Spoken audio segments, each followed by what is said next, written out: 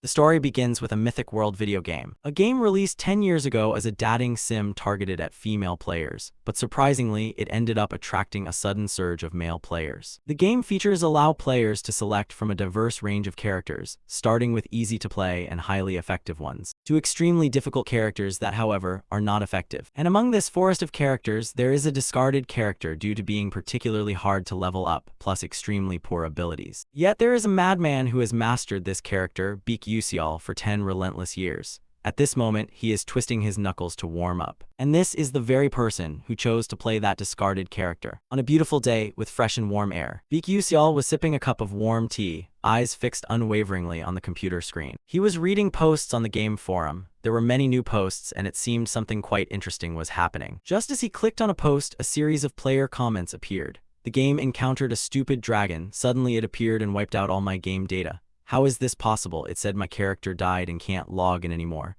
What the hell is happening? My character was suddenly deleted. Reading this, Beak Usial was quite confused. What kind of final boss is this in a dating sim game? I thought the game would end if the two characters got together. Scrolling down below, he noticed a post that was getting a lot of attention.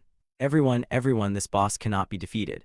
This black magic dragon with a razor-sharp horn has an innate magic resistance of 99%, no cooldown, always causing me trouble with its spell absorption skill and something shooting magic as well. How can I kill it? This must be a game bug. Beak Usial suddenly realized this was a post by a famous trickster. Curious, he put down his teacup and exclaimed, "The final boss is really interesting." At this moment, he propped his chin with his hand, looked at the forum post from other players, and analyzed, "That's strange, a magic-immune monster in a world full of magic. How absurd, definitely a game bug."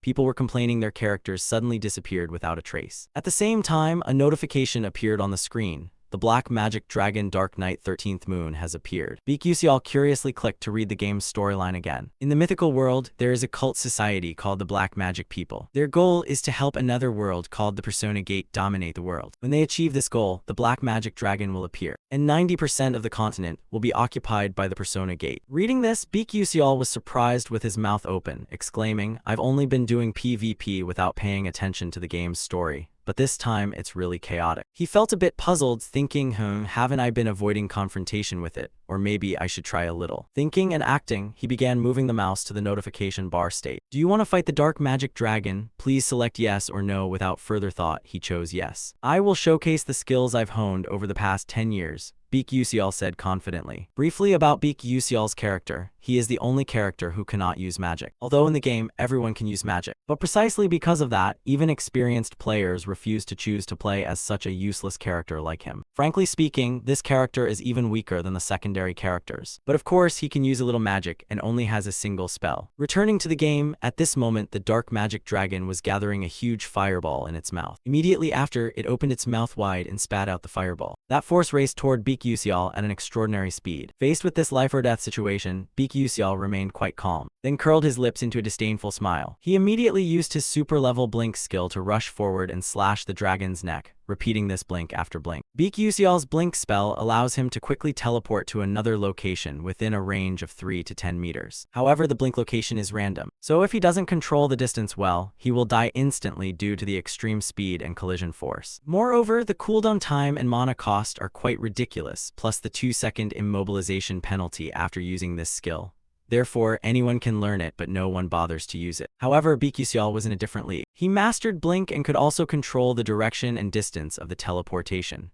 Even more miraculous, he knew how to resist the penalty of this skill without consuming any mana at all, and Beak Usial's character didn't have mana stats to begin with. Unlike other spells, Blink was essentially just a movement skill. But Beak Usial had become obsessed with this character because everything was based on skill levels. For the past 10 years, he had only played a single character who didn't use magic in combat.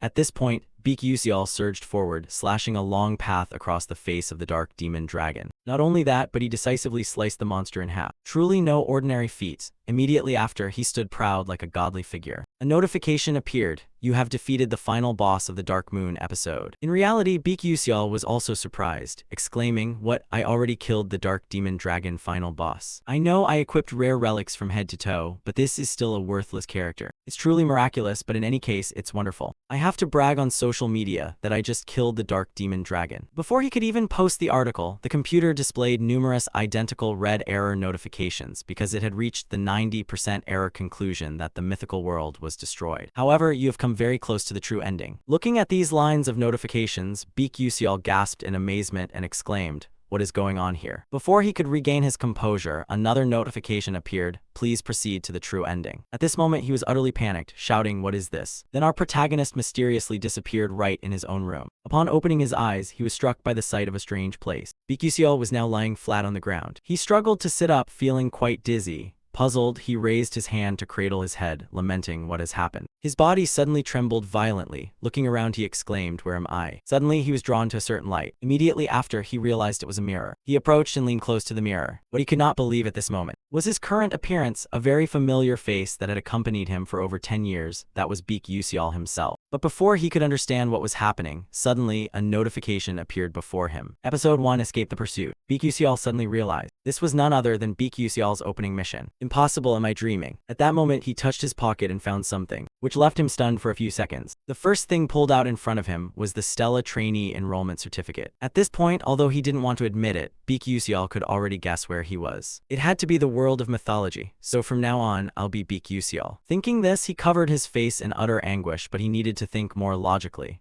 That voice told me to reach the true ending. But from my knowledge, this game doesn't have a real ending. It has countless possible endings. At that moment, his eyes suddenly filled with panic. Wait a minute. Could it be that no one has unlocked the true ending in the past 10 years? Damn it, but I don't have time to think about that anymore. If I remember correctly, right after Baek Yuseol woke up, the black demons would chase and storm into the house. Thinking this, he quickly rushed to the window and secretly observed. In front of him was a group of people dressed in identical black clothes. Under the snowfall, they frantically searched for him, shouting loudly, "Damn it, where did that bastard run off to?" Seeing this, Baek Yuseol crouched behind the door. He glanced out furtively, thinking to himself, "This is bad, they've already arrived here." Meanwhile, outside at this moment, a man with white eyes spotted something. He pointed far up ahead and shouted, "Hey guys, there's a house over there, let's go in and search it." After he finished, the whole group responded in unison. Realizing the important problem right in front of him needed immediate handling, but he himself was worried. Not knowing what to do now, he recalled that there seemed to be a time limit to avoid them, but alone he could not fight back. While he was flustered and unsure of what to do, the system suddenly appeared. You can use Blink. Baek Yuseol was confused. Could he really use Blink? Born with mana leakage syndrome, Baek Yuseol, who could not accumulate mana, could only place his hope on one thing. That was the magic he had spent his whole life practicing. Back to the present, outside the snow kept falling, blanketing the entire forest in white. Inside this old house, Baek Yuseol kept pondering the system's suggestion. But currently his Blink skill was only at level 1, with a maximum range of 9 meters. At this moment, he was extremely puzzled. How could this damn system tell him to use Blink? He wasn't sitting in front of a computer playing a game with a mouse to blink like that. Outside, the members of the Black Demon cult were running wildly toward the house. The sound of footsteps growing closer made Baek Yuseol even more panicked. Damn it, they're here. I have to act now. There was no more time left. Damn it, I'm going to risk it with you guys. Over there, as they arrived, they discovered something. Their eyes turned furious. One shouted, "Boss, I found that bastard. Chase after him quickly, capture him alive for me." They frantically ran after from behind, mouths wide open, shouting loudly, "Stop, don't let him escape, catch him." Meanwhile, Baek Yuseol was running for his life up front. This was also the first challenge in the Blink tutorial to lose the pursuers. While running, he thought that they were wearing magical shoes, so they ran faster than him. Therefore, the only way for me to escape was to use Blink. Calm down, I've used it countless times before, so of course I have to know how to time it perfectly. At this moment, they had caught up right behind him, shouting, "You brat, why won't you stop?" Glancing back, he suddenly realized, damn it, they've caught up already. But the truth is that Blink has a weakness. If the user can't control the distance well, they will collide with other objects and die instantly.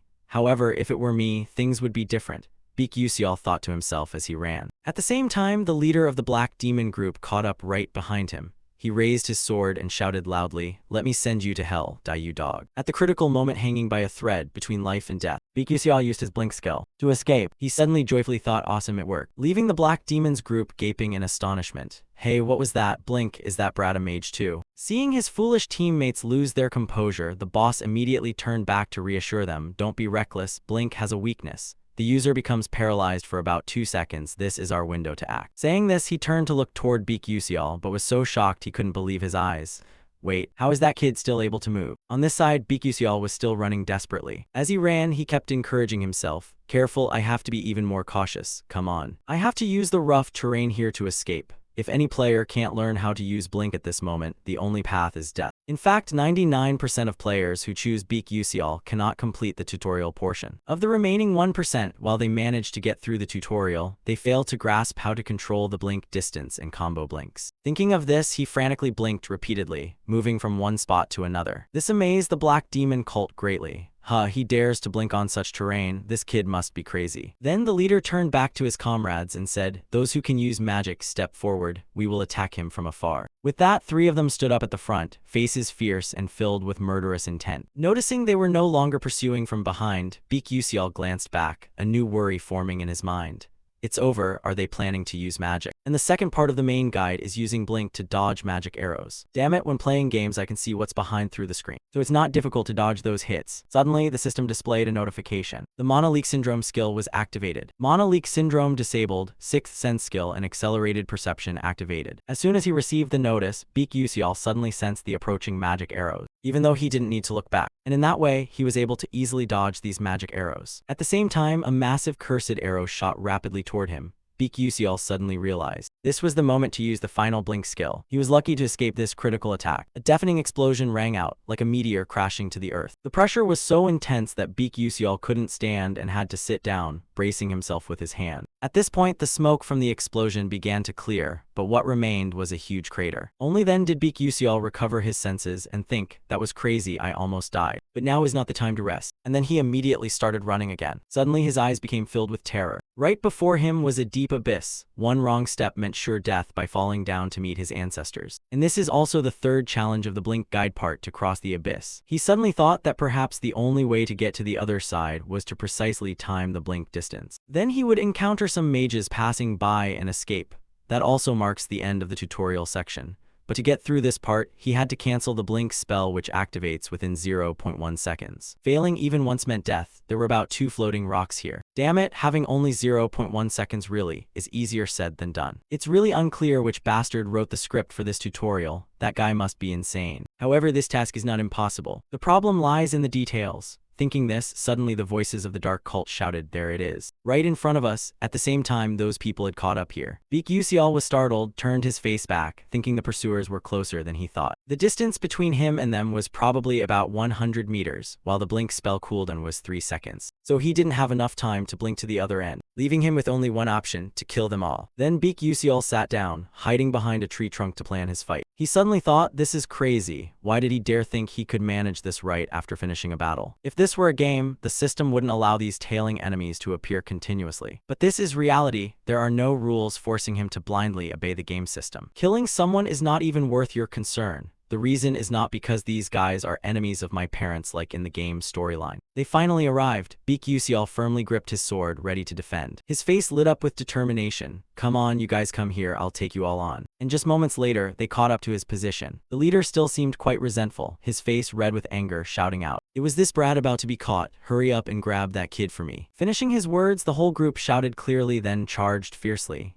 Each one looked quite furious. On this side, Beak UCL still remained calm, not a bit shaken. One of the Black Demon men sneered, seeing the kid's skill was quite good. "You dare to fight us alone? That's truly foolish. You're done for, brat." But Beak UCL stayed highly focused, observing carefully to make accurate judgments. He suddenly realized the distance to his target was about 8.7 meters. Right after, he displayed his blink ability, dashing swiftly toward the man in black. The man in black hadn't even grasped what was happening before he was probably about to die. The leader standing beside him widened his eyes in astonishment. But Beak UCL's face now glowed with unshakable determination. His speed was too fast, too dangerous, causing the man in black to spit out a large mouthful of blood, which shot straight onto Beak UCL's body. Seeing fresh blood lightly dripping from his fingertips, but at this moment he felt no sense of guilt at all. "If they don't die, then I will be the one who dies. I have to kill them all to survive." Thinking this, he struck him with a strong blow, then frantically kicked once more to vent his anger. It looked light, but that guy was flung back toward the group of black demons. This made them even more furious. On this side, after taking down one of them, Beak UCL immediately fled.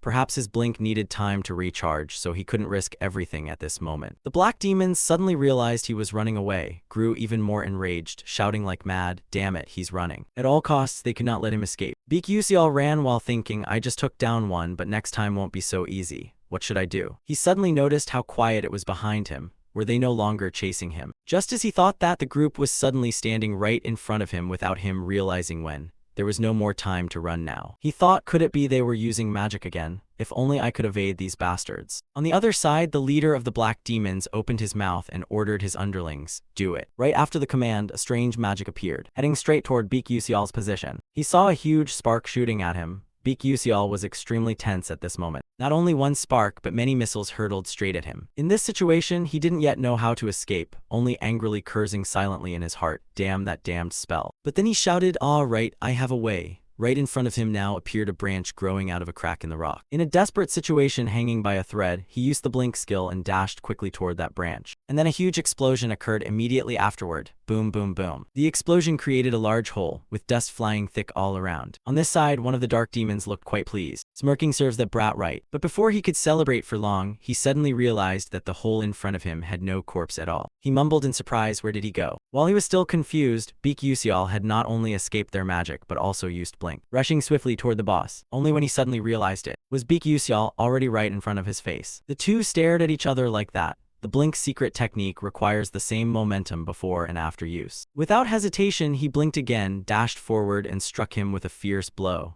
At this point, only the sound of desperate screams echoed far away. Witnessing this, the entire group of dark demons was utterly shocked. What is happening? Not stopping there, Baek Yuseol pressed the sword deeper through this guy's body, causing him to cough up blood and die instantly. Even now, they still didn't understand where this brat got such powerful magic, or why he had become so brutal. After dealing with the two, Baek Yuseol was exhausted, his whole body smeared with blood. He thought to himself, now that I have taken down these two, but I have to hurry before they recover. The scar-faced guy spoke up, this freak, his reaction speed is incredibly strange for a mage. Who the hell are you? After hearing that, Baek Yuseol thought to himself, my reaction speed must be superior to all the other players. But that's only in the game. Here I can't keep dodging their attacks forever, especially at this close range. I have to take them all out quickly. Thinking this, he recklessly charged into attack. The scar-faced guy who had been observing until then exclaimed, I recognized your movement style. This kid only uses blink and a dagger. I just need to defend my face and neck. He can't touch me there. He held his defensive sword tightly with a provocative attitude. Come on, come here. Then he shouted loudly, Ice Tide. On this side, Baek Yuseol was still showcasing his excellent blink skills, while the scar-faced guy unleashed a powerful force directed at him. He was quite confident in his combat ability, thinking, ha, I'm about to catch you. Now let's see how you writhe in pain. But before he could gloat for long, he was utterly shocked. Baek Yuseol was not only unharmed, but also quickly rushed toward his companion, instantly beheading him. Witnessing this, the scar-faced guy's hair stood on end, and he trembled as he exclaimed, damn it. Before you only knew how to hide like a rat, but now you dare to fight back. Baek Yuseol was covered in fresh blood all over his body and replied coldly, yes, but that was the old me. Anyway, I have to thank you all for helping me become stronger day by day. After hearing that, the scar-faced guy retorted bitterly, you son of a bitch, that's only because we went easy on you, now die. With that, Baek Yuseol took strong, determined steps forward. His face was full of murderous intent, looking extremely fierce. Then he quickly hurled his spear toward him. Seeing the spear advancing, the scar-faced guy guessed in his heart, blink targeting an undefended spot, surely he plans to throw the spear for me to block and then ambush from behind. Ah, dream on, honey, no chance. Thinking this, the spear came close to his face. This guy simply lifted his sword gently, cutting the spear in half. He smiled smugly, thinking now all he had to do was turn around and hit him once to finish it. But it seemed his judgment was wrong. Suddenly he froze in place, weakly uttering, huh. Then he gritted his teeth, his face twisted in an incomprehensible pain. At this moment, Baek Yuseol did not attack from behind as he had guessed, but struck directly in front. He used all his strength to pierce through his heart amid his surprise. The scar-faced guy still refused to accept defeat, weakly shouting, did he intend to attack from the front all along? Thus, episode 1 of Escaping the Chase was completed. After killing them all, the system displayed a notification. You have gained additional experience, and received a bonus gift from the Constellatio project for developing a unique story. Baek Yuseol looked quite exhausted at this moment, slumped over, his breathing becoming rapid and erratic, gasping. He glanced down at his blood-stained hand, then quickly looked around. Like many other transmigrated characters, at first they just considered it a dream.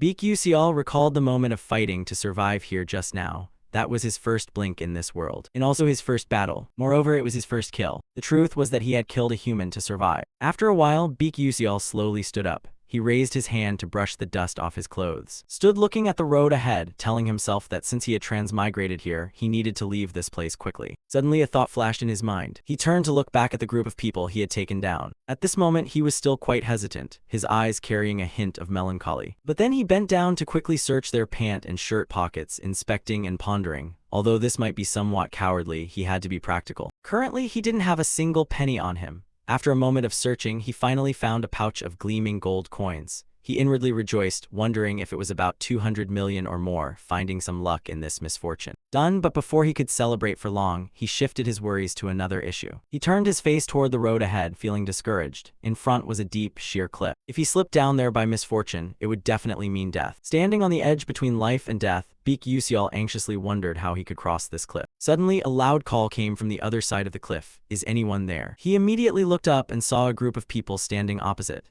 Beak Yusial quickly waved, calling back, "Hey, this way, I'm over here." He realized that this group was the team of mages who appeared in the guide section. Right after that, he shouted like crazy, "I'm here, I'm here." Someone on the other side replied, "But there's no bridge nearby. Are you sure you can cross?" Beak Yusial answered, "Is that so? I'm on my way." Upon receiving his signal, the girl turned to tell the others, "Then let's wait for him a moment. He said he can cross." The young man with blue hair standing beside her voiced his doubts. Crossing this cliff is no simple matter. He'd have to be at least a third-rank knight to manage it, but can that young guy really do it? The girl replied, I'm not sure either." As she spoke, her eyes suddenly widened in surprise. He was leaping lightly and skillfully from one rock to another. Everyone gaped at this scene, each person watching tensely. At this moment, Beak Yusial was fully concentrated, striving to overcome each segment one at a time. As fast as a lightning bolt, he had crossed half the episode. The whole group stood watching this scene, unable to believe their eyes, exclaiming, "What kind of move is this?" "Some kind of blink magic," one person replied. "That is definitely blink." That voice came from a little girl with green hair standing behind. The little girl looked quite pretty and adorable from the outside. The purple-haired girl turned her face to look at the little girl and then towards Beak Yusial, confused, saying, "Is that really blink? But blink can't be so easily controlled for direction and distance like that. This is quite impossible. He looks gentle and proficient." Outsiders would see it that way, but Beak Yusial was struggling. Suddenly, the purple-haired girl saw something, panicked with wide eyes, stammering, "Who are those two people? Are they accompanying this young man?" At this moment, on the other side, two men dressed in black were approaching the cliff. Here, everyone was still confused, when one of the men over there began to use a magic staff to create an orange power radiating around. Then he aimed his hand straight forward, forming a sinister formation, and hurled it straight at Beak Yusial. Suddenly a shout rang out, "Hey, be careful behind you." At that moment, Beak Yusial also sensed a terrifying power rushing straight toward him, silently cursing, "Damn it." Just as it rushed close, he used blink magic, moving elsewhere, luckily escaping with his life, only to hear a loud explosion behind him. Bang bang bang bang, he turned his face around to see who was ambushing him. The dust from the explosion cleared, and the shapes of two men in black lurked into view. He suddenly thought, so it was the mercenaries from before. They had revived, really dangerous indeed. The blink countdown had 3 seconds left. Avoiding all those spells was impossible. "I have to find another floating rock to stand on." Thinking this, his eyes suddenly grew panicked. What was that? It turned out the dark mages would not let him escape easily. They immediately activated another spell and fired it straight at him.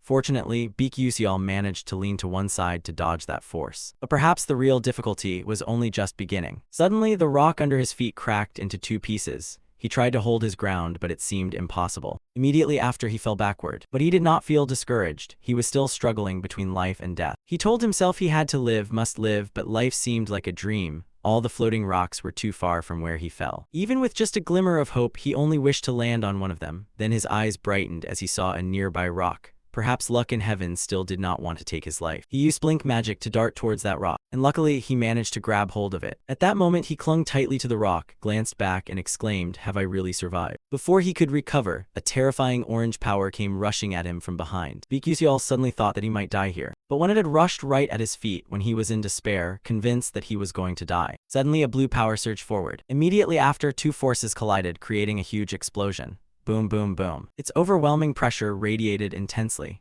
He struggled to hold on tightly. And then after the rain, the sky cleared. Only the dust from the explosion remained around. He was still alive. Thinking, how could the protagonist die so quickly? He was stunned and wondered, what was that magic just now? Ice wounds wrapped in lightning. Who could combine 2 skills into one attack like that? And even more impressive was the calculation of the bullet's trajectory accuracy without wasting any mana. Who could perform such a perfect strike? Far away, the crowd was staring intently at the green-haired girl standing in the middle. Her face showed no change in expression, extremely cold. Everyone who saw this scene was shocked pale. One confused person spoke up, saying it's impossible. Could she really do something so extraordinary? Meanwhile, the 2 mercenaries at the other end, realizing they were still far behind, wisely turned their backs and retreated. Beak Yusial watched their backs disappear into the distance, breathing a sigh of relief. Thank heavens I'm still alive. After a while, he was able to reach this side, and everyone warmly welcomed him. Only the green-haired girl didn't bother to care and turned her back to walk away. Seeing that, Beak Yusial ran over, thanking profusely. Hey you, thank you so much for stepping in to save me just now. The girl glanced back coldly and replied, I didn't do that to receive any thanks, so you don't need to pay attention or thank me. With that, she turned and walked away. Beak Yusial felt a bit let down and responded, okay then. He watched her retreating figure, thinking to himself that this girl was really interesting. He had never heard such an adorable voice before, although it seemed she was quite hard to approach. After all, they were thieves. They had ravaged and plundered the villagers. They deserved what they got. The truth is, most of such activities were carried out by the dark magic cult. But fortunately, that ends here. I just went through the most critical moment of my life, and after climbing over this cliff, I have set foot in the territory of mages.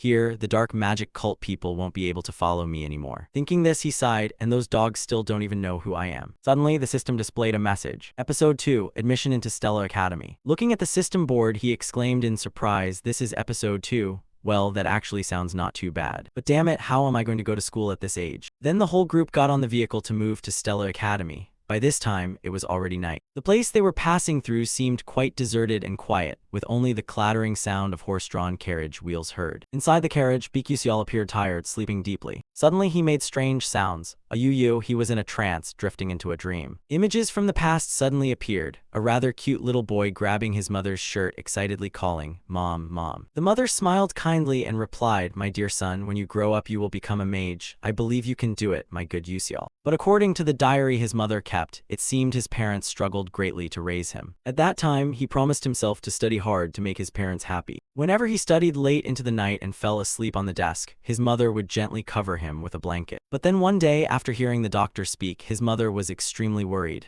Doctor, you just said that my son has the Manhwa leak syndrome. He himself was devastated, unwilling to accept it. No, it can't be, the boy spoke as tears streamed down his face. But was this Beak Yusial's memory? Or was it his own memory? Thinking of this, Beak Yusial suddenly jerked away. He felt quite dizzy, raised his hand to hold his head. He looked outside through the window frame. Now it was morning, the sun was peeking up high. Someone accompanying him in the carriage saw that he was awake and hastily said, Ah, you're awake. It seems you just had a nightmare. You kept saying things I couldn't understand. I was about to wake you up then. At the same time, someone outside spoke up. We will depart for Leswicha, the satellite city of Arcanium, very soon. The vehicle gradually stopped and another voice spoke. Let's take a short break here. The whole group quickly got off the vehicle to relax. Beak Yusial, feeling quite sore, stretched high. Then suddenly he was a bit surprised, his eyes wide open as he looked. Coincidentally, the blue-haired girl was staring in his direction. At that moment, he intended to raise his hand to greet casually. But before he could utter a word, she turned her face and walked away. This made him feel a little embarrassed. He forced a smile. This person is really cold. But everything was going quite well. Considering how worried he had been, he was glad that the timeline here was closer to modern times than to the Middle Ages. Magic exists in the mythical world, but in safe cities, trains, airplanes, and celestial roads are constructed to facilitate long-distance travel. They would reach Leswicha by an extremely modern airship. Leswicha lies on the route to Arcanium. In Arcanium, the city of magic, everything truly begins. The magical towers, the mage conference, and the 5 prestigious academies are all located in Arcanium.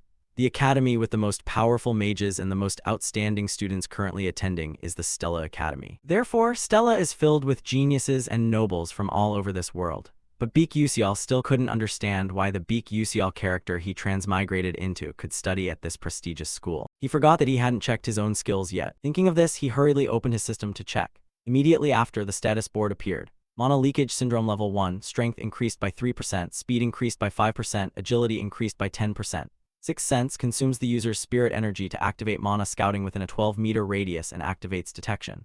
Automatically triggers when danger is detected. Looking at the status board, he silently thanked the skills that Beak Yusial possessed. Sixth Sense and Quick Scouting. Without these two, he probably would have died in this game already. Accursed Force, unable to concentrate mana in the body. Mana Leakage Syndrome is a congenital curse that Beak Yusial suffers from. However, this allows him to detect mana around through his sixth sense. It also helps him detect any attacks directed at him, even if he isn't looking in that direction. Detection allows him to perceive everything as if time has slowed down. If there is a threat or an attack ahead, he reacts faster than a normal human could detect. That is a necessary skill for Beak Yusial because he cannot use mana, but everything has two sides. Using the sixth sense for too long consumes a lot of mental energy, and overuse can cause many unwanted consequences afterward.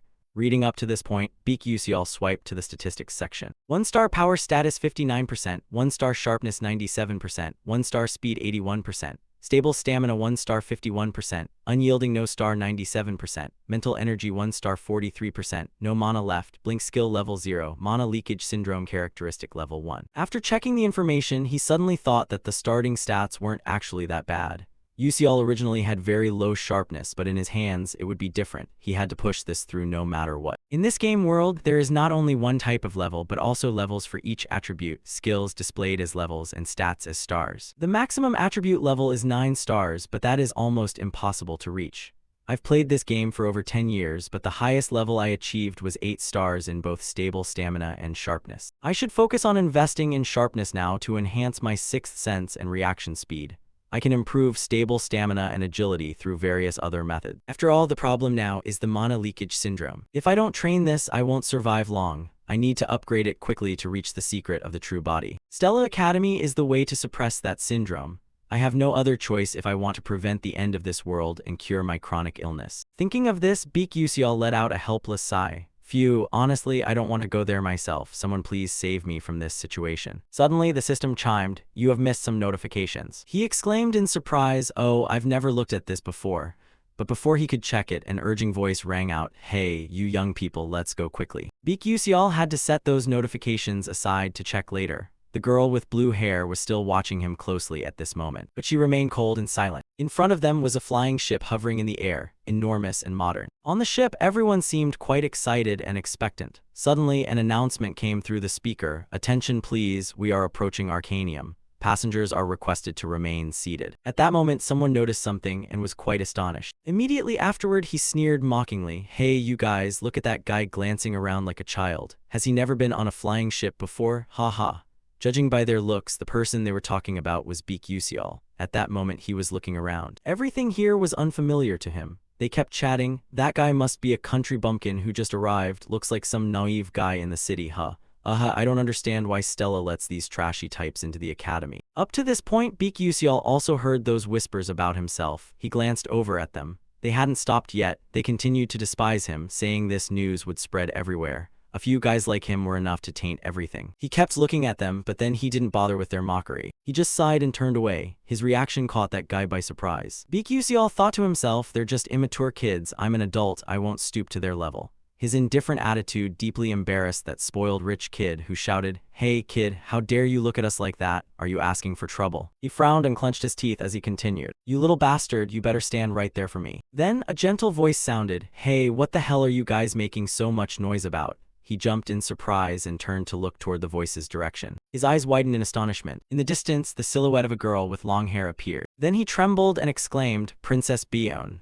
Beak Usial also turned to look, pondering, was he really saying Bion? From his gaze, in front of everyone stood a princess with an incredibly beautiful appearance, a cold, proud aura. This was the princess of the Adalbit Kingdom, Hong Bion. She said nothing more, she just coldly walked past the group. Seeing the princess walk past where he stood, the spoiled rich kid smiled warmly, placed his hand on his chest, and greeted politely, Your Highness. Before he could say anything more, the princess cast a cold, icy glance at him, then ignored him and walked away. This left him feeling quite embarrassed, mouth agape without a word. She proceeded coldly further inside, leaving the whole group staring at each other in stunned disappointment. On this side, she had brushed past Beak Usial. He suddenly realized she was the enemy of this world, according to the original storyline. Bion is a main character in the game. She and the female lead are always at odds, but in the end, it's Bion who dies. No matter which path is chosen, she still meets a tragic death in most endings, or must commit suicide due to being bullied by the entire academy. She endures the most shameful experiences in front of everyone, as if the developer resents her and wants her to suffer everything. At that moment, he grew quiet, recalling he had heard that she was very famous among players.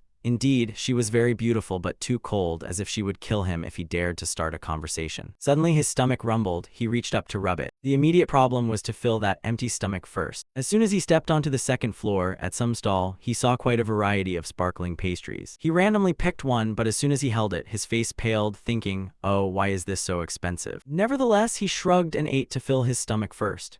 After eating, Beak Usial stepped out, stunned like someone who'd lost his ration book. He thought bitterly, damn it, is it always like this whenever I eat at Arcanium? It's broken, it's broken. At this moment, the announcement speaker sounded again, informing everyone. We will arrive at Arcanium in 10 minutes. Please all proceed to the ground floor. Repeating, we will arrive at Arcanium in 10 minutes. Please all proceed to the ground floor. Thank you sincerely for your attention. After hearing this, Beak Yusial smiled and thought, finally it's starting. After all, this is now his reality. Thinking this, he excitedly exclaimed, let's get started. After a while, the group arrived at Stella Academy. Looking at the unfamiliar crowd here, Beak Yusial felt quite out of place. He took a deep breath. Thankfully, he had solved the immediate problem. The people from the Dark Demon sect could no longer track him, but could he survive in this place? Surviving in this world is not at all easy. He wished for something useful in this situation. Thinking of that, he suddenly realized he hadn't read the system notifications from before. He opened the system to check. The notification read as follows: the Stellar Project grants you a special reward. Choices: 1. A weapon you used in the game at a lower level. 2. A skill you acquired in the game with less power. 3. Experience. Looking at the status line, he pondered thoughtfully. Oh, it seems this system has a bit of ethics after all, but let's see, what should I choose? Should I choose the 2 flashlight reflective? As if reading Beak Yusial's thoughts, the system immediately replied that according to the search results, the ranking of such equipment is too high, so it will be downgraded. You continue to ask, what about the Super Blink? The system responds that according to the search results, this skill is an upgraded version of Blink, so it cannot be obtained. However, you can use rewards to enhance the Blink skill. After reading this, you stand stunned, silently cursing, that damn system, do you really have to downgrade it? Seeing you complain, the system immediately explains that due to a lack of narrative energy, we cannot fully materialize it. Huh, what's that? You look puzzled. The system continues, the force that affects the course of the story is called narrative energy. If you continue to explore hidden episodes, it will accumulate. Therefore, in the short term, you cannot possess items that are too powerful because you are just a novice. You anxiously wait for the next response but see no further display from the system. You ask again, what about the crest goggles? The system replies that based on the results, we conclude that it can be provided. Then let's take it. Having said that, the system immediately throws you the crest goggles. He held the glasses in his hand, looked them over with discouragement, thinking he never imagined a day would come when he'd actually have to wear this damn thing.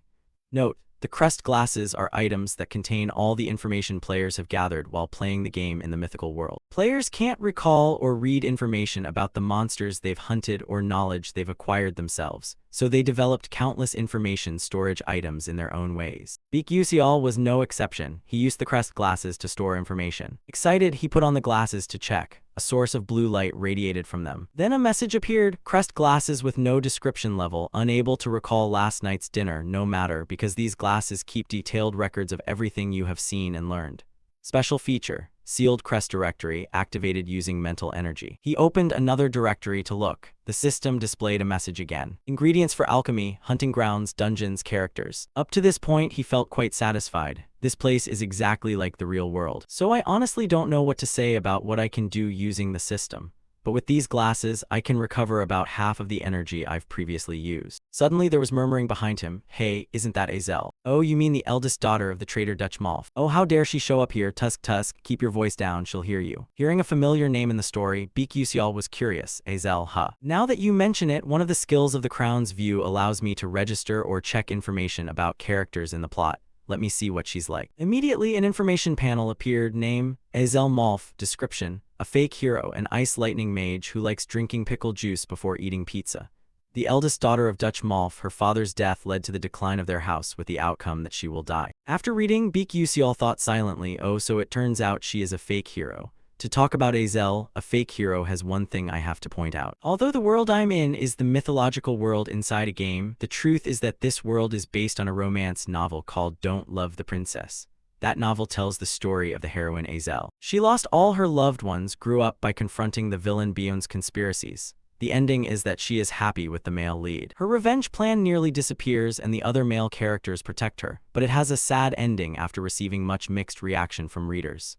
The issue here is that although the game's world is based on the novel, the plot is different. In the game, a character named Flame was added, replacing the role of the female hero. Moreover, Flame has her own storyline. She used to be a woman living an ordinary life in the modern world who enjoyed reading the novel Don't Love the Princess and was reincarnated here. So unlike in the novel, Azel became the fake female hero in the game, while Flame became the true hero. No matter how much players try, Azel cannot survive in any storyline. This is the result of her being pushed out of the true hero position. But that has nothing to do with me. However, I don't know if I'm imagining things. I have a feeling I've seen her somewhere before. It's probably just my imagination. Now is the time for me to face this truth. After a long and stormy day, a new day dawned. Rays of dazzling sunlight shone across Stella Academy. Inside, the students had changed into their uniforms, standing neatly in line to listen to the speech. At this moment, the principal spoke. As you all know, the dark mages are witches, those who have gained power from other worlds and transformed into monsters. Currently, they continue their invasion by opening persona gates or releasing ancient dungeons to conquer the magical world. Our responsibility as mages is to protect the world from evil forces. At this, murmurs suddenly rose from below, starting a new episode with this lame speech. Indeed, it's really dull. At the same time, the speech continued to echo, and right after this, we will attend the oath-taking ceremony for the 4 students with the highest scores, who also represent the new students. Come on, please come up here. Immediately, the exemplary faces stepped up one after another. They were all handsome young men and beautiful young women with radiant faces. Looking at them, Baek Yuseol silently thought they were all shining faces, as if they were the main characters themselves. But who is the one shining the brightest here? That's right, it's him. The principal's voice rang out. Representing all the new students present here, Ma Yuseong, please come up to speak. At this moment, the girls below looked on with sighs and admiration. Wow, he has the highest entrance score, and on top of that, he's both talented and handsome. Baek Yuseol looked after him and had to admit, so this is the famous Ma Yuseong. Note, in the game, Ma Yuseong is a perfect embodiment of the saying, above heaven and earth, only I am supreme, with a mana rating of 9 stars and potential close to the gods. He is a genius among geniuses capable of controlling all elements in the world. Even if I can't endure until the final outcome, I must avoid bad endings by bringing Ma Yuseong over to the side of good. However, that cute short-haired girl is probably Flame. Baek Yuseol began to immerse herself in reasoning, but it still depends on how she will act from now on. Since she is also someone who time-traveled here like me, accompanying her might be a good idea. But would things be more complicated if she considers me an enemy and rejects me? Anyway, I have an advantage in information, so I shouldn't ruin anything.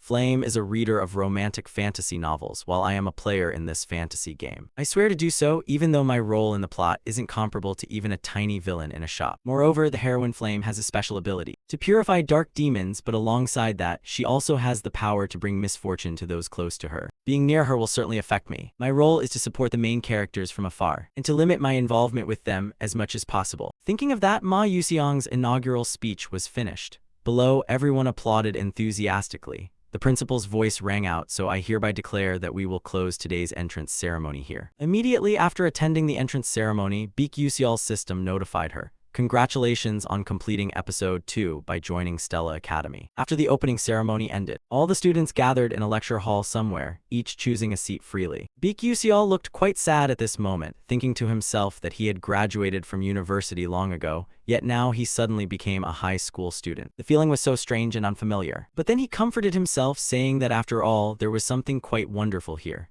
He held the watch in his hand, pondering that it was that having this was really good. This was the Stella watch, proof that you are a student of the most prestigious Stella Academy. If you own it, you will receive privileges and better services than other mages. Thinking of this, he happily stored the watch safely in his pants pocket, telling himself, I must quickly make use of this opportunity. At that moment, someone opened the door and entered. A man with a cold face walked in, stepped onto the podium and said, requiring all of you to stay seated in class. We will start the test right now. Except for writing tools, put away all other items. If anyone wears glasses, they must be checked by me first. Baek Yuseol thought with annoyance, just finished the opening ceremony and already testing.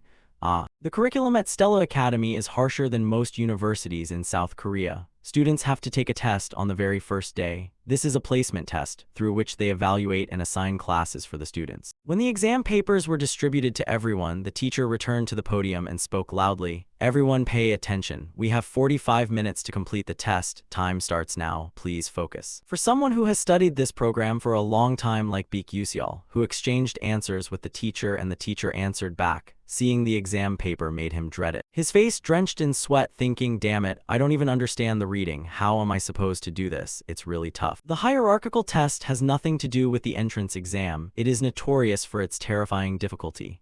Students are divided from grade F to A and grade S based on their scores. Of course, most of the players are in grade S. In contrast, Baek Yuseol ranked last among the 1141 students. Looking at the test, he hesitated. Maybe I should just submit a blank paper since I was already admitted, probably won't be expelled. Just consider myself volunteering to be placed in grade F. He glanced around. At this time, everyone seemed quite focused on the test. Only Ma Yuseong was sitting idly, propping his hand on his chin, lost in thought. Baek Yuseol looked back at himself with some disappointment. Oh, he's already sitting idly. Could it be that he's already finished? No wonder he looks so disheartened. In this game, Ma Yuseong's personality is one of despair. He was born into the strongest family on the continent, possessing a genius intellect and top-tier talent. Everything was easy for him. Depending on the actions of the female lead, Ma Yuseong would side with either good or evil. All the villains of the dark demon cult who want to exterminate humanity are extremely interested in him. But from the start, the biggest problem was his family. Watching such a genius only made me have to reevaluate myself. Suddenly he realized, wait a minute, why am I so stupid? I can use my blink glasses after all. I once used them to accumulate skills learned in the library. At this moment, they're really useful and there's no loss anyway. I have to try.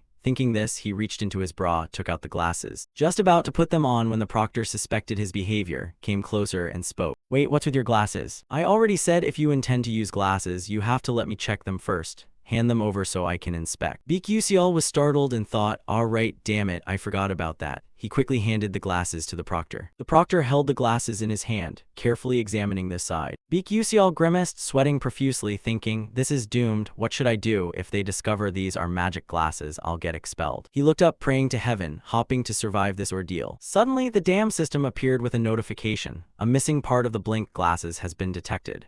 Do you want to summon it? Baek Yuseol was so scared he nearly peed blood. No, stay there, system. The proctor was still using magic to check the glasses. After a moment without finding anything, the teacher handed it back to him and said, I don't see any mana here, but remember to ask first next time.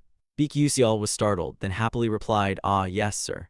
At the same time, he silently rejoiced, thank goodness, if the original function was working, I'd be in big trouble. He immediately put on the glasses, looking a bit more intellectual. Right after that, the answers to each question appeared before his eyes. Based on that, he copied them down, smugly thinking, I've hit the jackpot, who knows, maybe I'll even get first place. With these answers, I'll definitely pass the F level, maybe even reach level A. While he was focused on copying, suddenly the teacher's voice rang out, the test time is over, all students must stop writing and hand in their papers. As soon as he finished speaking, the proctor used magic to collect the students' papers. No one could add another word. Watching the test sheets fly toward the teacher, Baek Yuseol grimaced, thinking, uh-oh, I only managed to answer 3 questions. At that moment, the teacher held the stack of test papers, quickly scanning through them. Suddenly, his eyes widened in astonishment. Meanwhile, Baek Yuseol was still feeling deflated, thinking he had finally escaped the F level. In truth, it was probably a bit too much for him. He reached up and took the glasses off. Suddenly, the teacher noticed something, hurriedly turned to look at him and shouted, hey, you student, give me your glasses right now. Baek Yuseol felt his hair stand on end and stammered, why yes. The teacher took the glasses and thought deeply, strange, it can't be. Then he turned to the boy and said, hey you there, call Dr. Graven for me right away. The boy replied, yes sir. Baek Yuseol felt confused inside. What suddenly got into the teacher?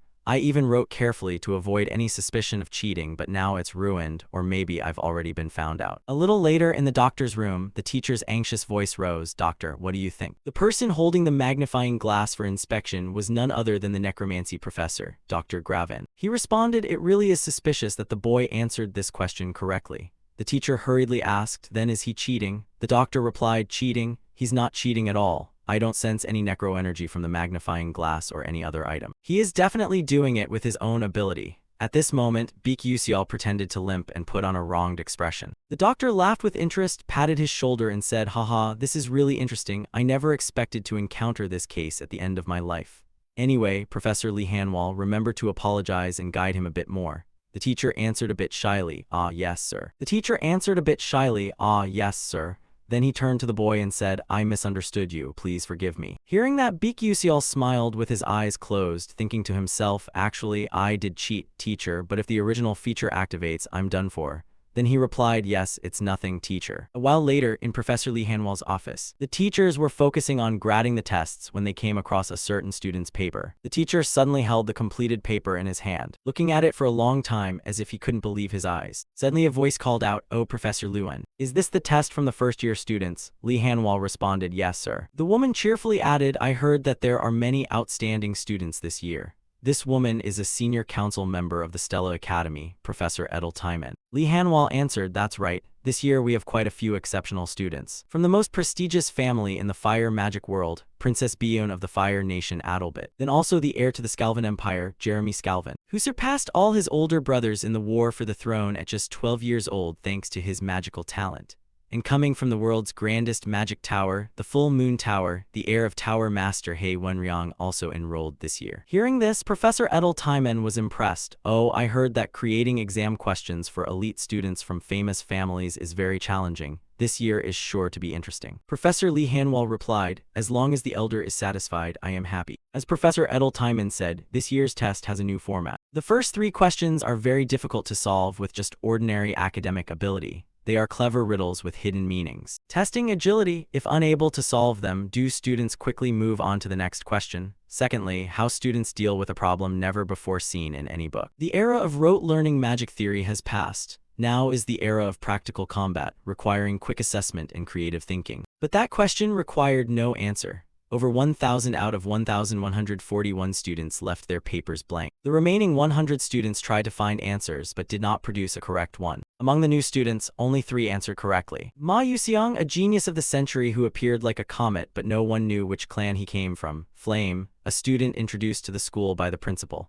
Though a commoner, her talent was recognized, only slightly behind Ma Yuxiang. And finally, Beek Yuxial, a character with no notable reputation. It's no surprise Ma Yuxiang and Flame were considered geniuses, but Beek Yuxial had a very low entry score. Yet unexpectedly, she solved all 3 difficult questions, especially since she left the rest blank without even attempting them. The professor standing beside saw Lee Hanwal silent and curiously asked, "What's wrong? You seem interested in the kid's scores."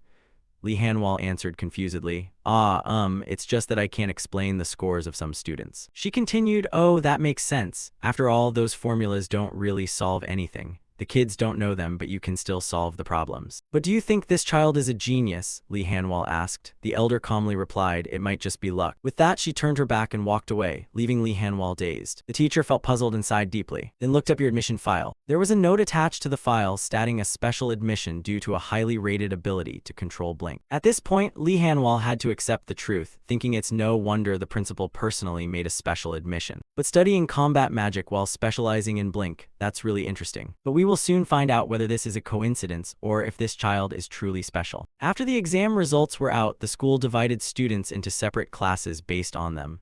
At that moment, everyone eagerly went to see which class they were assigned to. All you could hear were people asking each other. I heard the class assignment results were posted on the bulletin board. I'm so nervous. My mother told me if I don't get into Class A, I shouldn't show my face at home. Beek Yusial trudged behind, feeling discouraged, thinking it's unbelievable that there would be a day he had to check his own class assignment.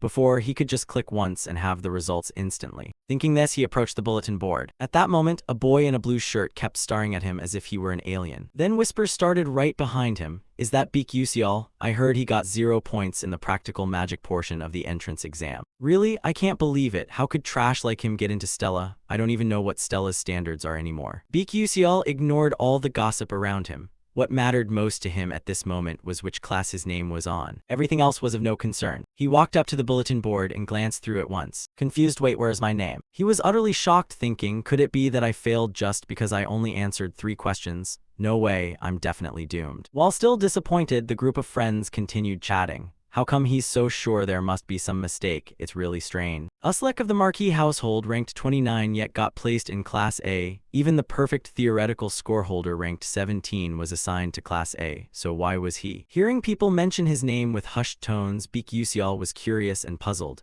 What's going on? Should I go check it out? After all, I already failed. Thinking this, he decided to approach the crowd to listen in. Suddenly, his eyes widened in shock when he saw his own name. Why was his name there? Impossible. Could there be some kind of mistake? What is this? The most special ranking any student could dream of, rank S, gathering the finest students of the prestigious Stella Academy. Unlike classes with students of various levels, Class S only had 41 students and consisted of a single level. At that moment, he rubbed his head thoughtfully. I got placed in rank S. If only this were some kind of error. This is crazy.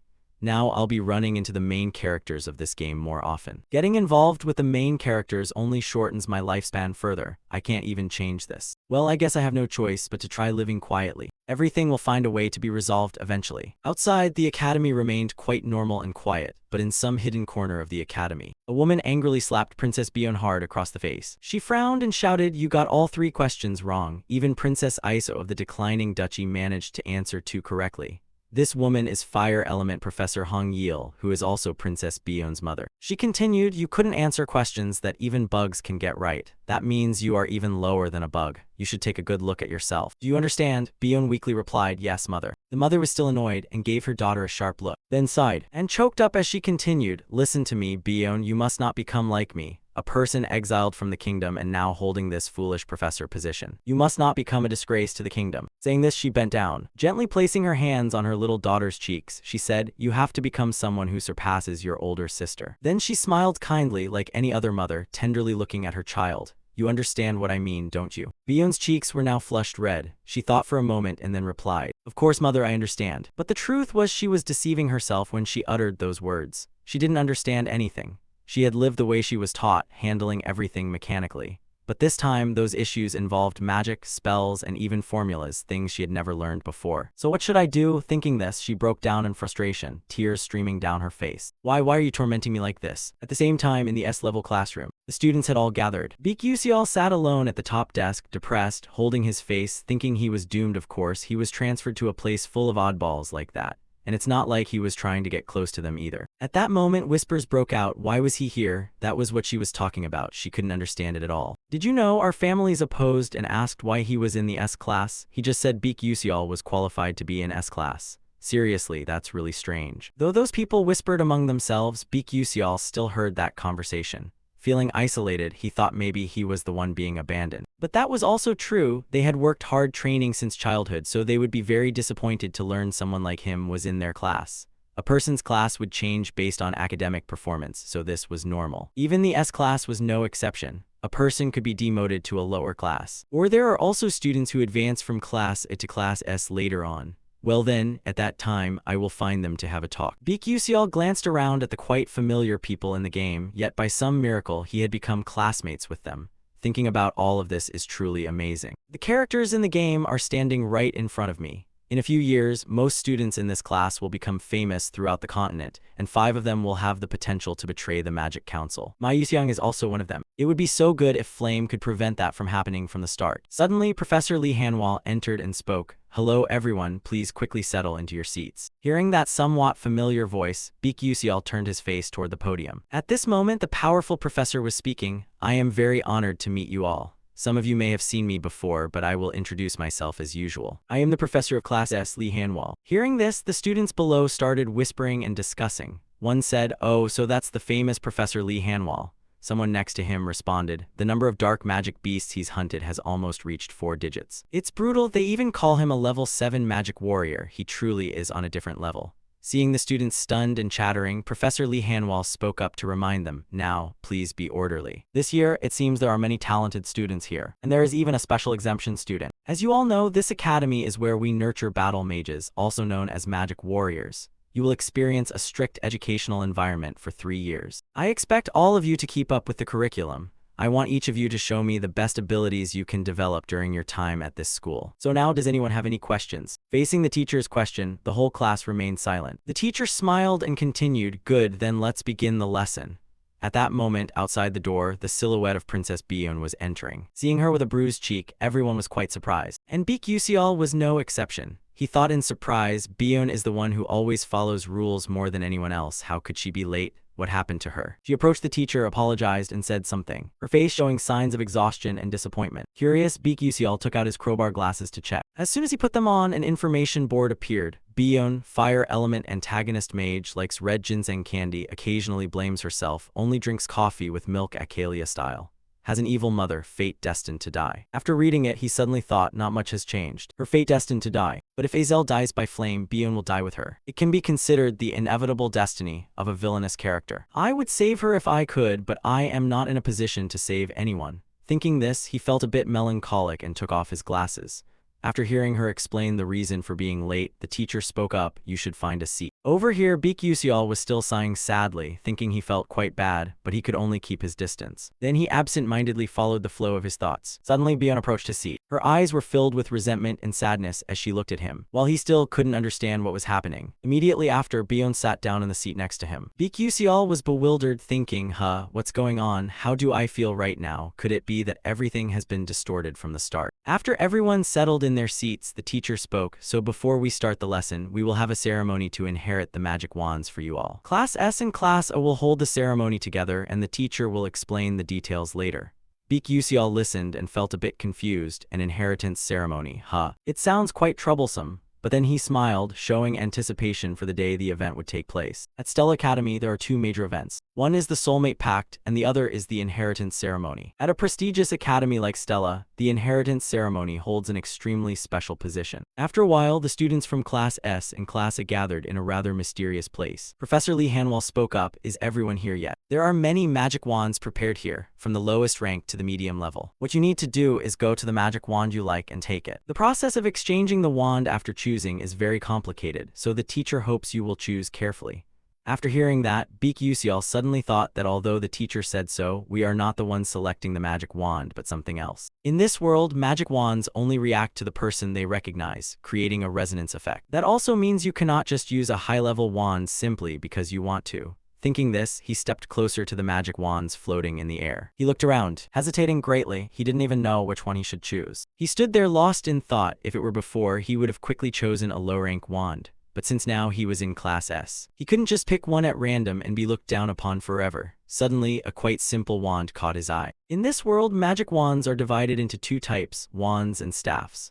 Wands are usually used by knights who need to cast magic quickly. On the other hand, staffs are used by bishops who focus on a single powerful attack with more casting time. Suddenly, behind him came whispering and murmuring. "Hey, which one do you think he'll choose?" Because he's studying in Class S, so surely he won't have any problems with resonance. Baek Yuseol realized that they were targeting him, but he ignored everything, thinking those kids can say whatever they want. He didn't bother to care and tire himself out. Suddenly, someone called him from behind. Baek Yuseol was confused, not knowing who was calling him, so he turned around to look. A stranger's face appeared, so he asked, "What's the matter and who are you?" This guy had a bit of arrogance on his face and boldly replied, "I'm Uslek." Baek Yuseol still couldn't remember who he was after hearing that, thinking he must be some minor character. This was the first time he'd heard that name. So he just answered indifferently to get it over with, "Oh, is that so? I got it." Uslek crossed his arms and continued, "Which magic wand do you plan to choose?" He casually replied, "I'll just pick one at random." After hearing that, he sneered sarcastically, "You better choose a magic wand that suits your ordinary civilian status. Don't try to climb too high and fall hard, causing trouble for Professor Lee Hanwell."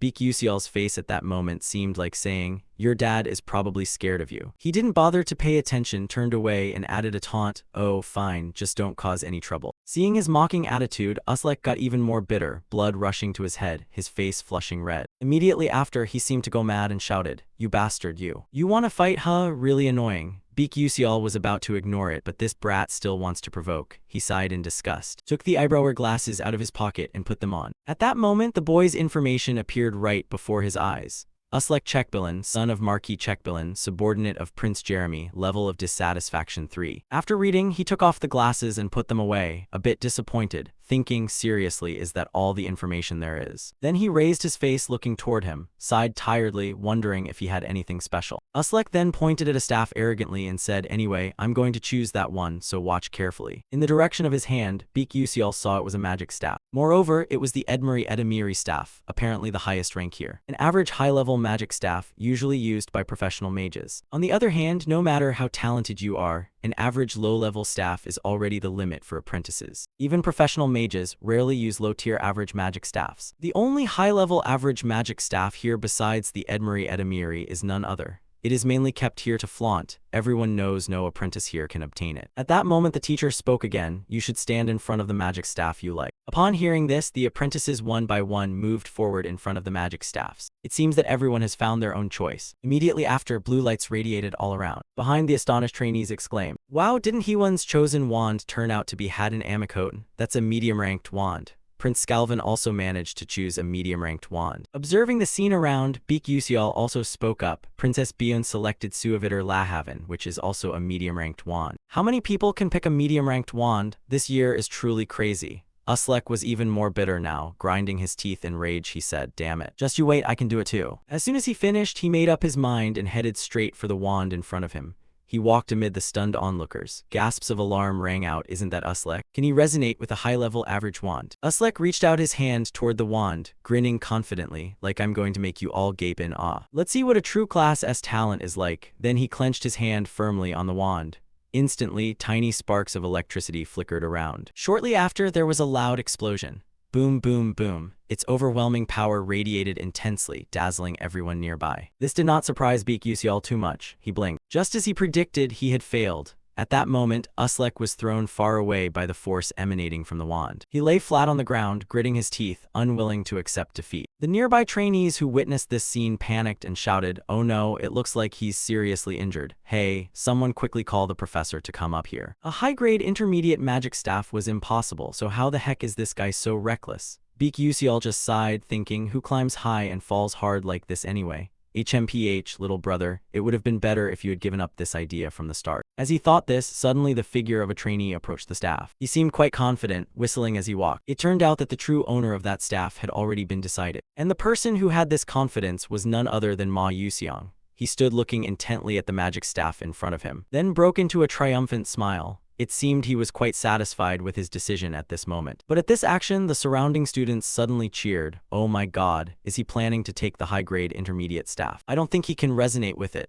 Ignoring the surrounding chatter, Ma Yuxiang coldly reached out and touched the magic staff and gripped it tightly. Immediately after, it emitted a dazzling light all around, yet he remained still, unaffected in the slightest. Its overwhelming presence was so strong that everyone around had to raise their hands to shield their eyes. As expected, Ma Yuxiang was able to resonate with this magic staff. Holding the magic staff in his hand, he smiled brightly. The image of him at this moment was truly radiant. The group of trainees around still couldn't believe the truth before their eyes, exclaiming, "It's truly unbelievable. No way. How could a first-year trainee get a mid-level high staff? Oh my god, how could this happen?" Beak Yusial wasn't too surprised, sighing as he thought he had already guessed it. And from now on, even more people will know how talented he is. Suddenly, Ma Yuxiang glanced in his direction. This made Beak Yusial uneasy, not understanding what he was looking at. Then Ma Yuxiang smiled friendly and approached. Both of Beak Yusial's eyes suddenly turned cold, his hair standing on end, thinking, damn it, is he crazy? Why is he smiling like that? But he suddenly recalled the storyline in this game. Flame also owns another mid-level high staff named Teravan. However, this is exactly where their paths split. If Flame succeeds in getting Teraval, Ma Yuxiang will be interested in her for her talent, opening a path for him, but conversely, if she chooses a different staff, Ma Yuxiang will follow a completely different path. I have to use Flame to attract Ma Yuxiang. That's the way. Thinking this, Beak Yusial found Flame. She was approaching some kind of magic staff, but still quite hesitant and unsure. At this moment, Beak Yusial realized it was Teravan's staff. He anxiously fixed his gaze and carefully observed in that direction. Flame moved closer to the Teravan. He stood watching her back and told himself, that's right, take it. Then Ma Yuxiang will be curious about Flame, and we will have a perfect and beautiful ending. But just as he was about to rejoice upon reaching near Teravan's staff, the girl suddenly turned around and left. This shocked him so much he felt like vomiting blood. What is going on? Could it be that she doesn't like Teravan? What's the matter? Does she not know or just hasn't gathered enough information? Things seem not good. Flame can resonate with any staff because she is the main character. But what if she chooses some strange staff? Then we lose another good option. This won't do. I have to take action now. I have to push Teravan towards Flame. Thinking this, he focused and aimed precisely at Flame's position. Then used the blink skill to dart quickly towards her. In a flash, he was behind her. Suddenly, Flame sensed someone standing right behind her. She immediately turned around, confused, thinking, when did he get behind me? Beak Yusial raised his hand and smiled friendly. Hello, hi there. Oh, I was just curious which staff you plan to choose, Flame. She replied uncertainly. Why do you want to know? Is it any of your business? Beak Yusial shyly answered, oh, I just want to give you some advice because you seem a bit confused.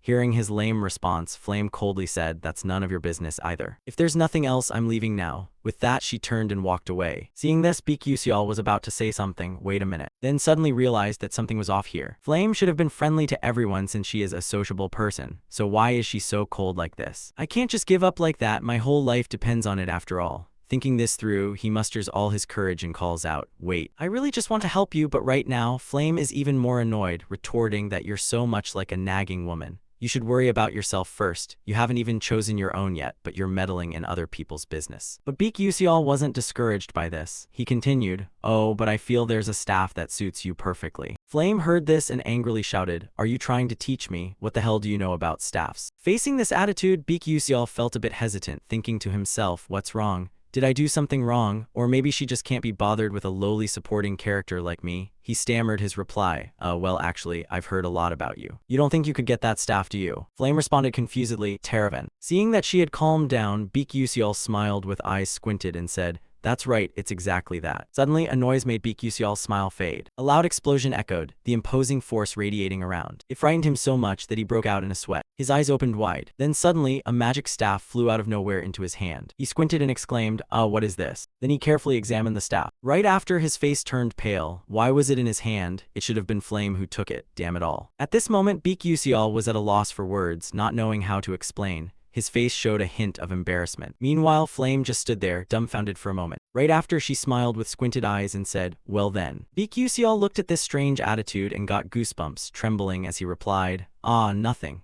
But at this moment, he was secretly worried about the future ahead. So it's over, my life is ruined. At this rate, even if I want to live in hiding, I can't anymore. So the inheritance ceremony ended, but it seems its aftereffects still linger. At this time, on the school grounds, Flame was strolling slowly behind a group of some trainees. By chance, she overheard the conversation of two young men ahead. One said, "Hey, have you heard any hot news? This year, 2 students obtained the high-level episode staff." The other, surprised, replied, "Really? Until now, only 5 people have done that. Now there are 2 more." "Yes, that's right, but it's very strange," one of them said. One of the 2 only used Blink in the magic test exercise. Blink is just a basic magic, so how could that be? My parents once said Blink is a rare magic. This is really odd, isn't it? Their conversation also made Flame think. Even she didn't understand this matter. After a while, Flame arrived at the self-study room. The atmosphere here made her feel comfortable, and she exclaimed, finally, some quiet at last. All day today, wherever I went, I kept hearing whispers and rumors about that matter. The news that 2 students obtained the high-level episode staff has spread everywhere. But I still don't understand who he is. Why was he able to obtain the Teravan staff? I read the original novel 3 times in a row before transmigrating here, but this character Baek Yuseol never appeared. They say no one can claim Teravan, but he resonates with it so easily. No, he's deliberately showing off to me rather. Anyway, let's just drop this matter. Thinking about it now is useless. Suddenly someone called out to her, Flame, are you planning to self-study as well? Hearing someone call her, she turned around and smiled brightly, happily responding, these kids are really strange. Do you think I'm a bookworm? The blonde girl continued. There's never a time when you say there's nothing to do and then just sit to study. Flame shyly replied, oh no, not at all. A girl standing nearby asked curiously, but Flame, why do you call us kids? We're the same age, right? Flame had to make up an excuse to get by. Well, I guess it's just a habit. Where I used to live, people often saw me as an old lady, hee. But in truth, she knew well she was living inside a novel, so there was no way she could act childish. Another voice spoke up, so, are you planning to study alone today? Looking back, she saw a cute girl with red hair and suddenly wondered if this was Jackie. Her style was surprisingly similar to hers, she thought, but still answered cheerfully, no, there's an upcoming episode meeting, so I'm planning to join. Well, I'll go first then. Alright, next time let's meet for drinks. Without another word, Flame hurriedly turned her face and left, not forgetting to wave goodbye and say bye-bye. Just moments ago, she was cheerful and cordial, but now she has returned to her cold demeanor. At this moment, she suddenly thought that for an adult like herself, going back to being a student is really tough. Lost in silly thoughts, she didn't pay attention to what was ahead. Immediately after, she bumped her head sharply against someone. Then she held her head, moaning, ouch, that really hurts. Suddenly, the person she collided with spoke up. Hearing this warm voice, she was surprised and looked up. Hey Wonryong, was that you? The young man immediately asked, are you okay? What were you thinking about that you were walking so hastily? Flame replied, I'm fine. He looked at her for a moment and then asked again, you don't look very well, is something wrong? Hearing these warm words of concern, Flame's eyes suddenly sparkled. He was worried about her. She shyly replied, no, not at all. Hearing that, the young man changed the subject. Well, it's good that you're okay, and you're also going to self-study, right?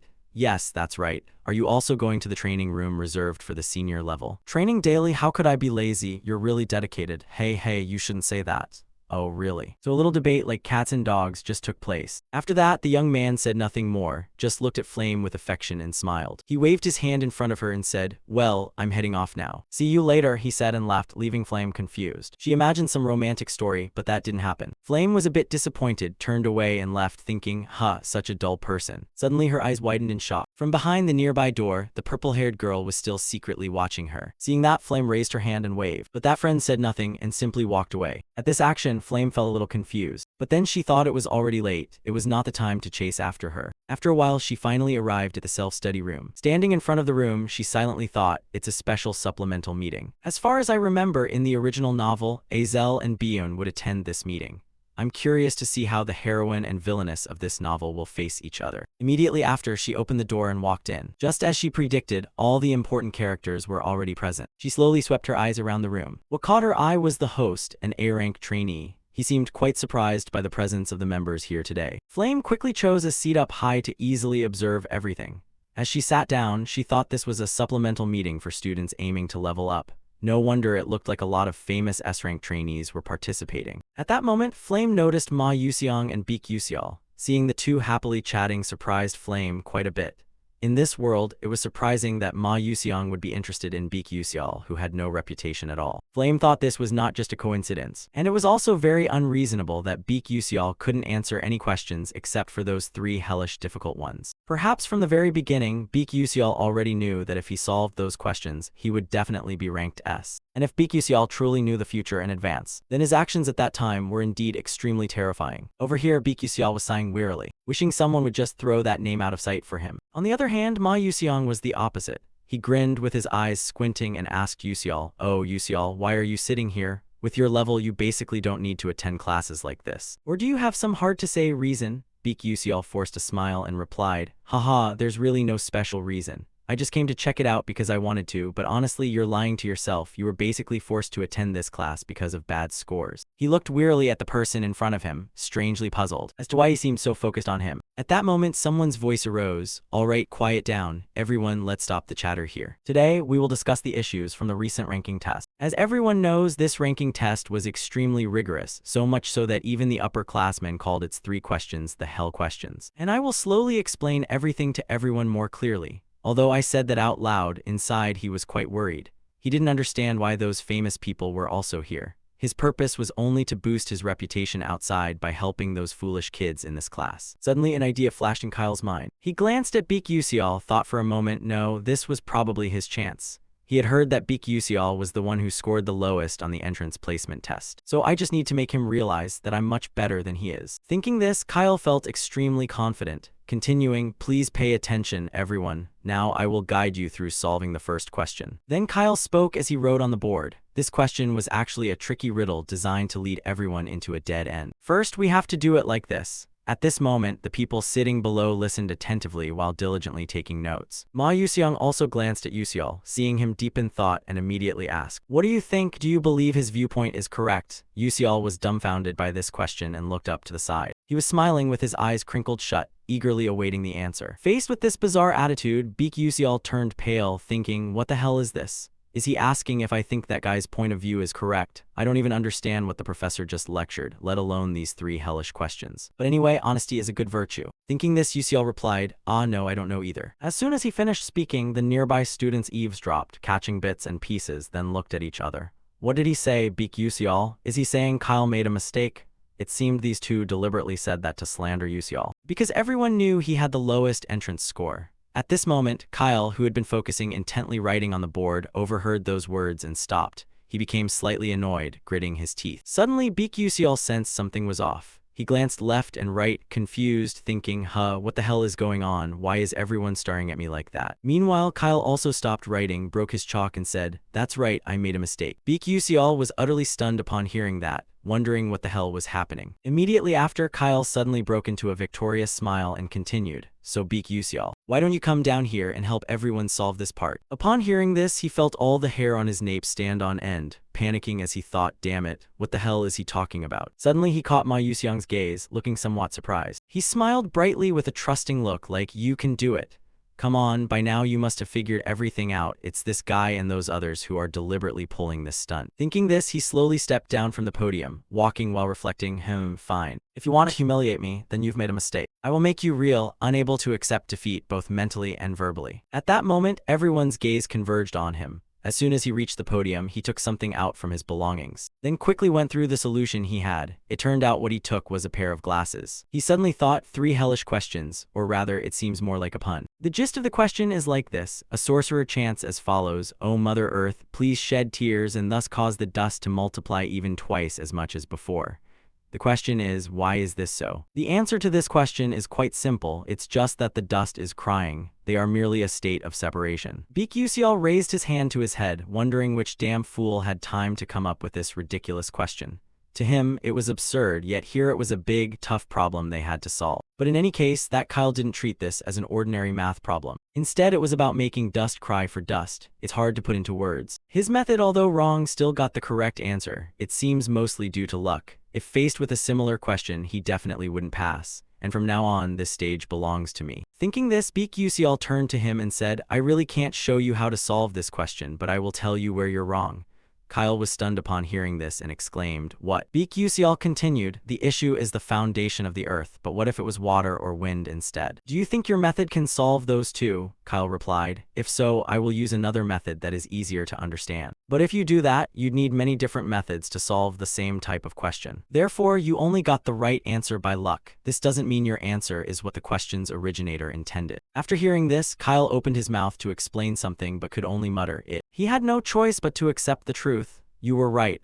Looking at Kyle's face now, Beak Yusial felt a bit embarrassed, as if he had disappointed him too much. He continued, Anyway, its solution will be like this. Kyle listened intently while taking notes. The group of students below also focused and took notes after hearing this. This deeply astonished Flame. She didn't understand why everyone else was taking notes on what he said. Aizel and Bion should have joined the debate, right? But now both of them are busy analyzing his way of solving things. Can this really be possible? It's ridiculous. At this time, outside, the sky was already getting dim. Inside, Ma Yusiang raised his hand to say goodbye to Yusial. Bye-bye, see you tomorrow. He smiled brightly and then left. Beak Yusial reluctantly raised his hand in return, goodbye. As Ma Yusiang's figure gradually disappeared, Yusial finally raised his hand to cover his face, thinking disappointedly, damn it, if I keep getting involved with Ma Yusiang like this, it's over. I don't want tomorrow, I never want to see him again for the rest of my life. With that thought, he slowly lowered his hand, looking at his small budding hand. He suddenly thought maybe it's because of the phone, I can't use it anymore, it's frustrating, but it caught Ma Yusiang's attention, damn it. I don't understand why I have to keep running into him. Strangely, besides Flame, no one else had ever used Blink before. As he was leisurely leaving, he saw Bion still standing nearby waiting for someone. Her face looked a little sad. He suddenly thought, what's wrong with her? Her expression looks off. But it's none of my business, no need to bother, so he just walked past Bion. Suddenly she called out, Beak Yusial. While he was still confused, not sure if he heard correctly, she continued, I have something I want to ask you. The male lead was quite surprised by this. He could not have imagined that a perfect person like her would have something to ask him. He replied, Bion, what is it? She didn't beat around the bush and went straight to the point. Why didn't you explain your answer earlier? The male lead was stunned by this question. He thought to himself, it's not that I didn't explain, but in truth, I didn't even know how to explain it. How can you explain a question that has no answer? Maybe she's misunderstanding something. He awkwardly scratched his head and replied, well, I didn't have to explain anyway. Hearing this, Bion immediately interrupted, I understand. You don't want to reveal something there, right? This made him even more confused. He thought it's not that. She continued, then I will make it up to you. The male lead was shocked and replied, what are you talking about? Bion clearly added, I mean I will compensate you fairly. The male lead was utterly shocked, mouth agape, exclaiming, huh. After a while, the two quietly went to Professor Hei Wenryang's room. After rummaging around for a while, they managed to find their own tests. He glanced over Bion's test and then spoke. I really don't understand why you paid me to solve just 3 questions in the placement test. Bion replied, I have my reasons, not convenient to say, you just keep talking. Yes, miss, the male lead responded. After looking through her test, you voiced your doubt, hey, but you only got 3 questions wrong while I missed all the others. Yet you asked for my help. Aren't you ashamed? Bion calmly replied, no. The only thing I feel ashamed of is that I still can't understand the answers to those questions. If you can solve this doubt for me, I'm willing to do anything. Hearing this, the male lead was so surprised he was stunned, thinking to himself, he's supposed to be a model student, isn't he? Then you asked, but why are you asking me? You're a princess, surely you have plenty of friends to ask. The girl stammered in response that, in fact, among 1,141 freshmen, only 3 people answered these hellishly difficult questions correctly, and you are one of them. The male lead was so shocked he gasped, what did you say? The girl, somewhat embarrassed, continued, those questions had no official answers, yet Ma Yusiang, Flame, and you were all able to solve them. That's the thing that makes me feel most ashamed. The male lead, unable to stay calm any longer, his hands shaking, replied, no, wait. Then you abruptly stood up, mouth wide open, shouting, those 3 questions were meant to trick us, right? Nobody could solve them. Why didn't you realize that while solving them? Bion answered. After hearing that, you tried to suppress your anger and sat down. You suddenly thought, this is crazy. Now I understand why I'm putting Class S. And why Flame stops me. I have no idea about the game's setup in this world. I also didn't know about those tricky questions, but maybe Flame is different. Because she has read the entire novel. Even if she doesn't know the game's storyline, she would surely know the setup in the story. For example, those 3 tricky questions. But since a secondary character not in the original novel appeared, Flame had to acknowledge the existence of this Beak Yuseol. Damn it, no wonder she acted that way. Byun was confused by his reaction and asked, "What's wrong with you?" The male lead replied indifferently, "Ah, nothing, don't worry. Don't forget you promised to help me with something if I explain the answers to you." Byun replied, "Yeah." The male lead continued, "I only have one small request, to turn my staff into a demonic sword. The blacksmiths in your kingdom can do that, right?" After hearing that, Byun was quite surprised and said, "But only low-ranking mercenaries use that kind of weapon. Why would a future mage like you?" The male lead didn't let her finish, cutting in, "Ah, it suits my taste." "All right, you can't say that's a flaw anymore." Then he looked at her expectantly and continued, "What do you think? Do you think you can make it?" The girl thought for a moment, then confidently replied, "Of course. That's way too easy for me. This is the best answer of the day." The male lead seemed very satisfied, his cheeks suddenly flushed red, thinking, "Wonderful, the sun is shining." Thinking this through, he calmly explained, "So I'll tell you how to solve this question first." He pointed to the test paper and clearly said, "That way is for you to change your own perspective." The girl, quite confused after hearing that, said, "How do I change my perspective?" The male lead knows Byun's weakness is that her magic is very mechanical and she has gotten stuck in it. Byun only realized this when she became a second-year student after losing to Flame. "I don't think I can help her realize this now, but I hope to guide her in the right direction. So what I need to do now is..." Thinking this, he continued, "Do you understand what a riddle is?" Before this question, Byun was a little surprised, then she replied, "A riddle? I think I've heard about that." The male lead continued, "Then let me give an example. What is between the knees?" Immediately after, the girl rested her chin on her hand, racking her brain, and answered, "The inner side of the knee, right?" The male lead casually said, "You're wrong." Byun still didn't understand and asked, "Why is that?" He then emphasized the question once again, "What I'm asking is which letter stands in the middle of the word knee and the word knee.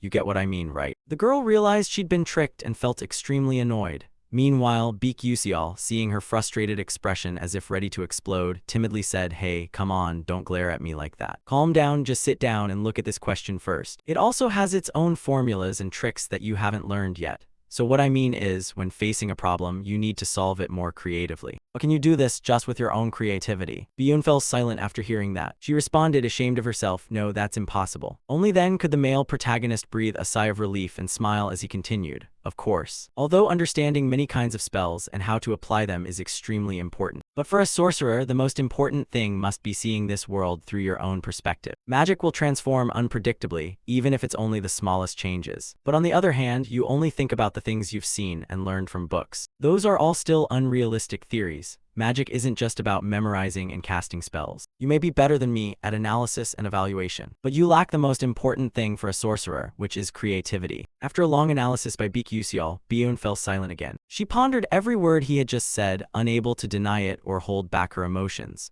Her hands trembled uncontrollably. She was slipping into a state of utter despair. The male protagonist, seeing her serious expression now, broke out in a sweat. He rubbed his head, shyly speaking, "Ah, you understand what I just said, right? Even though it sounds a bit complicated and abstract." Byun replied confidently, "Of course I understand." The male lead smiled awkwardly to pass it off, thinking, "This is really interesting. I don't even understand what I just said anymore." He then seriously continued, "I'm glad you can understand what I just said, so let's get started. I'll ask you, what does the man say to the horse when putting it to bed?" After hearing that, she was a bit confused. Immediately after, she placed her hand on her chin, pondering, "What does the man say to the horse when putting it to bed?" She thought hard but couldn't figure it out, then replied sadly, "I don't know either." The male lead then explained, "The answer is very simple. It's time to go to sleep." Then he continued with a series of other questions. Why don't they work harder? Maybe because they're always lying down while working. So what would happen if rock and paper both took part in a race? I don't know either. My answer is that in that case, the rock would roll while the scissors and paper would not move. Their shapes don't allow them to move. At this point, he turned to look at Byun and dared not say anything further. By now, her whole body was trembling violently. It seemed she was tormenting herself. She was so angry that she furrowed her brows, clenched her teeth, very uncomfortable. Seeing her attitude, the male lead got goosebumps, thinking, "Oh, what is this?" She looked like she was about to go crazy at any moment. The male lead mustered up all his courage to ask one more question. What would the clouds say to the sea when it rained? She concentrated intensely, thinking, silently reassuring herself, "Come on, I can do this." Calming down, after a moment of inner struggle, she stammered, "I'm falling into the sea." At this answer, the male lead was quite surprised and exclaimed, "Oh." You answered that correctly. Finally, she was able to answer a question and receive recognition. Inside, she couldn't contain her joy, which shone clearly on her face. Bion beamed radiantly, her eyes sparkling with excitement. And it was this reaction from her that took him by surprise. It was also the first time he had seen her smile, whether in-game or in real life so far. The male lead also shared in the joy, smiling smugly and replying, "Just as I expected from a princess. Your creativity is on an entirely different level." Seeing the somewhat excessive flattery, she blushed, trying to suppress it, and said, "All right, that's enough. Now please tell me the next question." The male lead grinned and replied, "Yeah, that's right, so my next question is." And so the two chatted together until it was fully dark. Outside the school grounds, a few students remained, chatting with each other. At that moment, the male lead quietly headed home alone, looking quite exhausted, with dark circles under his eyes. He sighed in frustration, thinking, "What a fool I am, spending a full 3 hours just using some silly trick questions to challenge Bion. I honestly don't expect her to remember what I said. But speaking of Bion, she will definitely become a great witch in the future with an excellent mind. However, her weakness lies in her overly rigid way of thinking. If I want to exploit that weakness by teasing her, even though she is the antagonist, why do I feel so guilty about it? Anyway, I need to quickly train Teravan into a sword mage, so I have to do much more than this. Well, this isn't like the old me who could do everything on my own. But whatever, no point thinking too much and getting a headache. I should just quickly go find the necessary books for the upcoming classes." After a while, I arrived somewhere. I looked around searching for something and told myself, no, it should be around here. I didn't remember wrong, did I? Then my eyes suddenly lit up with joy as I exclaimed, "Here it is, this is definitely the place." In front of you is a rather old and dilapidated house. Inside, everything is covered in dust and cobwebs. Stepping inside, looking at the scene before you, you think, oh, this place seems really rundown. Looking at the shop owner, you suddenly think, but I know one thing. Here, the owner of this bookstore has the strange habit of pretending to sleep while secretly spying on customers. If I remember correctly, this nameless bookstore contains Mela's notebook. He was the valedictorian graduate of Stella Academy 10 years ago. If it were my past self, I could just click on the screen to view it immediately. But in this world, you need actual books to study. Moreover, whatever you study affects your level advancement. At first, I bought books from famous bookstores, but then I discovered the good ones are all hidden in shops without signs or any reputation. Thinking of this, you advanced deeper into the shop and started searching. As you walk, you quietly rejoice, thinking that studying magic engineering with Mela's notes in hand would be amazing. Surely, you'd get perfect scores, but honestly, just wearing ridicule glasses would also get decent marks. But maybe I'll discover some secret formula. Suddenly, something catches your eye, a green book nestled in the corner of the cabinet. You exclaim, "This is exactly what I was looking for." You just reached out to grab it, when at the same time, someone else's hand also reached out for it. And then the two just kept looking into each other's eyes. He exclaimed in surprise, "Azel, really?" She replied confusedly, "Huh, how do you know me? Of course, you're so famous," the male lead answered. At this point, she slowly realized as he continued, "Ah, I remember now, you're also in the supplement group. Your name must be Beek Usial." After hearing that, the male lead felt a little disappointed, thinking, hoo, she doesn't remember meeting me before coming to the academy. She went on, I really liked that debate. It's just a pity you couldn't explain all the answers." The male lead then suddenly recalled that Azel was also someone who couldn't solve those questions. She added, "Anyway, it's nice to meet you." Then she coldly turned her face and walked away. He was somewhat surprised at her attitude. But the important thing for him now was that, luckily, the book hadn't been taken. He reached out to grab the book. Then he glanced back at Azel, thinking, why is she here? At that moment, she was still browsing books, but she seemed hesitant about buying them. This was clearly shown when she checked the price of each book she intended to buy. After looking at the price, she sighed in disappointment and put the book back in its place. It was this action that caught Beek Usial's attention. He also quietly understood that the reason she was here was because of that.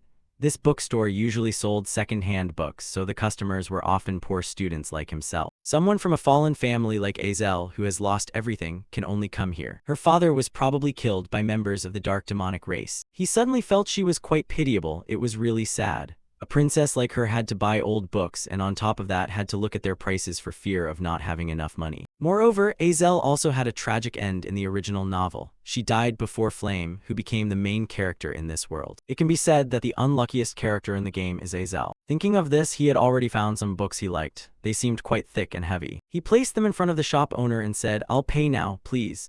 At the same time, Azel also came to the checkout and looked at the pile of books he had chosen. Standing beside him, she could only wish. She seemed surprised to see him buy so many books. The shop owner was also taken aback and replied, all of these. The male lead just nodded slightly and glanced in Azel's direction. She looked a bit melancholic on this side, so he asked, are you okay? She replied indifferently, it seems you are like me in that you pick only good books. The male lead felt a bit embarrassed after hearing this, wondering if she had just intended to insult him. He then responded, which ones? Azel continued, all of those. Why are you reading books about advanced sealing theory? Sealing theory is an ancient art that requires items. Therefore, nowadays, when alchemists and magic engineers have become more advanced, that skill is rarely used anymore. He immediately answered, oh, this blink, it really isn't very useful. After hearing that, the girl thought he might be crazy for choosing them and said strangely, so you actually know that too. He replied nonchalantly, of course, that's why I took it. Hearing this, the girl was so surprised that she widened her eyes and exclaimed, huh, what? The male lead hugged the stack of books and smiled slyly, saying, because everyone thinks like you do, which makes it easier to get high scores in this class. Alright, I'll go first, bye-bye, as he walked away. He thought to himself with satisfaction, just as Azel said, few people want to study the theory of sealing. But precisely because of that, I'll spend less time and it'll be easier to get higher scores than other classes. But with these few books, this semester will be simple. Then he left, leaving Azel in astonishment. The girl felt confused. Although she wanted to ask more, her pride stopped her from speaking. Scene changes to the next day at Stella Academy. At this moment, Azel nervously walked down the hallway. This was the first lesson of the void theory. Also her first class since enrollment. She suddenly thought, since this subject is easy to score in, it probably won't be too bad. Then she also arrived at the classroom. By now, quite a few students were already there. As she found an empty seat and sat down, she accidentally overheard the conversation of the friends next to her. Hey, you're studying nihilism too. But I think I'm in trouble. I registered because everyone said this class was easy. But it seems the rumor has spread far. All the smart kids are in this class, so we're really doomed. After hearing that, Azel could only sigh, thinking she had no choice, but she would try her best in another class. After a while, the lesson ended and everyone got up to leave. Each person looked quite tired and complained to each other, like, my butt is numb from sitting. So hungry, what should we eat for lunch today? Let's go to the canteen and decide. Azel felt lost, quietly trailing behind alone. She sighed sadly, thinking, oh no, what should I do now? But it's difficult to get a scholarship if you register for my class. Her stomach growled loudly, ravenous. Holding her wallet, she hesitated, wondering if she should just go eat first. Let's see. This term I only have 60 meal tickets left, so I'll have bread today. Azel's eyes suddenly widened with surprise when she saw something. It turned out that on the way to the canteen, she happened to pass by some room. She even recognized a somewhat familiar person, Beek Yusial, who was also sitting there. At first, she wondered what he was doing here, but when she saw the professor giving a lecture, she suddenly realized this was the class he registered for. Strangely, this class had very few students, and not only that, they were all people with poor records. This professor is probably about to lose his job soon, she thought. But then she suddenly realized one thing: if she also registered for this class, she could achieve high scores without spending much time, and could save energy to study other subjects and earn scholarships. Oh, but the name Beek Yusial might already know in advance that this subject is easy. Oh, unbelievably, he had already planned which subject to take for a smooth ride. No, impossible, what am I thinking? It must be just a coincidence. Thinking of that, she also left. Scene changes to the next morning, when the sun had already risen high. Somewhere, students were still attentively listening to the lecture. The teacher said, surely all of you know what the root of magic is. The primordial white-robed mage spread magic throughout the world.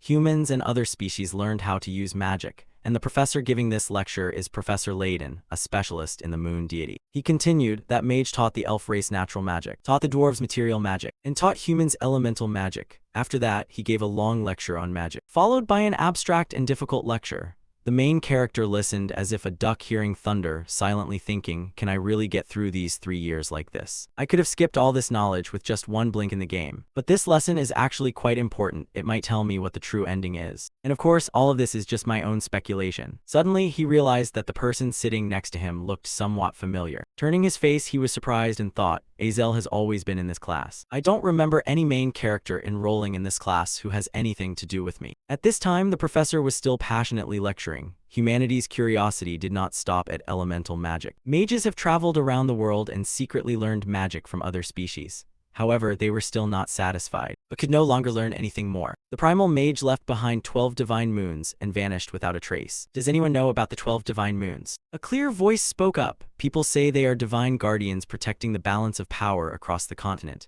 and no one else but Azel was speaking. She added, I also heard that they were hidden all over the continent and have carried that mission until 1,000 years ago. The teacher was quite surprised by this answer. He continued, oh, that's right. They have a special power that protects the continent. For example, the divine moon representing summer, the sixth moon is the red summer moon carrying a blazing red flame. And they say that flame will never go out. If you go to the bottom of the Alamanca Sea, you can still see the red fire. So if anyone's curious, you can check it out. After hearing this, the male lead thought he had misheard and shivered inwardly, thinking, damn, is the teacher joking? If a living creature intrudes into the territory of the Alamanca Sea King, they will die immediately. At the podium, the teacher was still enthusiastically continuing. This is Bevian, a giant whirlpool in the ocean that was frozen by the 12th moon, the blue winter. Therefore, each divine moon has its own power, but miracles happen if they combine. A student below raised his hand and asked, "Teacher, what is that miracle?" The teacher suddenly grew solemn and replied, "Ah, no one really knows that. They fell into slumber 1,000 years ago." At this moment, the protagonist felt the teacher was right. At least I have encountered some divine moons while playing the game, but I only saw 5 moons during limited time events. This is based on information I've gathered from other players. No gamer has found more divine moons than me. If my guess is correct, the 12 divine moons relate somehow to the true ending, because no one has discovered the true ending in the past 10 years. The answer must lie in the unknown content. I only managed to see 5 moons after risking my life many times. But if I want to witness the true ending, so be it. I'll just start over again. Meanwhile, in another outdoor classroom, a massive fireball was rushing toward the mannequin in front. A beautiful woman in a red dress stood in the middle and spoke, "Strength isn't everything. No matter how powerful an attack is, if it doesn't hit the enemy, it's useless."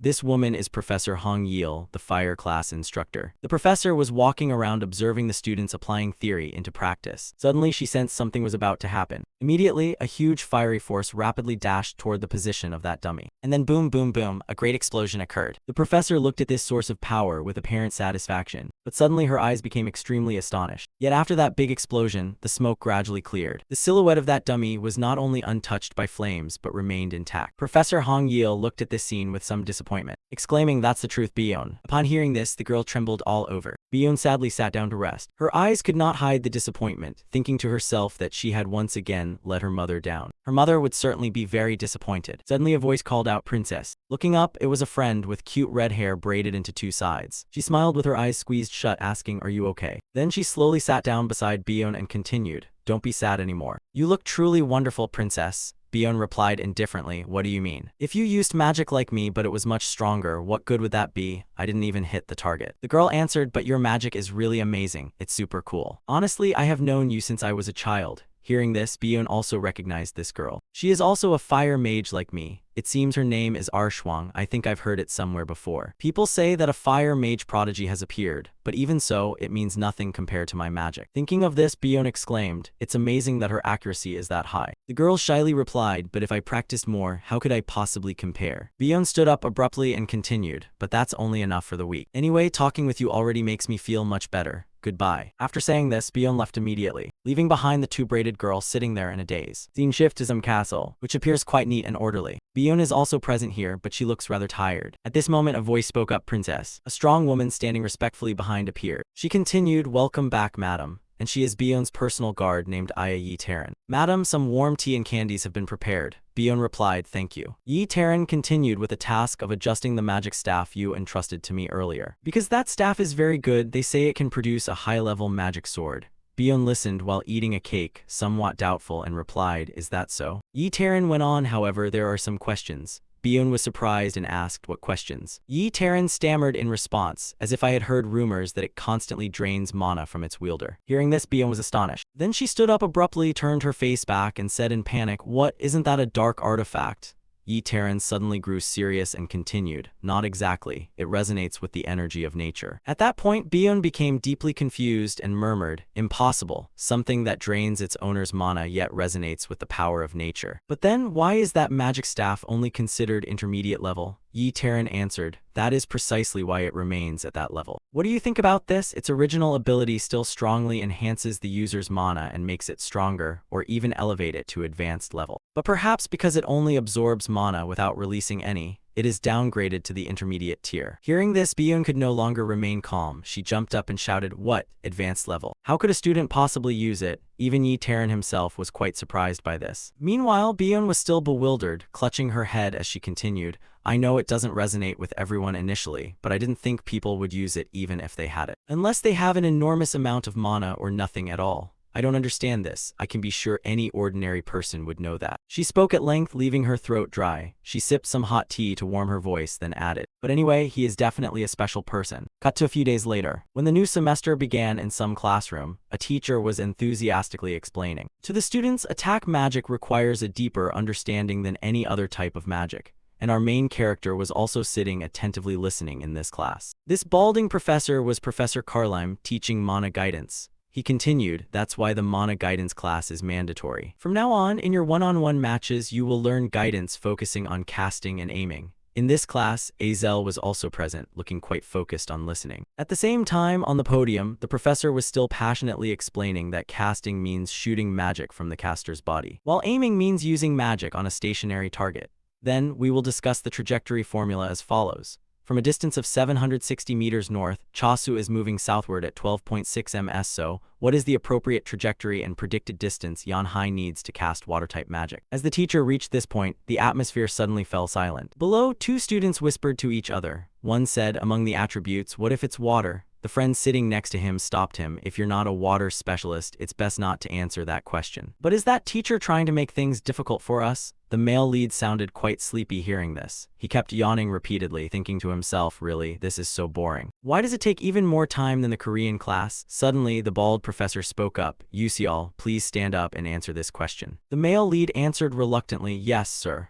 But inside, he silently cursed, "Damn, it's me again." After a while struggling to explain, he finally finished his solution and confidently turned to say, "Yes, I have completed it." Looking at Beak Yuseol's presentation, the teacher was very surprised. Exclaimed, "Wonderful, you managed to solve it so easily. Your initial attribute is water, right?" He immediately waved his hand and replied, "No, sir." "Oh, that's great. Let's move on to the next question then." It was precisely his actions that led Azel to see him in a different light. After a while, the lesson ended. Everyone rushed to leave. A clear voice called out, "Excuse me." Turning towards the voice, he replied, "Yeah, are you addressing me?" In front of him was Azel. She continued, "That's right, I have a question I want to ask you." She suddenly thought to herself that she had a question about Beak Yuseol while observing him. It wasn't about his ranking, but that he was very intelligent, even compared to the top mages. He could solve the professor's problem so quickly and accurately. That is something truly unbelievable. The level of that question is at least university level, not something a professor could easily solve. Even if Stella is a place where geniuses gather, what exactly is Yuseol's status? At first I thought it wasn't the case, but now that's certain. He definitely has a course registration strategy. Thinking of that, Azel continued, "I want to ask you, what is your next course?" Taken aback by this sudden question, Yuseol was quite surprised. He calmly replied, "Why do you ask? Do you like me or something?"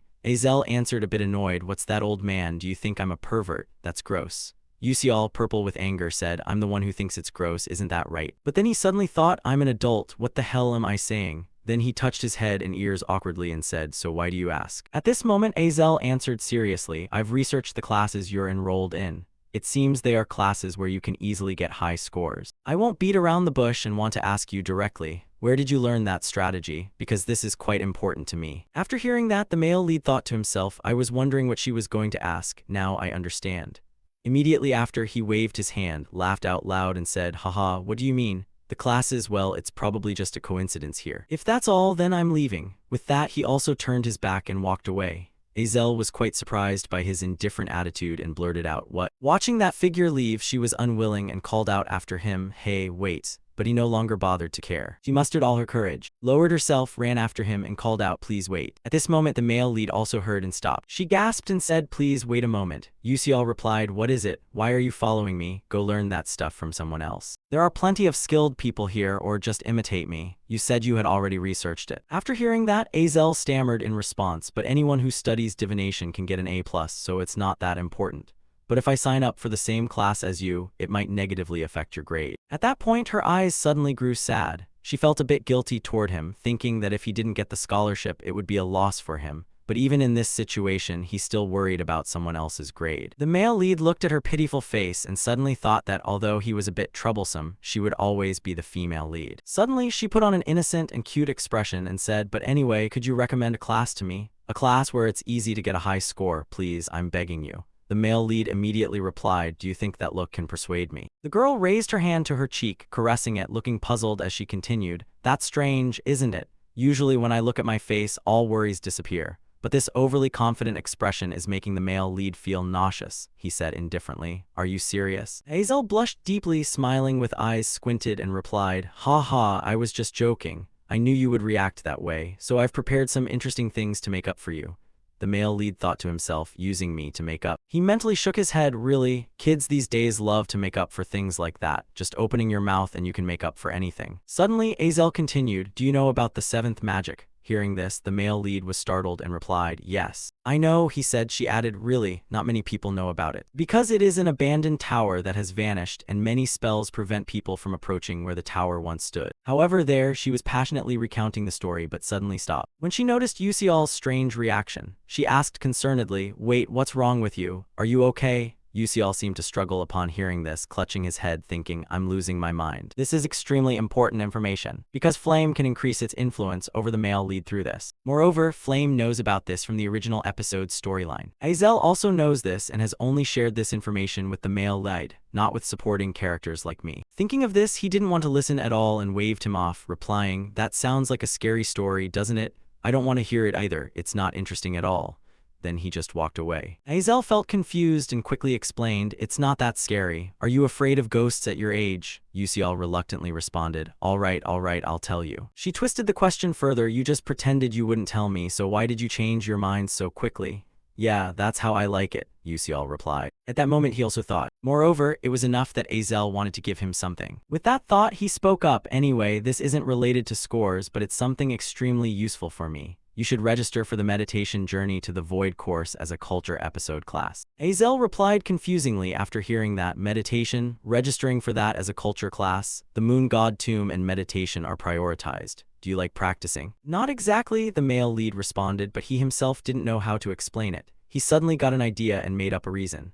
Ah, my master is also a bishop like you, and through meditation one can enhance their magical skills. Azel exclaimed in surprise, just with meditation. Based on his experience of playing games all night for 10 years, he gave his own explanation. In fact, this had yet to be discovered. But for bishops who wield large-scale destructive magic, meditation is extremely important to perform precisely based on formulas and equations. But above all, it is the mind that controls the magical power. I haven't told anyone this before, but you're the exception because you're quite cute. The girl was confused, unsure whether to believe what he was saying, and replied, you just said I was ugly earlier. But it sounds like every girl likes that. She smiled brightly and continued, anyway, I do thank you. Although it's not a subject that helps me improve my grades, I will register for it. Yusial replied, that's up to you, fine, you can do whatever you want. Having achieved her initial goal, the girl happily left. Watching her back as she walked away, Yusial seemed quite worried. He didn't know if what he had done was right, only sighed and thought, I told her everything. It made me a bit afraid of how the future might change. But if I just leave her like this, Azel will face tragedy again in this world. If meditation can help her, that would be a good thing. Thinking about this, he suddenly realized something in his mind. He himself is also a magician, isn't he? But why hadn't he thought of practicing until now? Yusial is very strict in training within the game, focusing on conditioning, restraining magical power, and developing rapidly. If this were a game, I could gain experience by pressing a button, but now I can only do it directly. It seems quite late and there are no cutscenes or hunting missions, so I can't gain more experience. But anyway, I have to thank Azel. After a while, Yusial returned to the Stella Academy dormitory. All students are within the dormitory system. The dormitory system is a side feature in the game, where players can freely decorate their rooms. But for Yusial, this is his only home because his village was burned down. Dormitories are also divided based on rank. All rooms are the same size, but the number of people per room is allocated according to rank. And naturally, the S-class students occupy the highest floors. The protagonist is now alone in his room, feeling a little lonely, but in the end, he can make good use of it. He let out a sigh to catch his breath. Well then, it's time to get started. Yusial meditated with intense concentration, thinking, training stats is not the most important thing. Because this is reality, I have to get used to using this body. In the game, Yusial was a genius who could control sword aura by using an infinite circulating mana pool inside and outside his body. No one pays attention to him, so no one knows. But Beak Yusial is a sword genius who reached the pinnacle of swordsmanship. I have to follow that path once again. My breath is what controls the flow of mana in my body. If I can gradually increase the amount of mana I intake with each breath, I will be able to gather enough mana in just one go. Skills don't increase simply by collecting X, but you have to continuously use the skill to level up. this also means training. And so he focused on training throughout a long night. At this time, the clock already showed 4 a.m. The new day was breaking inside the room. Yuseol was still training, his whole body radiating a sparkling golden light. Suddenly he widened both eyes, then raised both hands to feel the refreshing energy flowing through his body. He thought in amazement, this must be a sensation Yuseol had experienced. Since he was a child who accepted having Manhwa leak syndrome, although faint, I could still feel it. At the same time, the system also displayed a notification. The Manhwa leak syndrome skill has leveled up, the blink skill has leveled up. The protagonist looked at the status panel quite satisfied. Wonderful. I've taken another step closer to the goal. I will find the real ending at all costs. Scene changes to somewhere else. Here the air is quite fresh, a green meadow stretches endlessly. At this moment someone mysterious appears. So this is a romantic space at Stella Academy.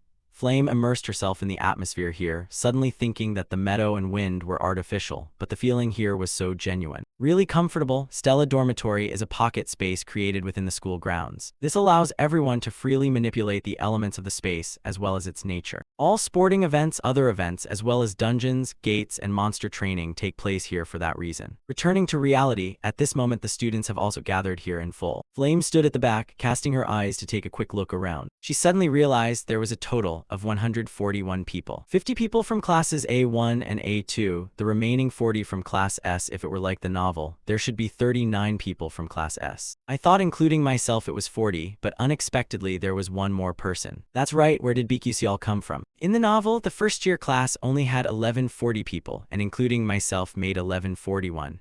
In other words, Yuseol was also in the original novel. Well, I'll gradually figure out everything. It's okay, I can do this. I'm the only person in the world who knows about this novel after all. The lesson will start soon. Suddenly, the group of students standing in front of Flame began to chatter. Someone said, "Prince Jeremy, have you finished registering for your Blink class?" The blonde young man standing in the middle was probably the character being mentioned, looking quite pleased as he replied, "Of course, we also signed up for the soft magic research class because we heard you signed up too." He smiled with his eyes nearly closed and continued, "Really? Then let's help each other out." Meanwhile, Flame looked after his silhouette and suddenly thought, that's Prince Jeremy from the novel. He was madly in love with Azel, but was rejected by her. Since then, he seemed to have turned into a different person and eventually became a villain. He looked gentle, but every one of his actions was calculated. I should observe carefully to avoid getting caught up with him. Suddenly, Prince Jeremy also saw Flame. He was exactly like a friendly beauty queen, raising his hand to greet while flashing a bright smile. Flame also raised his hand to wave back, thinking to himself, but he really is handsome.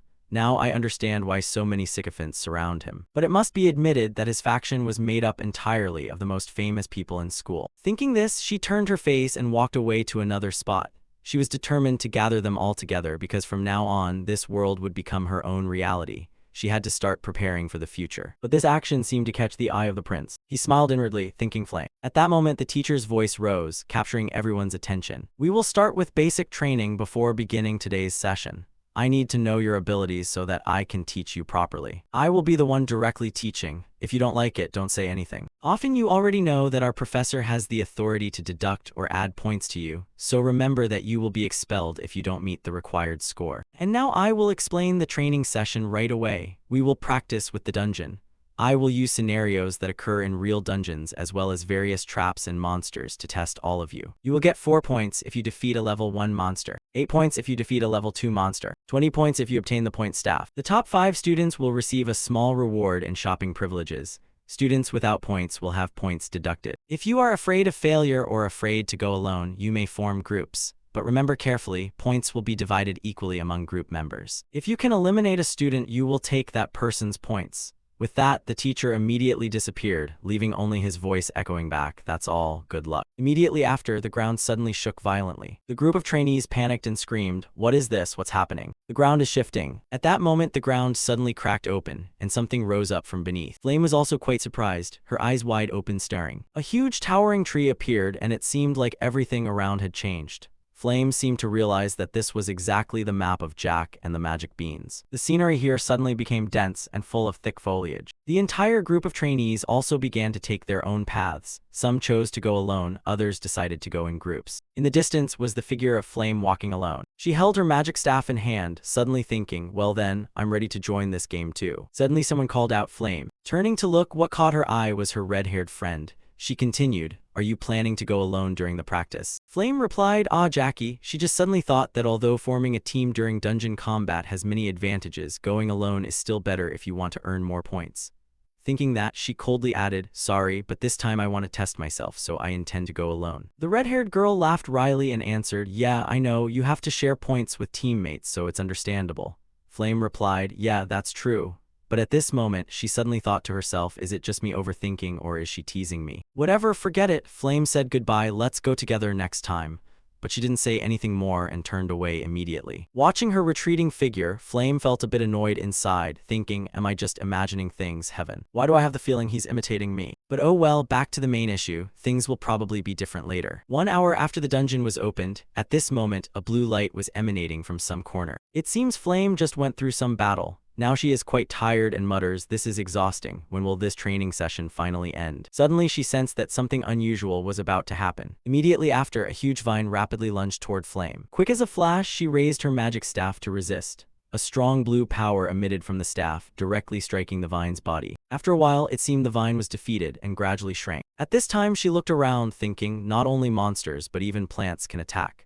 Indeed impressive, even training can't be underestimated. So far, I've only got 18 points, which isn't too bad. But for this episode, just one more point is enough to catch up. I have to keep moving. And so, she proceeded deeper into the dungeon. Suddenly, she became astonished, eyes wide open. In the distance, there was a rather faint figure, but due to the glaring sunlight, Flame couldn't see clearly yet. Oh, feeling confused, is it a monster? No, it should be a human. But why would a student be able to hide at this level? But anyway, I'm also using natural camouflage to hide myself. With special abilities in control, defense, destruction, and healing, she told herself that ambushing the opponent now didn't seem like a bad choice. Just like that, Flame quietly and carefully took step after step toward that shadow. As she got closer, she suddenly realized that the person was Yusial. Yet he was walking alone. She remembered that other students wanted to form a team with Yusial. Could it be that he had rejected them all? That's really strange. What surprised her even more was the ring on his hand. Suddenly, a bold idea flashed through Flame's mind. This was a perfect opportunity to test him. At that moment, Yusial was still unaware, yawning as he walked. On this side, Flame used her magic staff to generate a large dome of light. She believed that at a distance of about 15 meters, he wouldn't be able to defend against it. Immediately after, a strange magic formation appeared,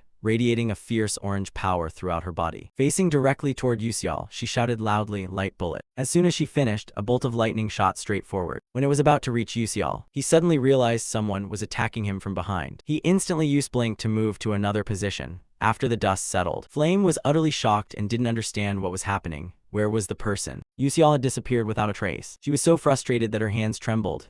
How could he have avoided a second-level spell at that distance? Meanwhile, Yusial continuously used Blink to approach behind the attacker. Only then did he dare to breathe a sigh of relief and exclaim, did he want to kill me or what? Suddenly shooting a light beam like that. Thanks to the fact that the level of the mana leakage syndrome had increased, otherwise I would have been in big trouble. My blink has upgraded to level 1 with a maximum range of 12 meters. I still have 2 more blinks to use, and if I take advantage of the terrain, I can deal with him, but avoiding confrontation is best. Thinking of this, he quickly used consecutive blinks to put distance between himself and Flame's position. He glanced back, figuring this distance was probably enough. His goal was rank 5, so there was no need to take excessive risks. The rewards for rank 5 were easy to achieve, with a possibility of significant increases to stamina and strength. As for the top 4 positions, they were the main characters after all, and in this situation they only needed 3 more points. Suddenly a mocking voice rang out, hey you guys, come here and see who that is. In front of him at that moment was some group of trainees. One guy in the group grinned and said, oh, it's Beak Yusial from Class S here. At that moment he also recognized this guy as Raiden, someone quite famous in the academy recently. Looking at the guy standing beside him, Yusial thought with disdain.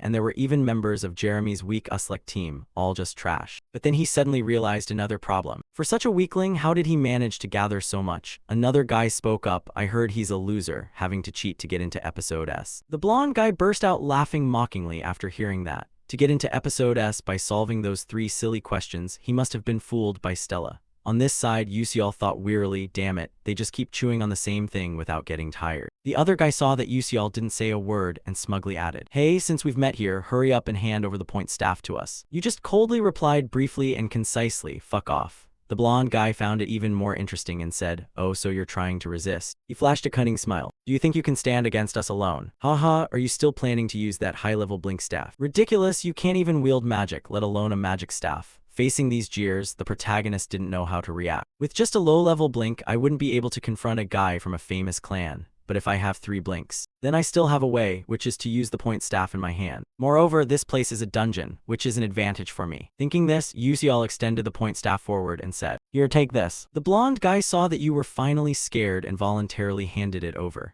He seemed quite satisfied and replied, "Well done, kid, just the way I like it." Don't get cocky too soon, karma usually comes early, Yusial thought to himself. Seeing that he was no longer on guard, he moved as fast as a blink to get closer. Snatched a point stick from him, smiling cunningly. He used the point stick as a weapon to strike directly at his formation, causing it to crack and weaken. The guy gritted his teeth, muttering curses, "Damn it, you miserable civilian." Immediately after, he was thrown backwards, crashing hard into the tree trunk. Raiden went mad with rage, opening his mouth to shout, "You filthy dog." But the whole group was stunned when they saw he had disappeared. Before they could react, a familiar voice called out, "This way." Following the direction of the voice, Raiden turned his face. At that moment, Yusial was standing there. Grinning cheekily, he said, "That was dangerous, but thanks." Now Yusial had 2 point sticks in hand. Raiden screamed like a madman, "You bastard, give that back now." Yusial replied teasingly, "Nope, I don't like that." The protagonist was quite pleased with his own strategy, thinking that the point stick was truly effective. Previously, he had accidentally learned about it while playing a game. But these point sticks were actually a glitch item, having no real value.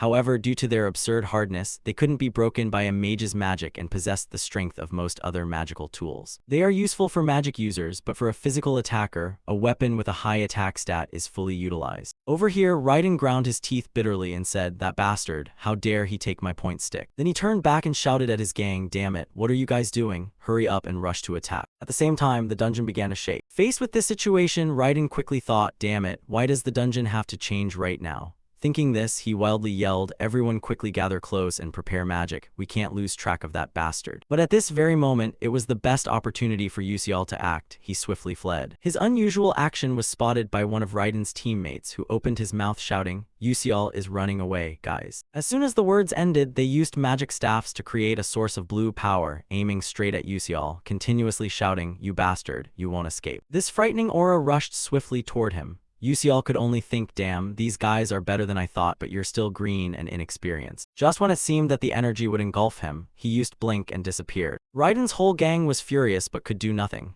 He blinked again, damn it, but he moved too fast, I couldn't see him anymore. While everyone was looking straight ahead, it seemed Yusial had slipped out like a lightning bolt to the rear.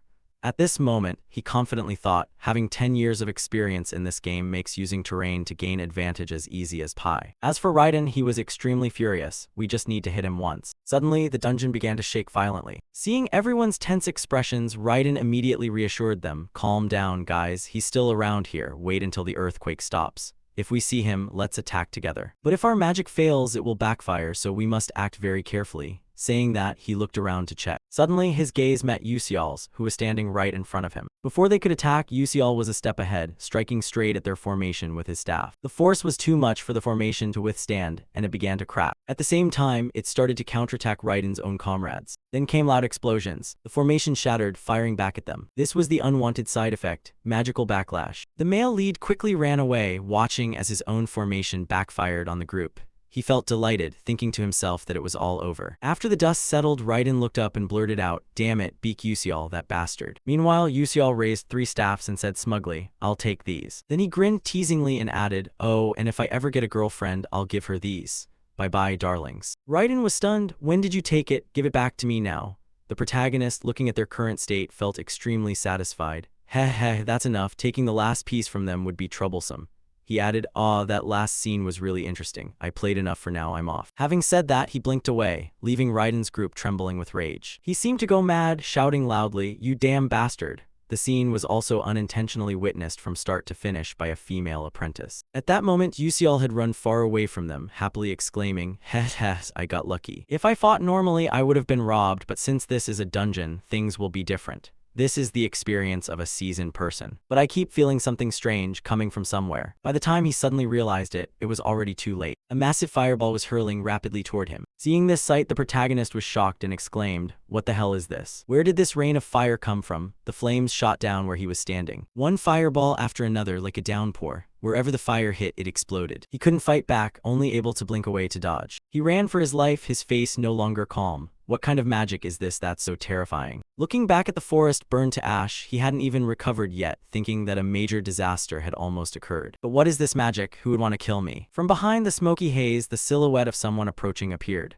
She stood before him and shouted loudly, "Hey, you civilian. Why didn't you take another staff from them?" And the girl who wielded fire magic was none other than Princess Hongbion. The male lead was surprised, thinking to himself, why is she here? Thinking this, he awkwardly scratched his head and ear, saying, "Hey, maybe you're mistaken. It's not like I can take whatever I want, and even if I took those staffs, what does that have to do with you?" She felt awkward after hearing this, realizing she might have been a bit tactless. But Baek was suspicious. Could it be that you want to take from them and then steal from me? What kind of crazy idea is that? Don't forget I taught you before. She put her hand on her chest and explained, "I am royalty. But if you understand my meaning, then let's fight. As royalty, I have no desire to steal from commoners, but in this battle, I will defeat you and take what I want." The male lead listened and almost had a blood pressure drop. He replied, Hey, what are you trying to do? Why bully someone weaker than you? Are you the weak one?" Hongbion continued, "But before this, I saw you fight and play around with them. You even used magic to defeat them, didn't you?" Saying this, although she didn't want to, she thought she had to hurry a bit or else she would get scolded by her mother. Suddenly, Hongbion sensed a sound approaching. It turned out to be Raiden's gang chasing after them. One shouted loudly, "Yusial, where has he run off to? Damn it, that bastard is indeed too formidable." Princess Bion also recognized these people. On this side, Yusial started to run away. She hesitated, unsure how to handle the situation, wondering if she should attack them now. But no matter how strong she currently was, she couldn't take on 6 people at once. That's right, she needed to wait until their magic weakened. Only then would she have the chance to act. Meanwhile, Yusial couldn't just wait to die. He began attacking from behind Raiden. Then he used magic to strike directly at their formation. Hongbion stood at a distance watching, quite surprised that the commoner besides Blink could also use other magic. Of course, those guys were weaker than her, but all were skilled fighters. Compared to that country bumpkin, they should have been much better. Seeing this, she pressed her lips and steeled her resolve. Immediately after, a formation formed around her and a source of fiery power enveloped her. At this moment, she thought to herself, it's time to use fire magic. Without hesitation, a powerful stream of magic shot straight forward. On this side, Yusial also sensed the magic. Swift as lightning, he used Blink to dodge to another spot. He suddenly realized its pressure was getting closer and more intense. Indeed, a terrifying flame was hurtling towards him. Then you use Blink, then jump up high, then down low. Hongbion kept focusing her gaze on the flames. And then boom, boom, boom, a huge explosion occurred. The protagonist finally dared to breathe a sigh of relief. Her magic really is dangerous. Luckily, I have good intuition, otherwise I would have been dead. But I've already used Blink twice, now how should I face her? Bion suddenly spoke up, "Why didn't you take out your magic staff this time?" Yusial replied speechlessly, "I'm already holding your magic staff." "Then what about the one given at enrollment?" Hongbion continued. Hearing this, you suddenly realized, right, why didn't I think of that? Seeing his fake act, Hongbion said disdainfully, "How long do you plan to hide your skills, huh?" As she said this, her eyes suddenly became agitated, turning a frightening blood red. She stared straight at Yusial, bitterly thinking, "I'm serious about fighting, but that ordinary guy treats it like a joke." Thinking this, she angrily said, "Fine, if you won't fight properly, then I have no choice but to take you down here." Yusial felt chills, goosebumps all over, thinking, I am seriously fighting, I'm not joking with her at all. On this side, Hongbion continued, "If you're not serious, you could die here." Behind her was a sea of blazing flames, her face gleaming with determination, thinking to herself, "Today I will definitely crush you." Breaking off her thoughts, she directed the flames straight toward Yusial. At this moment, Yusial could no longer keep calm. He desperately dodged, leaning to the left then to the right. After struggling to defend himself for a while, he was amazed by the scene before him. He slumped down, confused about what to do next, but he knew now wasn't the time to rest. He jumped up and looked at the huge fire in front of him, suddenly thinking, even if I blink to avoid it, her attack range is just too wide. What should I do? Suddenly, he heard a sound from behind. He quickly turned around to observe. A bold idea sprang to his mind. Immediately after, he showcased his blink skill. Lightning fast, he leapt higher. At this spot, the fire hadn't spread yet. Looking back, the fire burned hotter and expanded wider. Yusial stood hiding behind a boulder, lucky to have escaped death.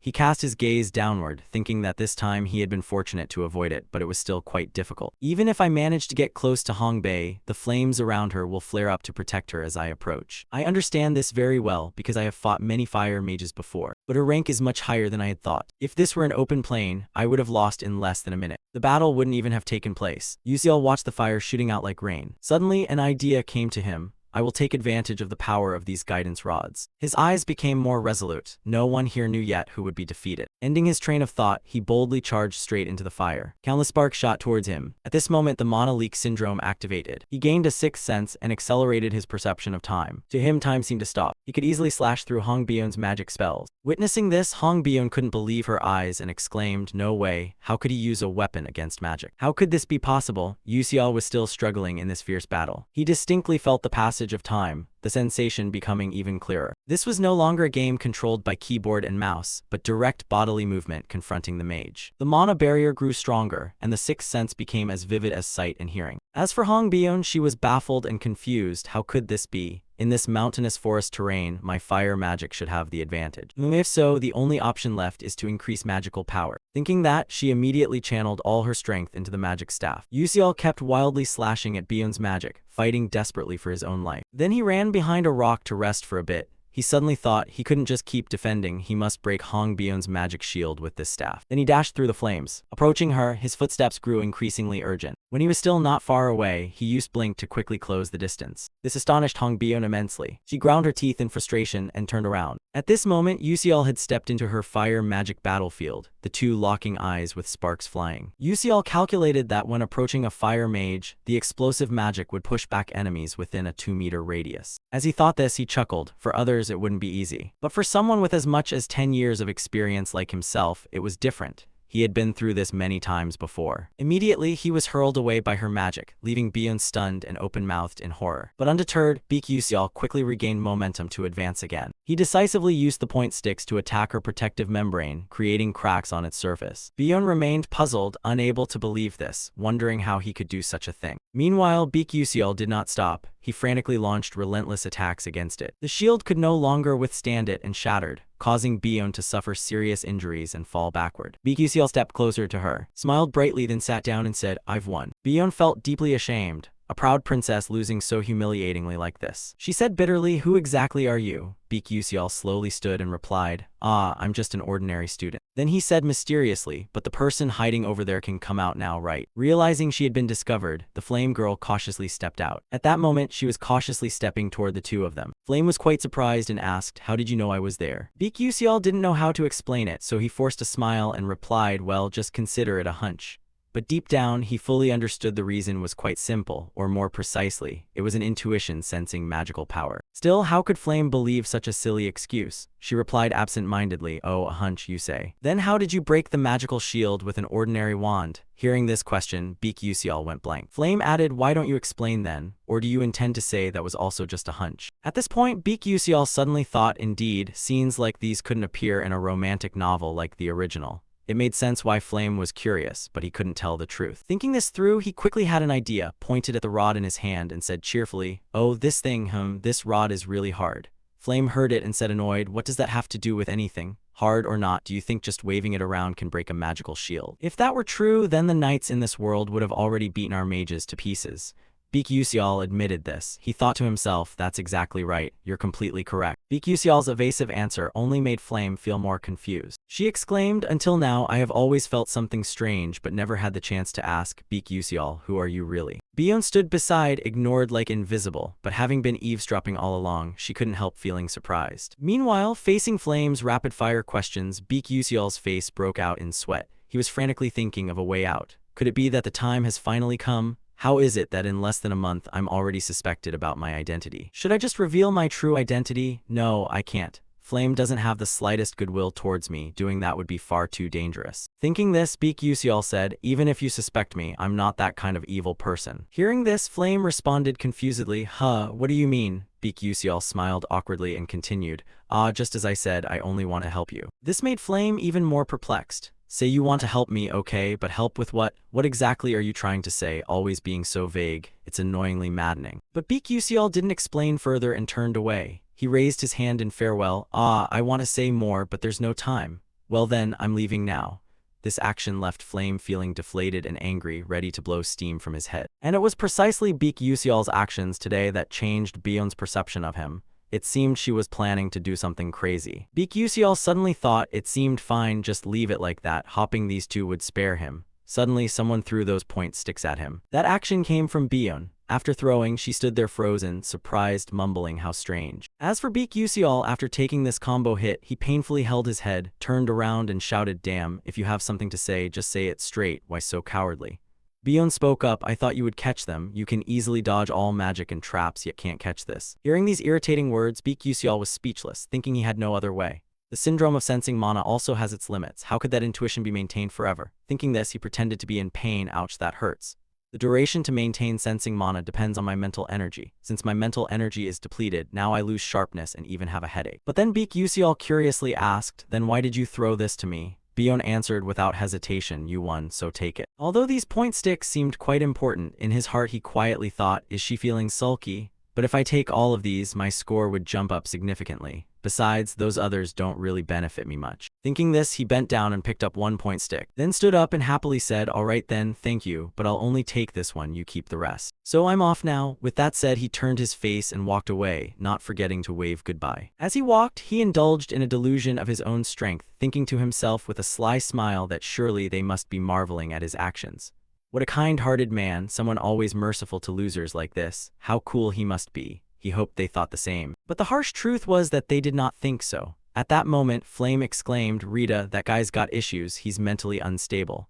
Bion probably felt the same, saying wearily, "He's probably just a commoner, so his mind is a little scrambled." But deep down, she was also wondering what the real identity of this Beak Yuseol really was. Meanwhile, outside the dungeon, Professor Lee Hanwal and the other professors were attentively monitoring every move of the candidates. The images being projected were incredibly vivid and realistic. Watching this, someone exclaimed, "Oh, the first-year Class S students this year are truly rare talents." Hearing the voice, Professor Lee Hanwal turned to observe. He stroked his beard and continued, "In general, it's worth watching up to this point, isn't it?" The person speaking was Telix, an elder of the Magic Council. A woman standing beside him agreed with this senior's opinion, saying, "Indeed, very interesting." She smiled with her eyes crinkled in satisfaction, perhaps thinking to herself, "In my youth, I was much better than this. Hee hee." This woman was Jarina Eon, a member of the Blue Tower Council. At the appearance of them, Professor Lee Hanwal was quite surprised, thinking to himself, the Magic Council, the Tower Council, just a trainee's internship observation, but gathering such high-profile figures. Which makes sense though, to recruit talent, you have to do that. Surely most of the other professors are also watching this internship session. Suddenly, everyone around murmured and exclaimed loudly, "Look, look." Following that, Professor Lee Hanwal also turned his face, looking toward the screen in front. They saw images of two male students seemingly preparing to clash. Quickly, everyone had identified these two trainees' names. They exclaimed, "Huan Yang and Ma Yuseong are facing each other now." Immediately after, Huan Yang made the first move. He used his magic staff to create an extremely powerful spell directed straight at his opponent. On the other side, Ma Yuseong showed no fear at all, calmly standing and observing. And then as it came close, he channeled energy and blinked up high, even blinking 3 times consecutively to dodge the opponent's magical force. This amazed everyone present. Jarina Eon said, "Oh damn, he can actually activate triple level 3 magical blink consecutively. Truly amazing." Professor Telix was equally surprised. Right, at age 17, he has already accomplished that. Professor Lee Hanwal kept his eyes fixed on the screen, thinking that usually an ordinary sorcerer needs to be at least 25 years old to reach level 3. Yet Ma Yuseong at just 17 could already skillfully use level 3 magic. It was truly unbelievable. Suddenly, a voice exclaimed in surprise, "Look, look." Both of them were proficiently using 3 elemental attributes. The battle grew more intense and dramatic between 2 evenly matched opponents. Witnessing this, Professor Lee Hanwal also marveled, thinking a normal sorcerer could only control 1 attribute and would have to train hard just to manage 2. Indeed, mastering 3 attributes is proof of innate talent, and they had been bestowed that talent from birth. Watching this, Professor Lee Hanwal suddenly widened his eyes in astonishment and exclaimed, "Is that the final phantasmal beast?" At that moment, a giant hawk appeared, its gaze filled with murderous intent radiating all around. This made Ma Yuseong and Huan Yang startle and pause. But before they could react, the bird suddenly opened its beak and let out a painful scream. Its dreadful cry echoed throughout the dungeon. Then it slowly fell down. This terrified the two, leaving them speechless. They didn't understand what was happening either. The bird fell right before them, lying flat on the ground. Immediately after, a gentle voice spoke up, "Oh my, are you two fighting?" That voice came from the girl Azel standing above. She hesitated slightly before continuing. I'm sorry for bothering you too. Up to this point, Professor Lee Hanwha was lost in thought. Oh, that girl is Azel. But the hidden monster only appears when certain specific conditions are met. Not only is it hard to find, it's also very difficult to defeat. Yet that girl was able to hunt it down all on her own. However, in the face of her achievement, the professors behind seemed not to expect this and even felt a bit of pity for the poor girl. One said, the eldest daughter of that traitor, such a shame. If her father hadn't committed such a heinous act, her talent would have blossomed even more. As he spoke, he suddenly widened his eyes in astonishment. What is that? That is the princess of the Adalbit Kingdom. But who exactly is that opponent of hers? His face looks unfamiliar. At this moment, Professor Lee Hanwha couldn't keep calm anymore, exclaiming, what that magic? Could it be Blink? Speaking of Blink, over the past 100 years, many scholars have tried to master it, but all either died or became disabled, so they had to give up. It truly is a magic spell that cannot be easily controlled. Yet that child can control Blink so skillfully as if it were his own limbs. Elder Telex of the Magical Council thought silently. He was no less astonished than Professor Lee Hanwha. In that silent atmosphere, someone couldn't help but ask aloud, who exactly is that teenager? Professor Lee Hanwha immediately responded, the student's name is Baek Yuseol. He is an exceptionally special student who can use Blink as his signature magic. Upon hearing this, everyone was extremely astonished. Another person spoke up, Blink can be a signature magic. This is completely different from the innate talents of Ma Yuseong, Huan Yang, or Azel. Elder Telex also said somewhat confusedly, oh, is that so? But why doesn't he use other magic and just play around? If he used magic, the one-on-one duel would have ended already. I really still can't understand. No sooner had he finished speaking than someone entered and said, no, he is fighting for real. Following the direction of the voice, everyone present turned their faces to observe. The sudden appearance of this person shocked them into stammering, are you Eltman Eltwin? He added, from the very beginning he was really fighting, you all just didn't see it right. That's truly interesting. I mean, watching that pupil fight reminds me of knights who existed in ancient times. Upon hearing this, someone exclaimed in utter shock. You said knights? Oh, how can this happen? It's unbelievable. Telex was no exception. He said very surprisedly, do you mean the knights disappeared along with cold weapons? Note, cold weapons are those unrelated to fire or explosions and don't use gunpowder or other explosives. But how could such a young student possibly do it? It's truly miraculous. Professor Lee Hanwha still hadn't taken his eyes off the screen. Finally, he probably realized the issue and thought to himself, well, so that's how it is. The knightly way really isn't bad. The knightly way refers to the fighting spirit of those who wield swords in this magical world. Heroes who have battled evil and protected the world since ancient times. Knights always fight with a magical sword. But to exist and fight using a sword, that was considered impossible.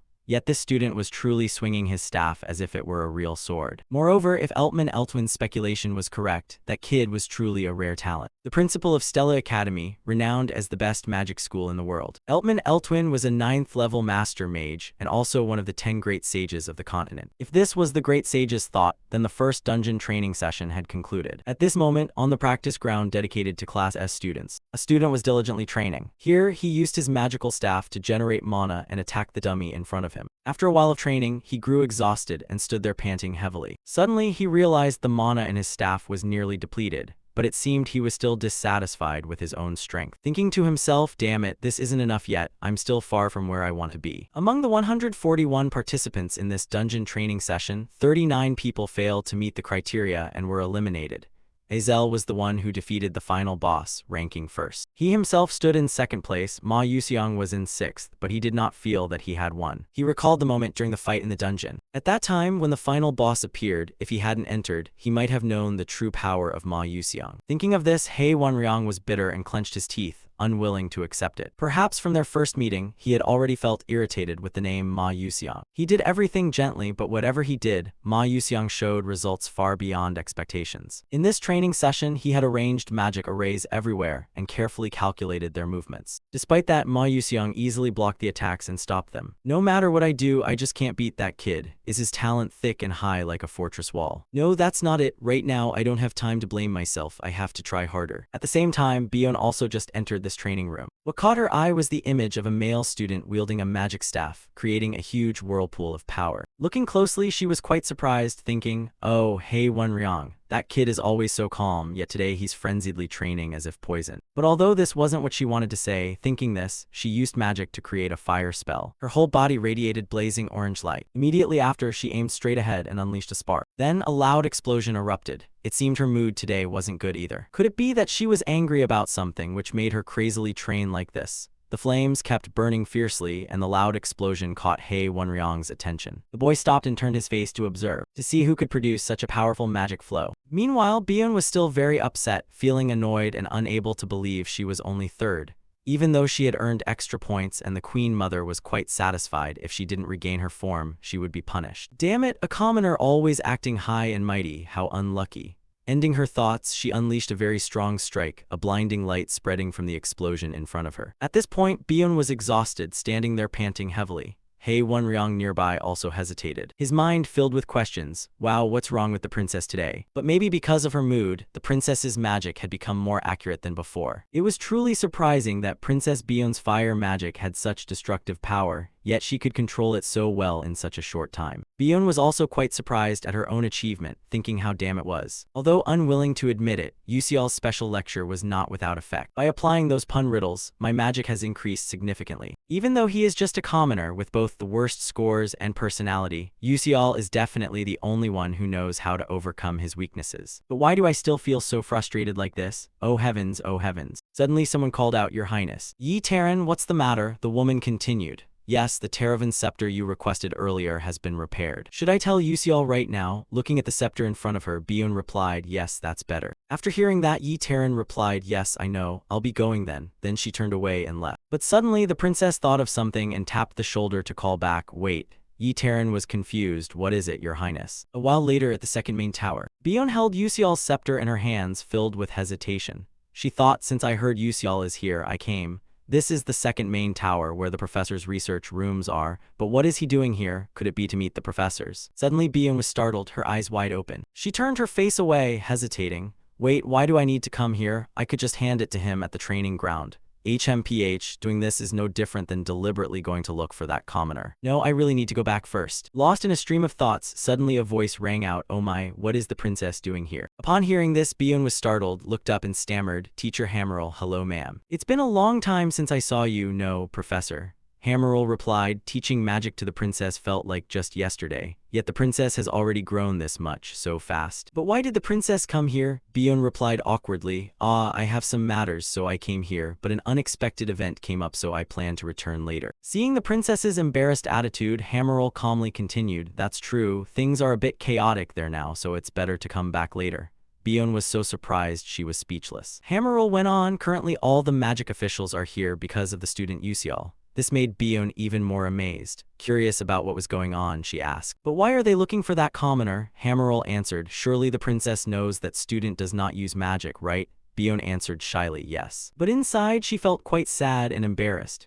She thought, indeed the professor had watched that match. Why did I reveal such a pitiful appearance in front of the teacher I respect most? So embarrassing, sob sob. Hammerl noticed the princess's expression change and comforted her. "Princess, you don't need to blame yourself because the other party also did their very best." Byun spoke softly, but he didn't even bother to use magic. Professor Hammerl laughed and said, "No, that's because of his faith." "Faith?" Byun asked in surprise. "That's right," Hammerl explained. After watching the training session, the headmaster believed that this student was trying to revive the vanished knights of the past. But this made Byun unable to believe it. She exclaimed, "Professor, what are you talking about? Yuseol and the knights, how is that even possible?" When she said this, she suddenly froze for a moment, recalling the way Yuseol fought against her. She thought to herself, it's unbelievable, but it's true that Yuseol used the staff like a sword. He only used the pointed stick to shatter my protective shield. Even that magical sword too. Thinking of this, she felt deeply sad and stammered aloud. "But if you don't use magic at the magic school, you will receive very harsh punishment, right? During magic practice, points can be deducted and other penalties apply." Hammerl suddenly lowered his voice and replied, "That's right, the student knew this well but still chose to take that path. But it's also wonderful, isn't it? Although he achieved amazing results through Blink, he still tried so hard. I can't believe faith is real." After finishing, the professor said goodbye and left, leaving Byun standing there lost in deep thought alone. She thought that if someone said they wanted to pursue knighthood, they would obviously be laughed at. It was such a ridiculous joke in this era, truly absurd.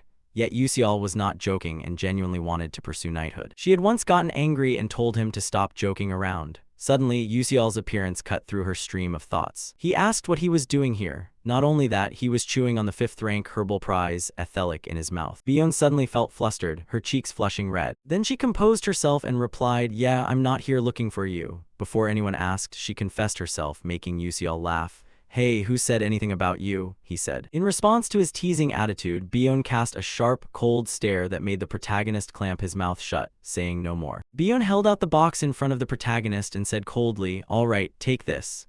Just seeing the box, Yusial was overjoyed, his eyes sparkling bright. Grateful, he said, "Oh, it's Teravan, thank you so much." When he opened it to check, he gasped, eyes wide, looking at the beautiful, gleaming sword before him, thinking to himself, "Wow, this is the invisible sword. Indeed, Adalbit's craftsmanship is excellent. What a wonderful help to the princess.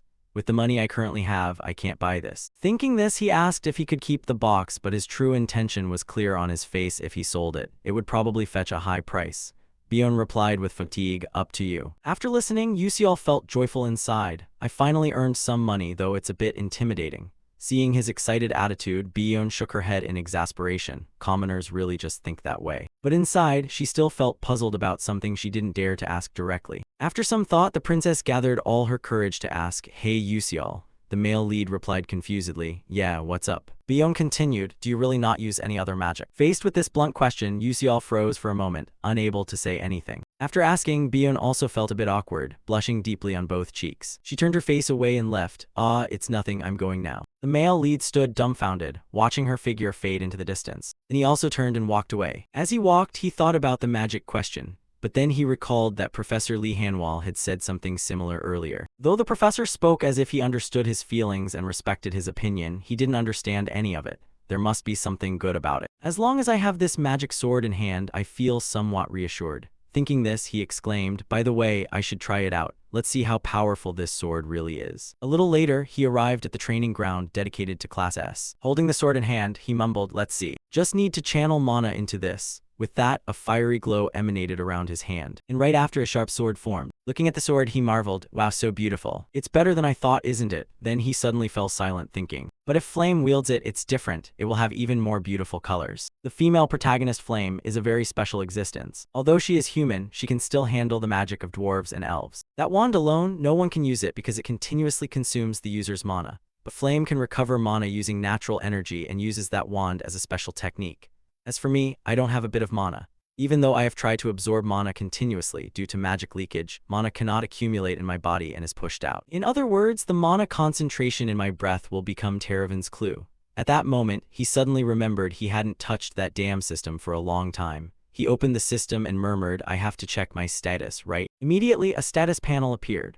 Yusial's attribute values: muscle strength 77%, senses 29%, agility 87%, stamina 55%, endurance 97%, mental power 43%, mana experience remaining 0. Skill, blink level 1. Trait, delay due to mana leakage level 2. Muscle strength plus 5%, agility plus 8%, senses plus 15%. The sixth sense is activated by consuming the user's mental power, detecting mana within an 18 m radius, and automatic perception acceleration activates when it detects the user is in danger. Blood circulation speed plus 1%. After reading the status board, he happily thought it was great. He had consumed the rank 5 reward herb, so his muscles had grown a little. But in the future, with a weapon, he could accumulate experience more directly. "I have to practice using the sword. I'll probably be very busy from now on." Transition to the next morning at the academy. In a classroom, the voice of a mage echoed, "Starting today, we will practice true magic spells. Everyone spread out and raise your magic staffs to practice." This professor is Professor Virion, the defensive magic instructor. After explaining for a while, he went down to observe the students practicing. Everyone seemed very focused, only the shouts could be heard loudly, "Magic shield, magic shield." The professor looked quite pleased, smiling with eyes nearly closed, thinking that this year there are many excellent students. It's good to rank by levels. Suddenly he was shocked and froze. While all the students were enthusiastically practicing, Yusial was just standing still doing nothing. The professor silently thought, is that student really the rumored S-class student? An S-class student, but from a commoner background, possessing a mid-level magic staff. Moreover, he ranked 5th in the recent dungeon training session. Damn, it was irritating to watch. Thinking this, Professor Virion approached with a fake smile and asked, "Hey, you there, you're Yusial, right?" "Yes, but why aren't you practicing at all?" The male lead didn't know how to explain, so he forced a smile and said, It's because I'm currently learning a different defense method, so I don't need to study basic magic." Upon receiving the answer, the professor continued, "Oh, really? I'm quite curious about this so-called different defense method of yours." But in his heart he thought, this arrogant brat, if it were Princess Bion studying magic inherited from Adalbit, that would be one thing, but what does a mere commoner know to dare look down on my class? Not bad, kid. Still, he recalled hearing that this kid Yusial didn't use any magic besides blink, "Oh, then I've got some fun for you, haha." With that thought, he put on a forced cheerful smile and said, "Oh, then why don't you demonstrate that excellent defense skill of yours to your classmates, so that everyone here can broaden their horizons a bit. The opponent will be." He paused a few seconds, turned his face toward the back, then continued, "The opponent will be Morso from Class B. What do you think?" In his gaze, a distant student named Morso stood smirking, looking excited and cocky as he waited for Yusial's response. The professor thought to himself, as a lecturer of defensive magic, personal relationships are very important for me to continue at this school within the Scalvan Empire. It would be very beneficial if he performs well. I would gain some prestige too. What could be better than if he shows strong magic skills in front of a Class S student as well? After thinking for a while, Yusial replied, "All right, sir, if you wish, I will comply." As soon as he finished speaking, the teacher said enthusiastically, "Then you students step onto the arena." Immediately afterward, both stepped onto the battlefield. While Morso stood there grinning confidently, Yusial appeared quite indifferent toward the match. Morso's friends continuously cheered, "Hey Morso, crush that kid, embarrass him, we believe you can do it. Keep it up." Morso confidently replied, "Of course, just wait and see." The recent commotion caught Yusial's attention. He quickly recognized them and sighed, thinking, "What nonsense is this?" Looking closely now, he saw they were the gang of Uslek and Raiden from before. "Those bad kids, but it's fine. After all, this is a required class I have to attend. Since I can't use magic, there's nothing much to do. If you people like it so much, then I'll indulge you to the fullest." Thinking it over again, I remember Professor Virian's bad reputation has been widespread since the first episode. How ridiculous. Then he suddenly smiled with satisfaction. "Well then, I might as well use this opportunity to check the training results. Not a bad idea after all." The professor spoke up, "This match will be conducted in an attack and defense format. Furthermore, no other magic may be used." At this moment, Morso had taken a defensive stance, ready to fight. The students below whispered among themselves, "If he attacks, Morso will win, right? Defense is just defense after all. Has he learned Earth Element offensive magic? It's said to be very hard to counter." But Prince Jeremy was extremely calm, paying close attention. The professor's voice rang out, "All right, get ready to start. Show me your best skills." Immediately, Morso used his magic staff to create a formation in front of him, and a giant stone appeared. Seeing this scene, the students below were terrified and exclaimed, "Enough! That's second-level magic. In basic magic practice, the unspoken rule is to only use first-level magic." "Is Yusial okay?" But Yusial showed no fear. He remained calm, focusing intently on every movement of his opponent. Morso thought angrily, "Damn brat from Class S, so arrogant. Take this gift from me."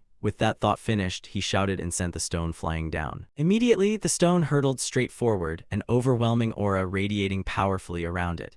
Yusial also sprang into action. He channeled mana into the magic staff in his hands, and instantly a sword appeared. Without hesitation, he swung forcefully forward. The stroke seemed gentle, but its power was not to be underestimated, and the opponent's stone was shattered into clouds of smoke by Yusial's slash. Even the teacher stood stunned for a moment, speechless. Prince Jeremy didn't seem overly surprised. Morso was so shocked he trembled, exclaiming, "No way has my magic disappeared." The truth was that Yusial had sliced it away entirely. The students below murmured in amazement. One remarked, "It looks like he cut the magic with a sword," while another replied confusedly, "But the magic really vanished? That's impossible." The one heartbroken at this moment was none other than Professor Virian, who pondered, "It can't be as simple as slicing it away and making it vanish. That's illogical." Yet, has Yusial truly annihilated Morso's magic? Within all magic, traces of mana always exist. If the mana is separated, the magic disappears. Could that be the method Yusial used? Meanwhile, Yusial lifted the sword to examine it, smiling with satisfaction. He thought it worked better than expected.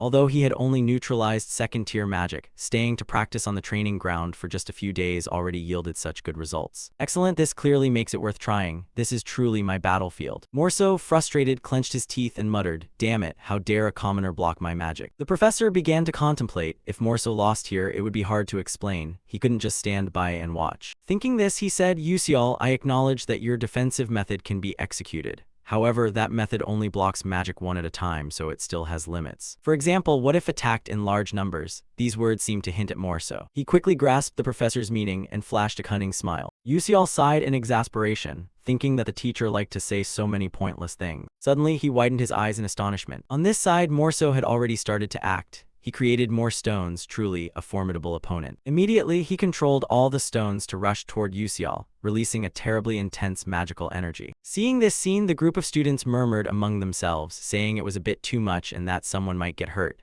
Why didn't the professor call for a stop? Morso smiled smugly, thinking this was the end. The piercing stones charged forward. The situation was becoming increasingly tense, and Yusiel was shocked, his eyes wide open. Watching the large and small stones rushing quickly toward him, the protagonist thought. There were a total of 11 stones flying in, if he couldn't use Blink to cut them. Then there was only one way to block them all. Thinking this, as the stones came close, Yusiel remained unflinching, gently swinging the sword in his hand to block them.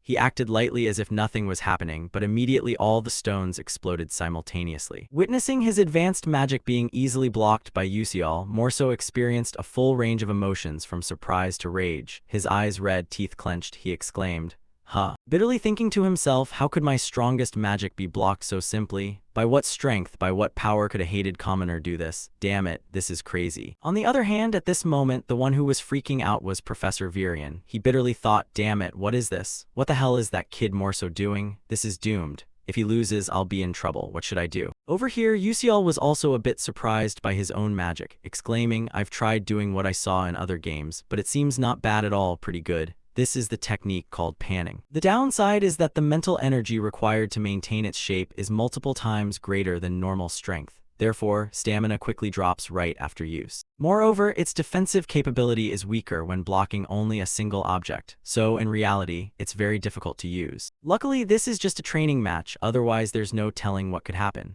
Below, the group of trainees were buzzing with chatter. Wow, this is the first time I've ever seen this. It's almost like a magic shield. Oh, so there's magic like that too. Amazing. Morso will definitely lose soon. At the same time, Morso clearly wasn't happy at all. He was confused, his anger dropping. He exclaimed, damn it. Could it be that this noble son is going to be embarrassed by some commoner like this? I can't accept this truth. Thinking this, he started gathering mana into his magic staff. A strong aura enveloped him. Before Morso's reckless action, the students below nervously whispered behind the teacher's back, hey, look there, using magic again? Wasn't Morso's turn to attack already over? Meanwhile, Professor Virion remained highly focused on observing the battle, ignoring the surroundings. He smiled triumphantly, thinking, that's right, keep charging the attack. Finish off that commoner kid. Morso shouted loudly, die, this time I won't let you off, I can't endure this humiliation. Suddenly, a voice rang out, teacher, smiling triumphantly. Professor was startled and turned around, saying, huh, what is it, Jeremy? Prince Jeremy smiled with narrowed eyes and said, why don't you let Yusiel have an attack turn? Caught off guard, the professor froze for 5 seconds, then forced a smile and stammered, well that. At the same time, the students began to aggressively bombard the teacher with thoughts. Hey, isn't this a basic first-year match? If he's careless, he could get seriously hurt. Isn't it already over? Such an irresponsible professor. Can he really be qualified as a teacher? Truly unfit to be an instructor. Virion seemed overwhelmed by the students. Worried, he thought, damn it, I was so focused on the battle that I missed the students' reactions. How could I be so negligent? What should I do now? Jeremy, seeing the teacher remain silent, called out, teacher, will you switch the magic attack turn to Yusiel? The professor stammered, magic. While everyone was focused on the professor and diverted their attention from the match, Yusiel gained the advantageous position, pressing the sword's edge close to the opponent's neck. At this point, the outcome was already too clear. Yusiel was the winner. This victory left a humiliation for Morso. In the end, he had to accept the fact that he had lost. The students below suddenly exclaimed in surprise, wow, Yusiel finally won, he's better than I thought. It seemed Yusiel had caught the eye of Prince Jeremy, who suddenly broke into a dangerous smile. A smile that foretold ill omens in the future. Scene shifts to the royal palace, a place both magnificent and splendid. Inside, desperate screams echoed, huff huff, please have mercy on me. A stranger appeared, revealing that Morso, after losing to a commoner like Yusiel, was being brutally beaten by someone, blood splattering everywhere. The person responsible for this was none other than Prince Jeremy. After a while of tormenting his opponent, the prince walked off, wiping blood from his hands. Speaking to the girl in front of him, Vera Jane, she replied, yes, sir, please let me know what you need. Jeremy Kelvin glanced at Morso lying beaten on the floor and said, that classmate is quite injured. Did you fail to take care of him? If there is any mistake, I will be very upset. His words seemed to carry a threat. Make sure you take good care of him or you will suffer the same fate.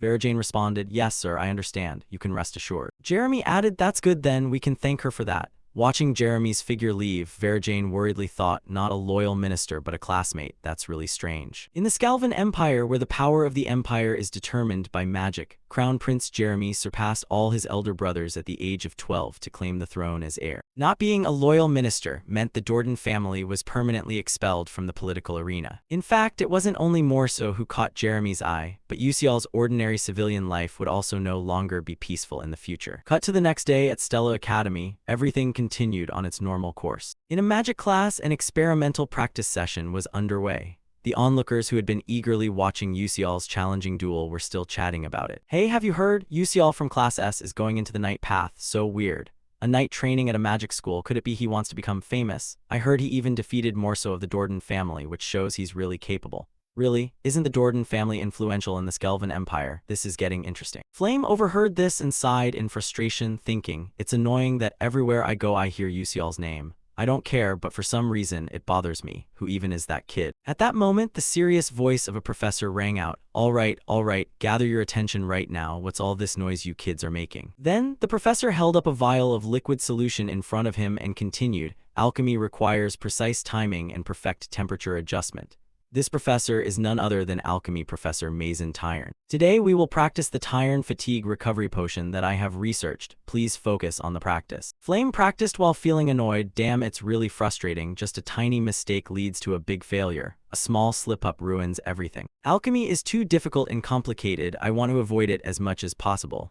At the same time, the professor's alarmed voice rang out. "Alterisha, you're being dangerous. Do you know how you can become an alchemist like that?" The blonde girl stammered, "I'm sorry." Flame stood back observing and thought, Professor Mason said I will become a black steed and even better in the future. I probably have to go gather materials to prepare. There's no choice but to diligently listen to the lectures. I believe I can do it. Suddenly a smug laugh caught Flame's attention. He. Yuseol seemed to have succeeded and stood there laughing proudly. He, awesome, this is it. Flame thought wearily, what's gotten into Yuseol? Laughing like a madman. At first I thought he joined this class to get close to someone, but now I see he's just a weirdo. What am I even witnessing? She sighed and thought, well, it's none of my business, I'll just go gather more materials. After a while, the perfect experimental results appeared. Flame was exhausted after struggling intensely, gently wiping the sweat off his forehead, his mind racing. Finally, it was done. Luckily, his high academic achievement allowed him to complete this quickly. Taking a closer look, how is Azel doing? He saw Azel was still fumbling through practice. Flame felt relieved, thinking it was good that she was performing well in a normal way. But wait, normals. If you remembered correctly in the original episode, Azel accidentally obtained Mela's magic code notebook. So wouldn't this class produce a product similar to Tyron's fatigue recovery medicine? Then why did he make just an ordinary medicine? Lost in thought, suddenly the professor's angry voice rang out. Yuseol, who said you are allowed to change the experiment ingredients as you please. Yuseol replied, yes, but doing it this way will yield better results. Hearing this, the professor was startled and confused, saying, but the problem is this result is different from the fatigue recovery medicine Tyron I instructed. Looking at the vial, Flame couldn't believe his eyes widened. Amazement filling his thoughts, the high-grade medicine was supposed to be made by Azel, yet Yuseol achieved this extraordinary thing. Why was it Yuseol who manufactured Tyron instead of someone else? Meanwhile, Professor Mason Tyron tried to keep a cool head because losing it would mean a fever. He raised his hand to his forehead and sighed wearily. No, this attitude is really inappropriate truly. Coming from common folk means you can't make anything decent. Hearing this, Flame recalled the story's plot while thinking. That dialogue was originally the reason the family was destroyed. This phrase had haunted Azel because the pain of losing her family lasted until the very end of the blink. If Yuseol had known this truth beforehand, would he have drawn the criticism of Professor Mason Tyron in order to protect Azel? Professor Mason Tyron holds significant influence within Stella. If she accused him, his academic record would be seriously affected. Flame thought to himself, why would that kid go that far? Because of anyone, dying for a girl is the most heartbreaking death. At the same time, Professor Mason Tyron shouted fiercely, Yuseol, what is that rude attitude? Didn't your parents teach you manners? Call your guardians here immediately for me. Only then did Yuseol realize the serious trouble he had caused. He thought to himself, I forgot because I was so obsessed with alchemy that I completely overlooked this nuisance. How foolish of me. He timidly replied, I have no parents and no relatives. After hearing this, Mason Tyron became even more irritated, her face red with anger as she shouted, if you do that, aren't you disrespecting me? Are you trying to bypass me? Yuseol thought, fine, since I've already been scolded, what else can I do? Oh right, tomorrow I'll try making kimchi medicine and cola medicine. In the weeks that followed, the quarrels between teacher and student still had no end in sight. Professor Mason Tyron said, how many times have I told you, don't use ingredients that haven't been taught? Yuseol replied, but after slightly changing your method, the results improved a lot. Hearing this, the professor was so furious he could blow steam, shouting at a stubborn student, Huh, you really think you can do that? Immediately, Yuseol adjusted his glasses and began analyzing the professor's position. A notification appeared. Mason Tyrn, 21% dark magic infestation level, feelings of inferiority and jealousy, pseudo-dark magic contract user, Professor Alchemist Episode 8 boss confirmed as dark magic infected. After reading it, seeing the professor trembling with indignation, Yuseol thought quietly, good, everything is progressing according to my plan. Episode 8, the boss is infested by the dark magic Mason Tyrn. She is a villainous character who cannot overcome her emotions and has become dark magic. If the infestation level exceeds 90%, she will transform completely into dark magic. Below 50%, she cannot be detected by current magic. At 21%, since it's impossible to prove or report she is dark magic, the only option is to stimulate the infestation level above 50% to notify the dark magic extermination squad. If it were an ordinary dark magic infestation, there is a way to return before being completely controlled. But Mason Tyrn is a pseudo-dark magic contract user, having made a contract with dark magic through her own will. The seed of dark magic is sprouting, so she cannot return to her former self. Yuseol thought episode 4 hasn't started yet, but I must prepare in advance since there is such a powerful boss. Otherwise, other students might also become dark magic and threaten Stella. Mason Tyrn continued to threaten, if you don't change your attitude, don't expect good results in alchemy. Yuseol sighed, damn, that's better anyway. If I attract attention, there won't be any damage, right? It seems that during the time doing exercises, I should maybe work out my muscles, haha, I have to really make her furious. After a while, Professor Mason Tyrn divided the class into several groups.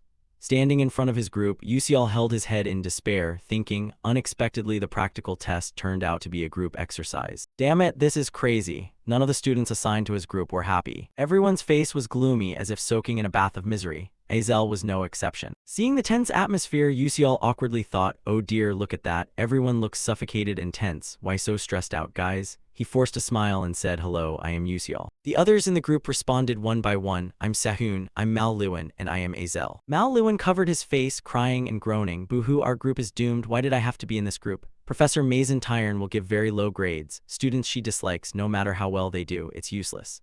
After hearing this, Yuseol fell silent, thinking, oh my god, it's all my fault, I feel sorry for you guys. Suddenly, Azel spoke up, come on everyone, cheer up, are we really just going to give up like this? Another person stammered, but before they finished, Azel continued.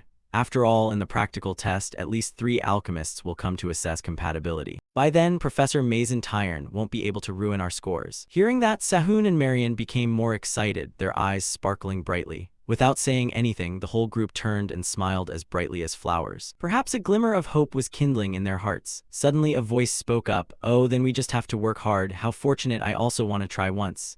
Yuseol turned to look at Azel with admiration. Here was the savior. The girl was a bit surprised but ignored him, turned her head and continued speaking. Anyway, the Type D enhancement drug assigned in this exercise isn't too difficult to combine with the knowledge we've learned. But we have to find really good ingredients. So who will find the fire lizard tail, the main ingredient of the demon medicine? Without hesitation, Yuseol raised his hand. Let me, I will find that. Everyone knows that the corpse of a monster is the most important thing in alchemy, right? You have to choose the freshest one for better results. The whole group seemed to understand this. Someone added, good, let's decide on that. Classmate Yuseol will take on this task. Inside, Azel thought to herself that seeing his confidence, she could trust him. On this side, Yuseol smiled smugly, fire lizard tail, huh? I'll have to go directly to the mountain to find it. Cut to the alchemy professor's office, a student walks in, the professor calls out, come here. The professor held up a piece of paper and said, can you deliver this paper to the first-year students of Class C alchemy groups? But except for Group 12, the student replied, yes sir, I understand. The alchemy practical test will take place in front of professional alchemists. If you perform poorly, the path to becoming an alchemist will be blocked. The professor thought, Yuseol, just wait and see. I will show you the price of opposing the professor. Scene shifts to the private training ground of Class S. Azel is practicing magic. Suddenly she hears a call, Flame. A male student hands her a piece of paper. This is for you. They told me to deliver it to you. An announcement about alchemy, take this. Flame takes it and replies, ah, thank you. The male student adds, one more thing. Absolutely do not tell any other student. You'll understand why, right? Watching his figure walk away, Azel sighs. Students are just like that, meaning don't reveal this to Yuseol's Group 12, right? I should know better than anyone, think he's afraid of me or something.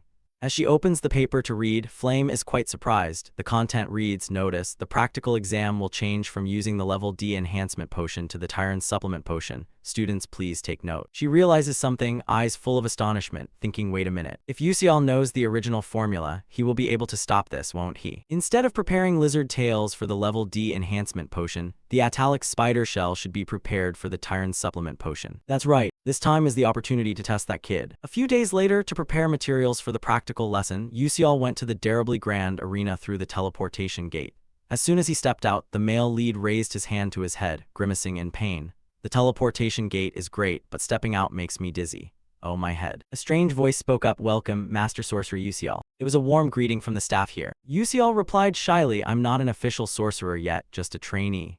The cheerful staff member continued, "Even as a Stella trainee, you enjoy the same benefits as a full sorcerer." Hearing the mention of Stella, the nearby trainees buzzed with excitement, whispering, "Look, a Stella trainee. Really? It's my first time seeing the Stella uniform. I'm so jealous, it looks pretty cool." The staff member added, "If you need any support, just let me know." Yusial responded, "Oh, thank you very much." Then he stepped inside, thinking as he walked, with just a pass and the Stella pocket watch, you get treated like an official sorcerer anywhere. The Stella Academy is truly wonderful. Plus, you get to use the teleportation gate for free. Usually it costs 1,000 credits. What luck! Thanks to that, I make sure to visit neighboring cities every weekend. As a result, what I know is exactly like this world. He ventured deeper into the forest, scanning his surroundings and muttering, "I think this is the place." Today's target is the level 2 fire lizard monster. Their strength and physique are slightly superior to regular beasts, but their magical defense and speed are formidable. They can only be defeated using level 2 magic or higher. Thinking further, I once hunted level 1 monsters and found it not too difficult, so level 2 probably won't be a problem either. Very quickly, Yusial sensed their breath nearby. He channeled mana to transform his magic staff into a sharp sword, silently preparing himself. He stood upright alone, concentrating intently. Across from him, a pair of blood-red eyes stared fixedly, as if wanting to devour its prey alive. The fire lizard aimed straight at Yusial, but he was no rookie. With his keen instincts, Yusial immediately detected the enemy. With no unnecessary movements, he whirled around and delivered a deadly strike. Death came too swiftly. The lizard hadn't even realized what happened before it bled out and died on the spot. Who would have thought? Yusial cast a cold glance at his handiwork. Quite impressive. Within the blink of an eye, one was already eliminated. He exclaimed, "One down. Now, any of you who want to join my team, come on over. I'll take care of all of you alone."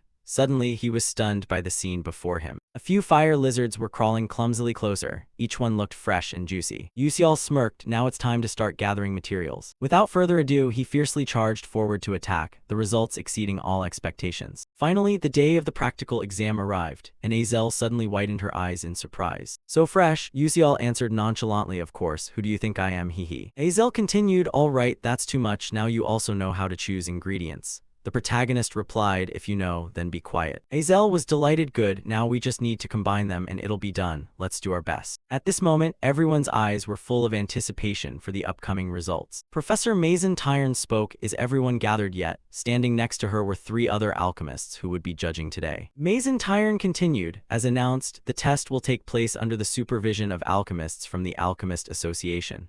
If you perform well, your path in alchemy will open up much more. So what are we waiting for? Let's start. Today's assignment is a Tyrn supplement." Upon hearing this, Yusial's whole group widened their eyes. "Is she messing with us?" Professor Mason Tyrn continued, "Has everyone prepared their ingredients?" Azel panicked. "Sorry, Professor. We thought the assignment was a de-enhancement medicine." Mason Tyrn smirked coldly. "That's true, but I have already announced the change of the assignment, haven't I? The assignment was changed to a Tyrn supplement, right everyone?" The truth was, the whole class knew, only Yusial's group was left out. A feeling of isolation and bitterness surged. The protagonist thought silently, "She's playing dirty indeed. I can handle it, but if others fail, it'll be a big problem. I wonder if the original story has a part like this." At the same time, Flame glanced at Yusial's group, feeling a bit guilty, then turned away. Her confused attitude made Yusial perplexed. Azel thought to herself, what is happening? Could it be that Yusial didn't know the original story's content? Why didn't he stop this from happening? Professor Mason Tyrn spoke up. "Student Azel, could it be that you prepared the wrong materials?"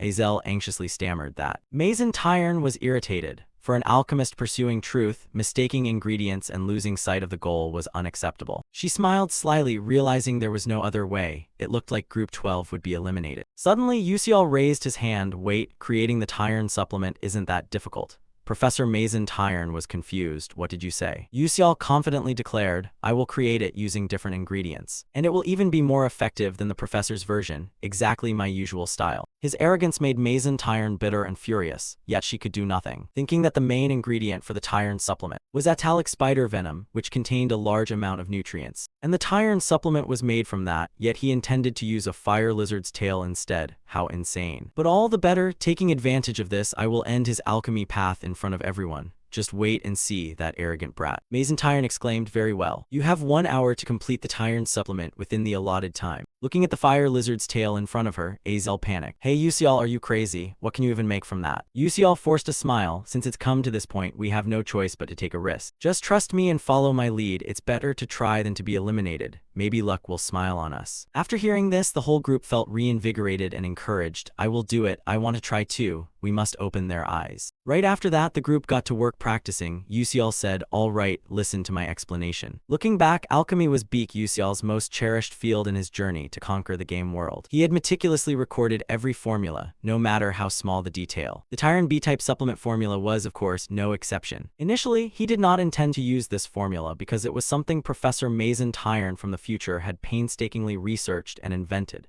Thinking of this, Yusial confidently said, the reason why Atalix tarantulas contain many nutrients is that they are necessary for reproduction. The fire lizard's tail also has a similar organ. He pointed to a spot on the tail. This is the blood vessel here. Can everyone see it clearly? I heard that the Awo tribe in the southern desert often uses the fire lizard's blood vessel to nourish their chieftains. They live very long lives, so this blood vessel could definitely replace the Atalix tarantula. Mal Lewin raised his hand. I know a bit about the raw material processing techniques of the Alaker tribe. Let me take charge of this part. Yusial said happily, that's fine, that's great. As for this mistletoe, it must be dried using the desert region's special method. Does anyone know how? Sahun replied, it's the solar drying method, right? I learned it when I followed my father. With this amount of vascular tissue, I can dry it in 5 minutes. Before he could finish speaking, Azel volunteered, let me take care of the next processing step.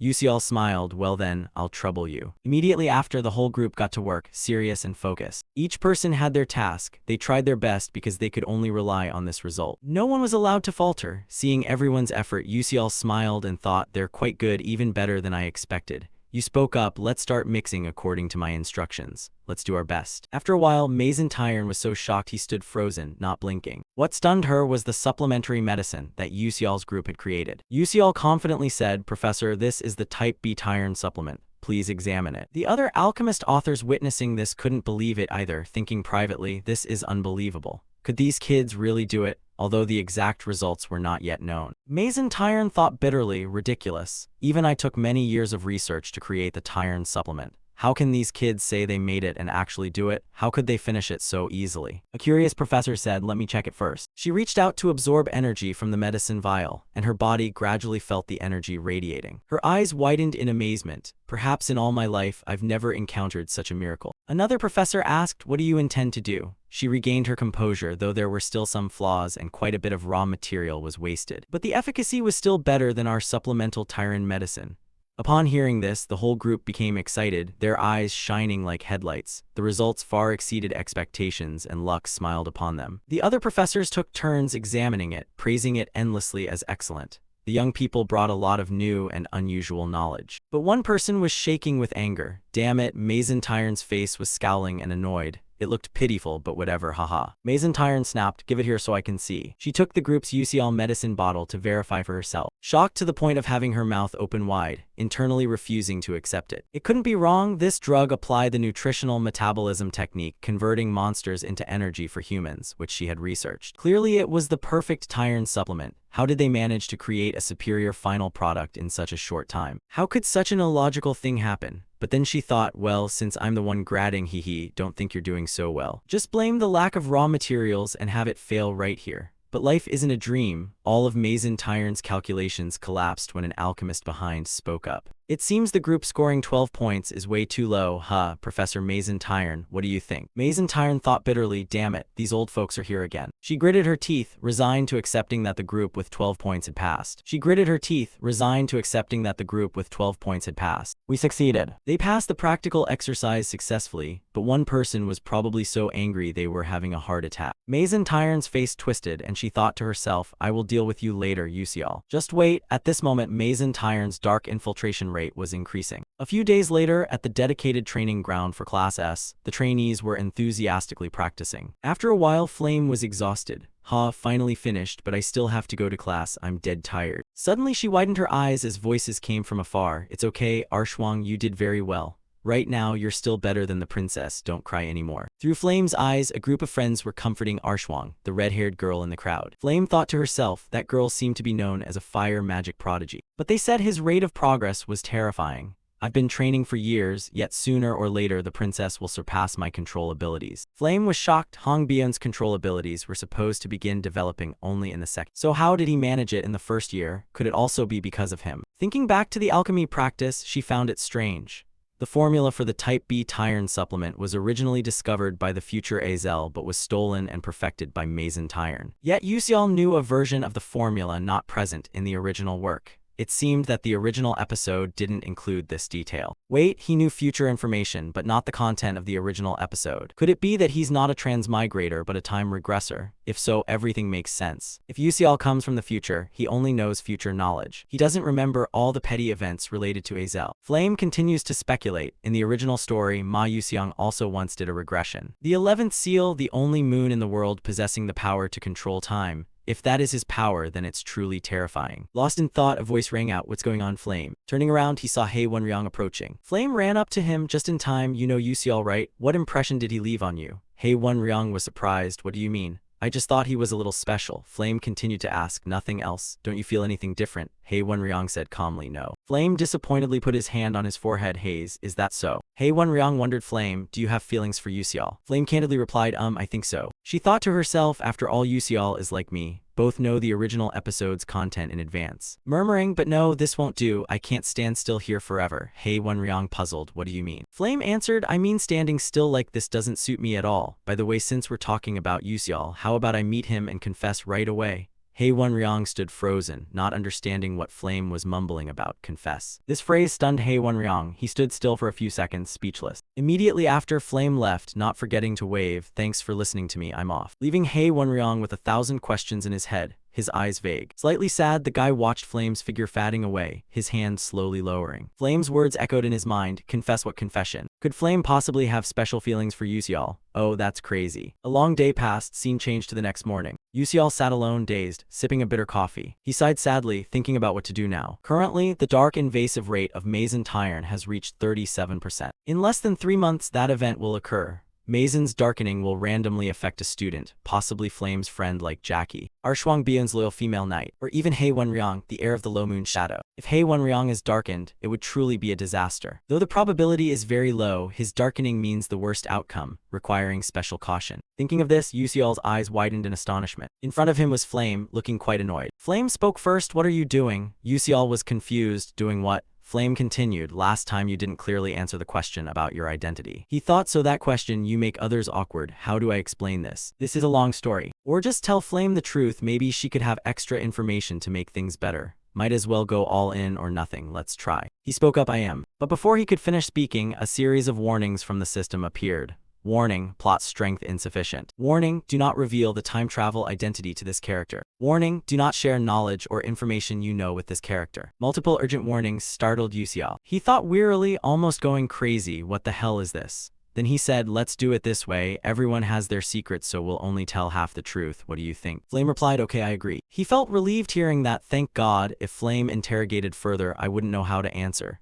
Flame continued, let me ask first, you know the future, right? Yusial, barely relieved, grimaced, oh God, told to only say half but you ask directly like that. He replied, you ask meaning you do too, right? What's your purpose coming to this school? Flame candidly said, of course it's to prevent the world from being destroyed. This world is in danger. Yusial sighed, thinking luckily, not sure if true, but I don't want this world to perish either. Flame went on, now it's my turn. Why do you act that way? Yusial thought, what exactly does he mean by that way? He wasn't sure of his meaning, so he evaded. He answered, no particular reason. I just do whatever I believe is most right. Thinking that's enough of an explanation. But Flame angrily snapped, don't lie, how can someone be so kind? You must have a purpose, something you want to achieve, right? Yusiel was confused, no, not like you think, no, is there something you want to achieve? Actually, I'm not sure either. Flame was annoyed, what did you say? Not sure. Yusiel continued, I just want to survive. Hearing the truth, Flame was shocked, speechless. Survive. She felt a bit awkward for suddenly asking this question, stammered, probably, sorry, I misspoke.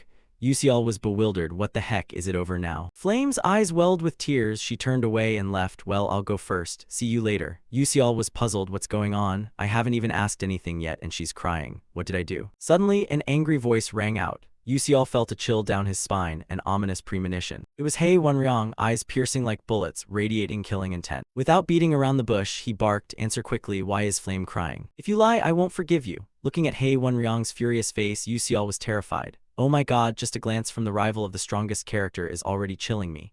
Now I remember, there's a plot where Hei Wenryong loves Flame unrequitedly. I'm doomed, but I didn't do anything. Misunderstandings are troublesome, I have to be clear. You spoke up, there's nothing shady between me and Flame. Why are you asking that? Hei Wenryong frowned, do you think I'd believe that? Believe it or not, you have to believe it, especially that what you're thinking isn't true, rest assured. Yusiel forced a smile, alright, is that okay? I really have nothing shady with Flame. Hei Wenryong fell into thought, then suddenly lowered his face, so my question was unnecessary, sorry about that. But the way he apologized gave Yusiel goosebumps, stammering, it's really okay. Well then, I'll be going now. Hei Wenryong turned and walked away. Yusiel sighed with relief, thinking, what was that about? It's nothing like him at all. Hei Wenryong, who is always cold and rational, is acting so unsettled, it makes me uneasy. The scene shifts to the evening. Isel closed the book in exhaustion, wondering why she couldn't focus at all today. Suddenly remembering the conversation with Yusiel in the practice room. Yusiel, I have something I want to ask. Did you come up with the formula just now on the spot? After thinking a moment, he replied, let's just say yes. But at that time, she was shocked. She had always considered herself a genius, thinking that was enough to defeat anyone, but apparently not. Thinking this over, Isel was startled. What was she just doing? At this rate, how could she possibly avenge her father? Those who betrayed her father and pushed him to death. The vile and cowardly Adelbit family, she couldn't settle for just this in her revenge. She reassured herself, no, not like this. She couldn't give up, she had to try harder. One day, she would succeed. The next morning, warm rays of sunlight shone through the window onto Flame's bed. She woke up but lazily didn't want to get up. Flame thought, because I like lively places, I chose a 4-person room. In hindsight, I should have chosen a single room meant for S-class students. I picked a 4-person room thinking it would be fun and easy to socialize, but now I regret it. Flame muttered. Yusiel said he didn't know the purpose, no longer doubtful. It was proof that he had time regressed. I remember in the final part of the original work. On th letter 1EBF 11th Moon once told Ma Yusiang, I can give you the chance to reverse time, but the price is losing nearly all memories and recollections during the period you return to. After completing the mission, you will disappear from this world. No one will remember that you saved the world, including friends and loved ones. You accept this trade to start over. At that time, Ma Yusiang replied, if that is my destiny, I will accept to save the world once again. But Isel urgently stopped him, wait. I'd rather witness the world's destruction than live in a world without you. Let's go together. Isel's persuasion stirred Ma Yusiang's cold heart, causing him to abandon the idea of time regression. Ultimately, the world was destroyed, ending in a tragic conclusion. Thinking of this, Flame sat up. If this world differs from the original, and Ma Yusiang does not know that Yusiel time regressed thanks to on th letter 1EBF 11th Moon, then after completing the mission, he will vanish. No one will know of his existence anymore. Losing most memories, only the spirit of responsibility remains. He only said he wanted to survive. As the time regressor, courage must be the sole motivation that helped him not fear being erased. Flame continued to ponder. He should have run away, but with the mission on his shoulders, Yusiel turned back to save the world, even knowing that death awaited at the end of the path. Though afraid, he still accepted it. In that case, I should no longer doubt him. We share the same goal, and I will support him in saving this world. Suddenly, the sound of hurried footsteps echoed. Jackie flung the door open in panic. Flame, Sir Hei Wenryong is looking for you. He is waiting on the first floor of the dormitory. Flame immediately lay down, pretending to be tired. He told her to send him away and say that he wasn't here. Jackie was confused, but before she could say more, Flame cut her off. I don't know, just say that. I want to sleep, don't disturb me. Jackie had no choice but to comply, but a flash of envy toward Flame sparked within her. Being cared for but not knowing how to hold on to it, she quickly went down to the first floor, outside the dormitory. Hae Won-ryong stood there dazed, his eyes filled with the melancholic gaze of a lovesick man. Jackie ran up Sir Hae Won-ryong, she thought to herself with relief. But when he turned and saw Jackie, his expression fell. The person he had been waiting for did not appear, replaced instead by a stranger. Hae Won-ryong's cold expression made Jackie feel awkward. Her eyes sparkled as the flames of unrequited love ignited, but he was indifferent. Who are you? His words were like a bucket of cold water splashed on Jackie's face, pulling her back to reality.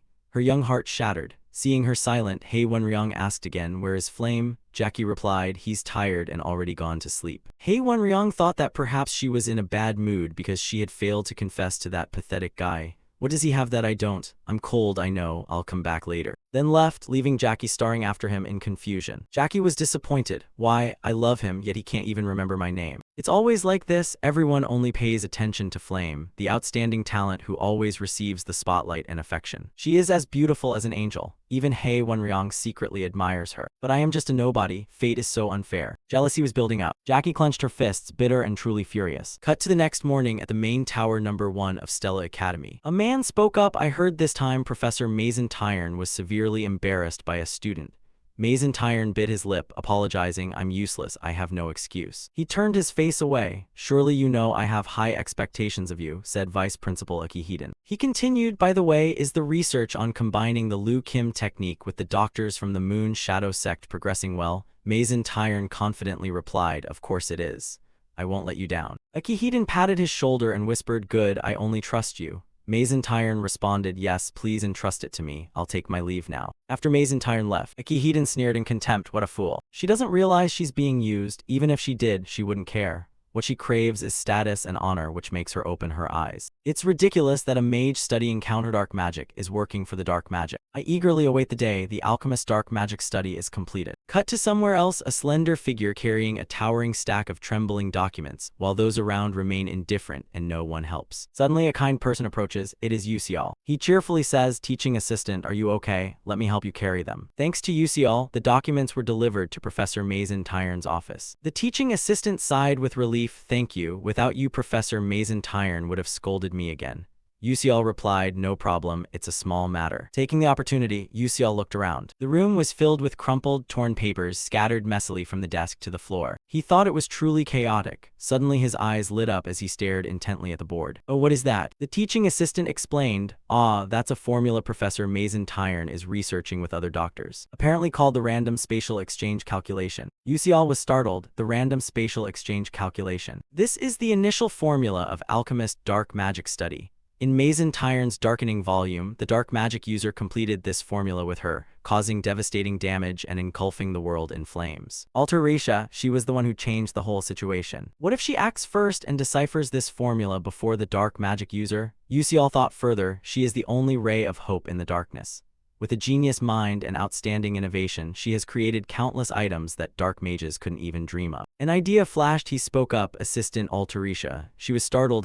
Do you want to have coffee? Yuseol smiled. No, that's not what I meant. Professor Mason Tyrn bothers you and makes you uncomfortable, right? She replied, why do you suddenly ask that? If there were a way to get truly satisfying revenge, what would you do? Would you want to try it? Altarisha was flustered. I'm just a humble assistant. How could I help with revenge? If I'm not careful, I might get fired and end up homeless on the streets. Yuseol continued, so what? Do you have any ideas? You could very well become a great alchemist, even surpassing Professor Mason Tyrn. Altarisha was surprised. What? Yuseol added, then no one would dare to look down on you anymore. His words seemed to give new motivation, planting seeds of hope in Altarisha's heart. She murmured, if only that were true. Just as Yuseol predicted, Altarisha was tired of her current job, dissatisfied with having to care for Mason Tyrn in a dusty room. Her long-held dream was to become an alchemist and create groundbreaking inventions. She had the talent to do so, because later on, Altarisha would become a great alchemist, with genius intellect and outstanding creations, deserving of the very best. Currently, Altarisha had temporarily set aside her dream due to harsh realities. But Yuseol thought to himself, I will help her achieve her dream soon. After the first preliminary exam at Stella, Yuseol continued to visit Altarisha, giving only a few suggestions, which Altarisha quickly grasped. Cheerfully, oh, you think so too?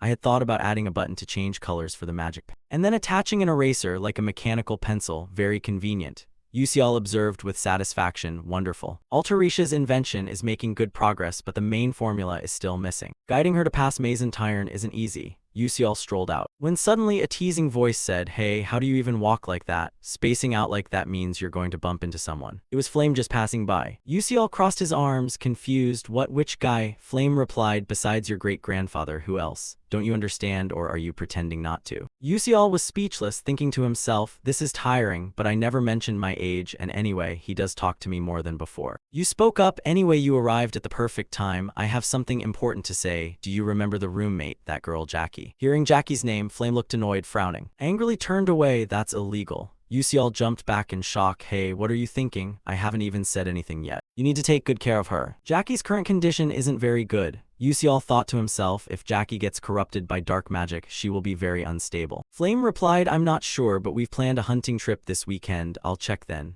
Yusial answered, okay, I'm counting on you. But what do you think about going hunting? The hunting season is approaching. The target is Matevis Cemetery, where episode 4 begins, with main characters like Ma Yusiang, Aizel, and Flame all participating. There is even a big battle with a level 5 necromancer. I'm not involved, but obtaining the hidden reward would be useful for contracting a familiar. A few hours later, the scene shifts. Yusial goes to Professor Li Hanwal's office to ask for permission to go out. Li Hanwal holds the paper and reads it. Training, huh? But you probably can't learn swordsmanship or knightly arts there. Yusial freezes, unsure how to respond. Suddenly, he notices Ma Yusiang's application for going out and thinks to himself, as expected, they're starting the hunt now, perfectly matching my memory. He persuades, teacher, quite a few people have been hunting recently. Li Hanwal replies, it seems everyone is going to Matevis Cemetery to join the club activities, probably searching for treasure. Ma Yusiang and He Wenryang are very diligent. Ma Yusiang said he would return to the clan, while He Wenryang went with Flame. Yusial is startled. What? Without Ma Yusiang, we can't stand against the necromancer. With the current team formation, we cannot defeat a level 5 necromancer. What to do? I can't request support without evidence, and the plot doesn't allow revealing everything. But I'm not going to let things happen like this. A few days later at Matevis Cemetery, a male student just killed a giant fish, which lay gasping on the ground. He shouted, saying it's a level 2 monster, a weak piranha. Suddenly, a gruff voice scolds, hey, you stupid bastard, don't ruin things. Did you hear the team leader's order? This is second-year student Kasif Derek. Doc Cholkwang scratched his head and chuckled awkwardly, saying sorry. Chip Derek was annoyed. How can that idiot even laugh? A girl spoke up from afar, forget it, talking too much is a waste of words. That was second-year student Bandion. She turned to me, saying we shouldn't pay attention to them, just ignore them. Aizel replied softly, yes ma'am. Chip Derek turned back and said, I heard everything. Is there a problem? It's too noisy. Be careful how you speak in front of the freshmen. Aizel thought to herself that she heard there was an opening in the club, so she'd follow along, hoping they weren't bad people. Just as she was lost in thought, the team leader's voice rang out, Aizel, let's go. She replied, yes ma'am. Suddenly, a loud explosion echoed from afar. The whole group was startled and looked in the direction of the blast. What was that? Could there be a fight nearby? Bandion asked, if there's an overlap in hunting areas, should we go greet them? Team leader Kasif Derek blankly answered, yes. As soon as those words ended, the whole team aggressively moved toward the source of the explosion. Izel suddenly widened her eyes. She spotted Bion in the distance. Flame and an unidentified group of people were there. They were arguing. Bion shouted clearly, I took down the giant piranha first. Flame replied, nonsense, it's in our hunting area, so it belongs to us.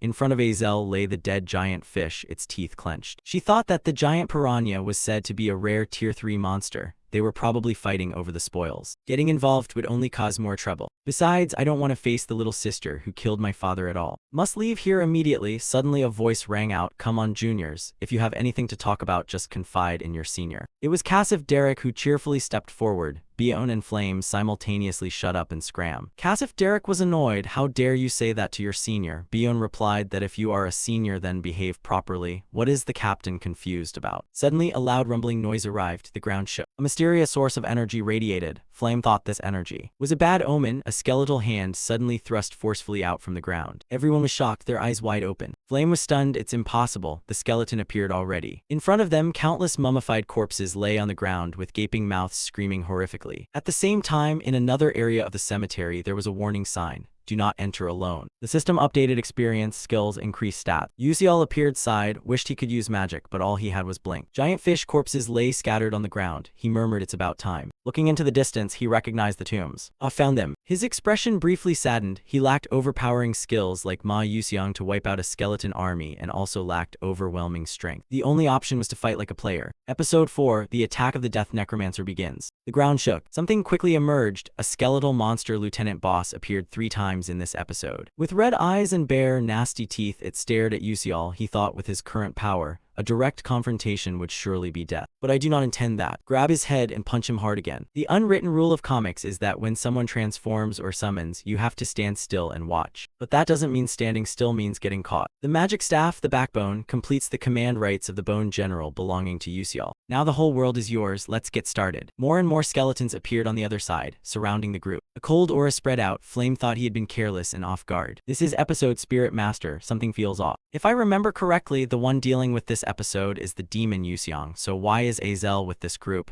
Where is Demon Yuxiang? Could it be that I have to face a level 5 Spirit Master with them? Seeing Flame lose his composure, Hei Wenriang reassured him and sent a distress signal to Stella via a pocket watch. Just hold on until they arrive. Doc Chulquang added, that's right, wait a moment, the professors will come. Even if we can't defeat the Spirit Master, at least we can escape. Bion spoke up, now is not the time for consolation. This is a graveyard, the longer we delay, the more skeletons gather. We must quickly return to base. Jackie fearfully stepped back when he saw the grotesque skeleton horde. Don't come any closer. A big snarling mouth screamed as if wanting to devour raw flesh. Suddenly, a burst of power attacked from behind, stopping it from charging. The one who acted was Azel. Jackie stammered, okay. Doc Chulquang praised, not bad for a freshman. Azel continued, this Spirit Master is well prepared. He uses an energy container device to store mana. Normally a level 3 to 4 Spirit Master can summon up to 15 skeletons at most. Yet he controls a vast area with no triviality. Doc Chulquang added, more skeletons pouring in. This has been planned for a long time. Surely they want to kill us to create the skeletal mages. Casif Derek forced a smile, thinking as the captain he must show his prowess by wiping them out with powerful magic. But life isn't a dream. A skeleton grabbed Casif Derek's leg. He turned pale with fear, then a quarrel with his brother. Before he could react, Doc Chulquang dashed forward to attack decisively. Damn it, don't think you can run. But unexpectedly, a hand appeared in front of Casif Derek. In an instant, he couldn't resist. Doc Chulquang realized, damn it, they were chanting a counterspell, quickly ducking down. A terrifying source of power formed, oppressive and intense, fragile as if it could explode at any moment. Everyone was startled and panicked. Bion shouted, no, if it explodes then we. A big explosion rocked the cemetery, leaving a huge crater. Many were injured. Fortunately, Flame was unharmed, but the group of necromancers kept advancing relentlessly. Flame thought silently, this is wrong, this is my limit, I'm too exhausted. The situation was dire. Magic power drained with no time to recover. While the enemy forces were terrifyingly numerous, jaws agape, skeletons screamed as they approached. Flame, faint-hearted, suffered a drop in blood pressure. It's over. She gripped her staff tightly, trying to observe, is this where I die? But suddenly the skeleton horde stopped as if being controlled. Flame couldn't believe her eyes. What is going on? Finally stopping, what the hell is this? From afar, Yusial's figure advanced like a deity descending to save the day. Flame was stunned, wondering how he could be here at exactly the right moment. She noticed the skull Yusial held in his hand was that of the dry bone general. Much stronger than regular bone soldiers, usually accompanied by elite bone soldiers as escorts. Yet he had captured it alone, unbelievable. Doc Chulquang regained consciousness and thanked him, saying it was thanks to him they survived. Yusial politely replied, it's nothing. Izel asked how he managed to get the dry bone general's skull. Yusial joked that he fished it out from the bone broth pot but thought silently that he didn't need to reveal he ambushed the summoning spot. His joke left Azel speechless. Yusial remained calm. After all, he had to quickly devise a new plan. If the necromancer directly controlled the dry bones and ignored the dry bone general, it would be troublesome. Doc Chulquang asked the junior if he had any plans. Yusial replied that on the way here, he saw the necromancer controlling near the base area, making escape impossible. Their only option was to strike directly at their core. Everyone was bewildered by his recklessness. Duho hurriedly asked if he was thinking straight. Yusial calmly replied, didn't we learn this in school? Although necromancers control powerful bone soldiers, their cores aren't what we should fear.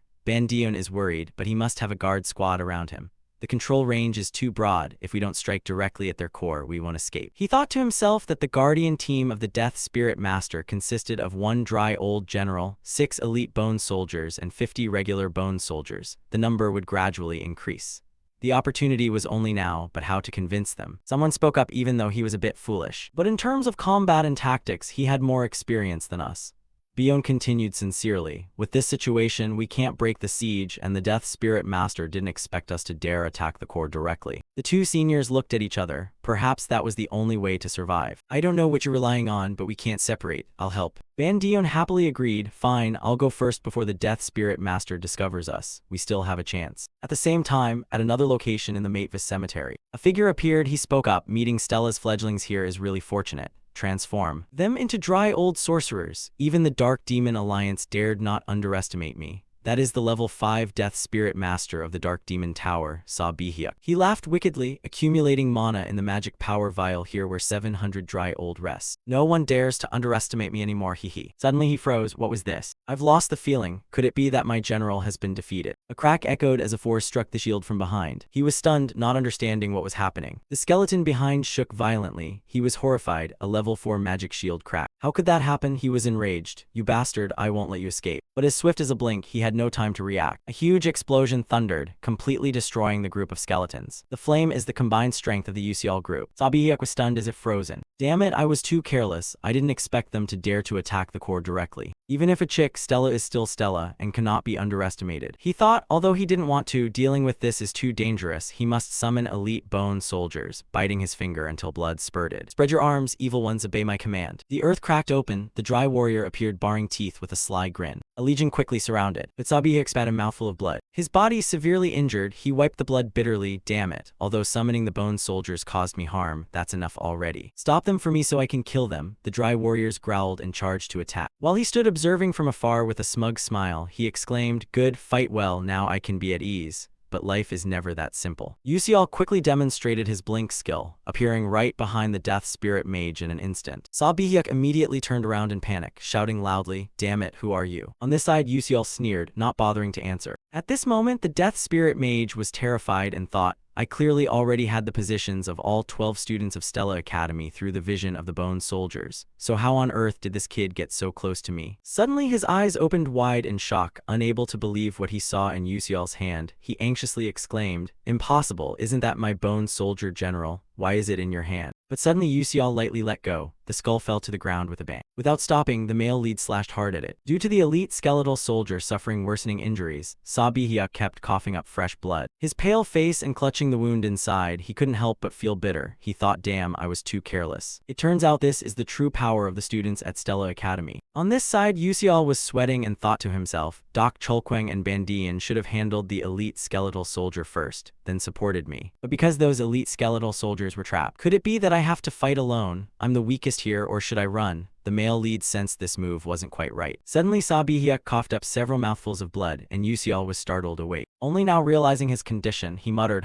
it seems he's seriously injured too. It turns out he overexerted himself summoning the elite skeletal soldiers and suffered internal injuries. Looks like I can do it. Thinking this, he involuntarily smiled with confidence. At the same time, Bion's flames erupted fiercely. Suddenly Jackie ran over in a panic. Princess, it's dangerous. The necromancer is fighting Yusial one-on-one. Bion was startled. What? She looked ahead. Where Yusial and Saw Bihyuk were fighting, a fierce power radiated around. The battle was extremely intense. Bion muttered, this is serious. This situation is completely unlike the original plan. For some reason, Yusial is the only one facing the Death Priest. Meanwhile, the Stella trainees are dispersing everywhere. Perhaps they have to split his forces and eliminate the enemies one by one. Can Yusial hold him off until we arrive? If he dies, I won't forgive you. Hang in there, Yusial. On this side, Yusial relentlessly uses blink to move swiftly. His wide-open eyes observe carefully to devise a reasonable solution.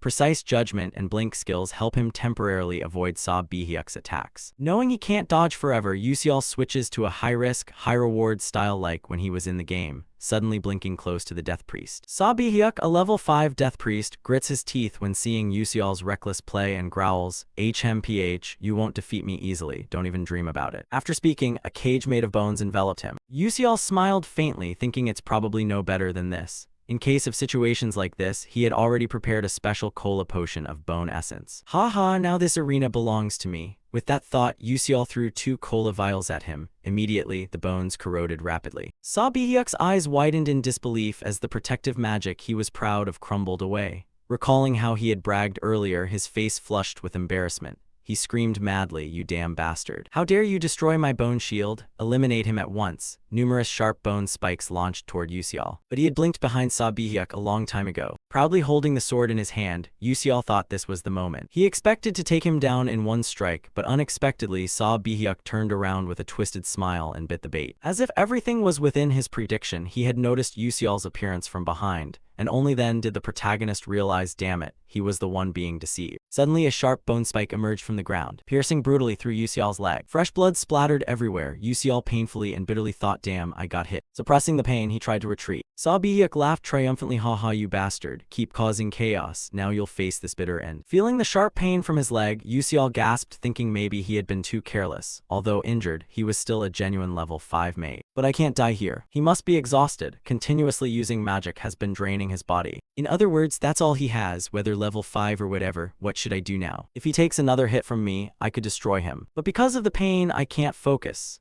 Even my sixth sense isn't working, my head aches like a hammer blow, blink is hard to use now, what should I do? Suddenly a thought flashed in Yusial's mind, that's right, that's it. While bowing his head in thought, Saw Bihyuk stepped right in front of him, preparing to attack with a confident expression, die. Yusial quickly realized. Without hesitation, he immediately ran forward at full speed, but because of his wound, he stumbled and fell face down on the ground. Seeing the pitiful state of the protagonist Saw Bihyuk, he burst out laughing like a madman, haha, look at you running for your life. How miserable you are. But Yusial did not care about the mockery and quietly told himself just a little more. He struggled to drag himself forward step by step. Saw Bihyuk kept mocking, haha, struggling is useless. I will kill you right here, but Yusial did not think so. He curled his lips into a smile and said, I've won. The distance between Saw Bihyuk and Yusial was 13 meters, meaning he didn't need to cancel the blink move. While the necromancer was still confused, not knowing what trick Yusial intended to play. Suddenly his eyes widened in extreme horror. In less than a second, Yusial had blinked right in front of him. The protagonist braced himself, enduring the sharp pain in his leg. He focused all his remaining strength into his sword, then unleashed a critical strike that pierced through Saw Bihyuk's heart.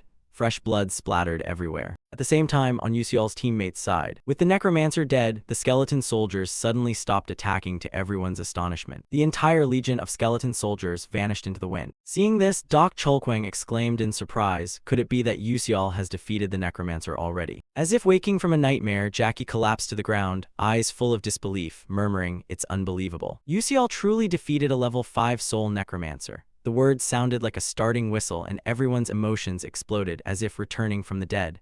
The whole group cheered in unison, we're alive, we're alive. The scene shifted to Yusial. After defeating Saw Bihyuk, he also lay exhausted on the ground. After a while, he slowly woke up, sighed, feeling extremely tired and thought, I want to go home as soon as possible. Afterwards, the Stella Academy Magic Knight immediately flew to Maitvis Cemetery, received the information, and took everyone back to school. As soon as he returned to the academy, Yusial was called out and scolded by Lee Hanwal. Yusial, you said you were going to train in a place with green hills and clean air, but you ended up at the cemetery. It seems the air there is pretty fresh too, huh? Yusial didn't know how to justify Lee Hanwal's sarcasm, so he lowered his head and apologized. I'm sorry, I only got out of the vehicle because I thought something bad was about to happen.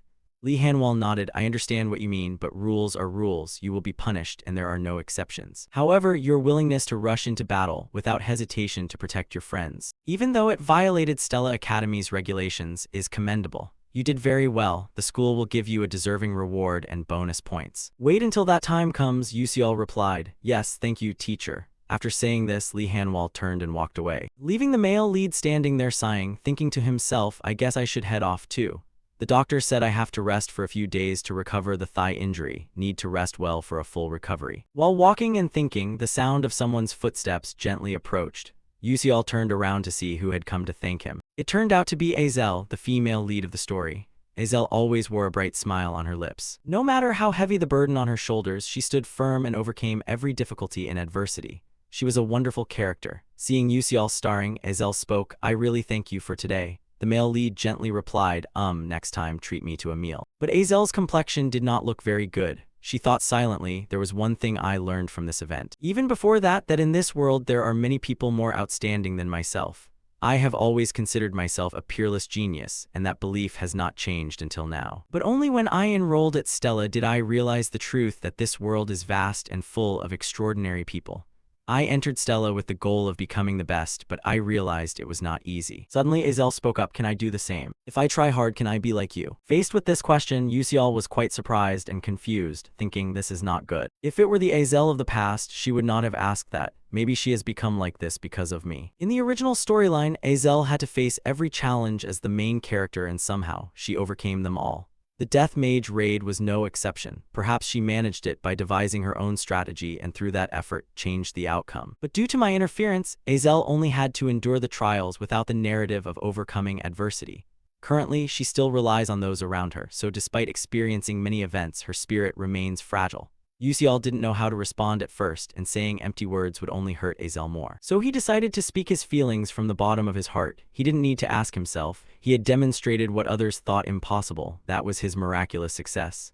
Azel was surprised. How did you know that? Yusial replied gently, because I have always been watching you. This answer left Azel confused. Her cheeks flushed red with embarrassment. Seeing her reaction, Yusial was startled and thought, wait a minute, doesn't this sound like a stalker? What the heck did I just say? Then he awkwardly said goodbye and left, saying, well, I'll be going now. Only then did Yusial dare to breathe a sigh of relief. Oh God, I almost got caught. Meanwhile, Azel pondered over what Yusial had just said. He said he was always watching me. No one had ever cared for the child of a traitor like me. Even if they did, their only purpose was to scrutinize and criticize my mistakes. No one truly cared, yet he had always been watching me. Yusial's words pierced through Azel's icy heart, flowing through her veins, preserved in her mind.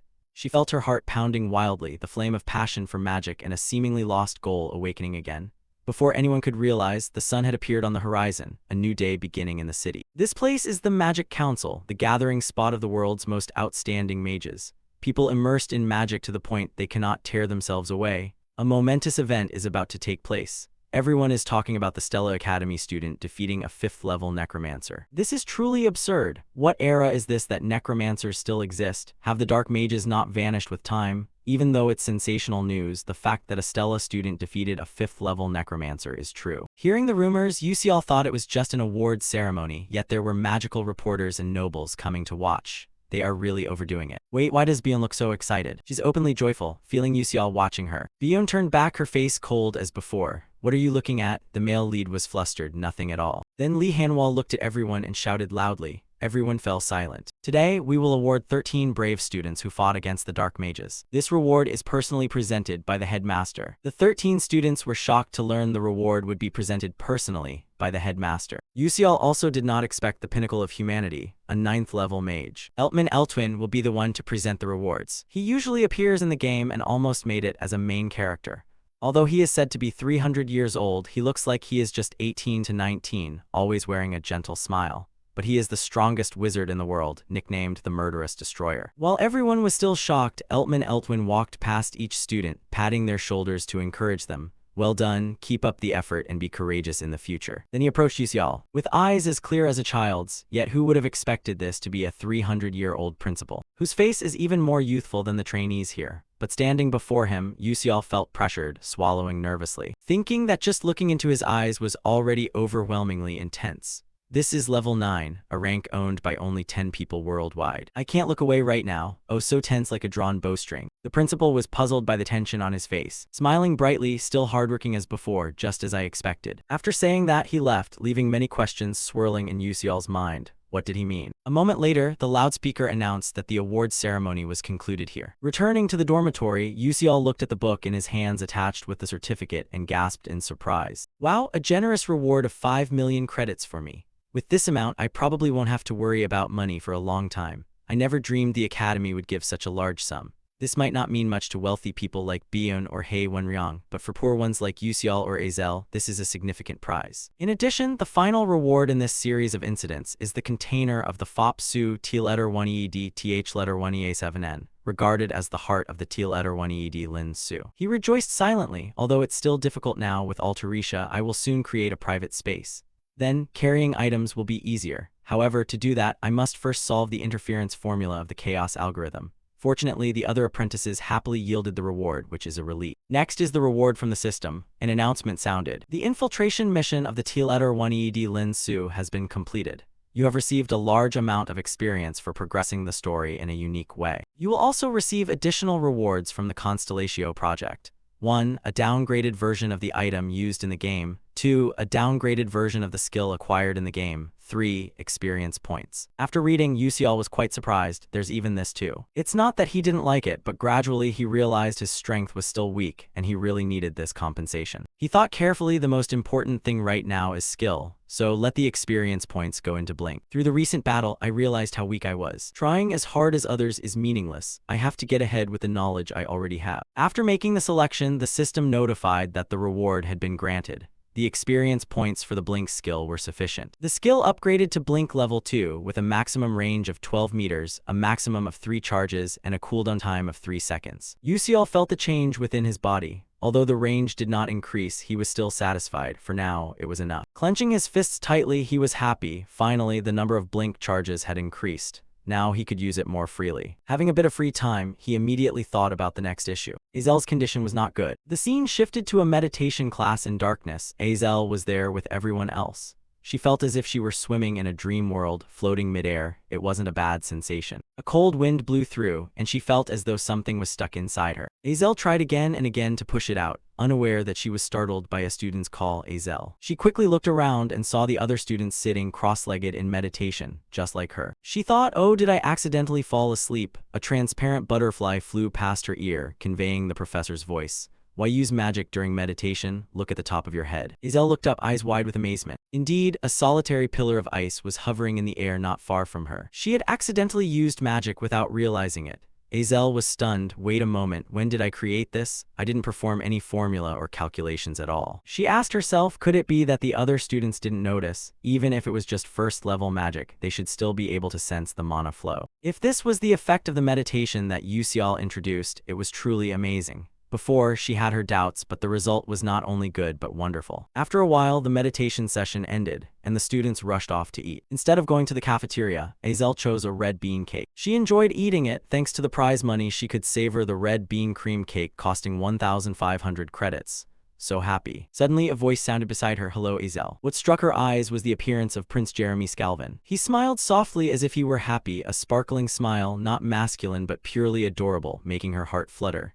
Jeremy Scalvin continued, have you joined any club yet? Azel was a little surprised. Not yet, I haven't joined any club. Jeremy Scalvin added, really? Then why not join our club? Azel was not foolish enough to accept such an unexpectedly attractive offer. Surely there was something shady behind this generosity. She narrowed her eyes. What's the condition? Jeremy Scalvin laughed. Condition? No condition at all, it's simply because I like you. But this answer made Azel think even more. For a girl like her, a genius among geniuses, reaching level 3 at age 17 and good-looking, this was not unusual. However, the title of traitor's child attached to her made no one want to get close. Yet Jeremy Scalvin was different. Azel clearly thought he was trying to turn her into his pawn. Seeing her hesitate, Jeremy Scalvin stepped forward. Oh God, don't you trust me, Azel? I really don't have any conditions. Just join the club and stay by my side. I'll do everything for you, you know who I am. Azel was smart, understanding better than anyone. The Scalvin Empire was currently in conflict with the Adalevic Kingdom. If she had the support of Crown Prince Jeremy, her difficult life could end. No longer needing to rejoice over a red bean cake, no longer suffering humiliation as the child of a traitor. Even though she knew she shouldn't, she stammered. The moment Azel's eyes went blank. Jeremy Scalvin smiled, sensing that his goal was about to be achieved. But just then a hand was raised. Flame stepped forward without hesitation and slapped Azel hard across the face. Both she and the prince were stunned and confused. Contrasting Azel's blank face, Flame spoke harshly. You said you wanted to be with me, yet you secretly flirt with others. You clearly said you liked me, so now you're planning to throw me away. Before anyone could understand. Flame grabbed her wrist and pulled her away. Come with me, we need to talk. Flame Azel left, leaving Jeremy Scalvin confused, bringing a touch of interest before this strong-willed girl. A while later, at the back of the school campus, Flame felt relieved, almost a big problem.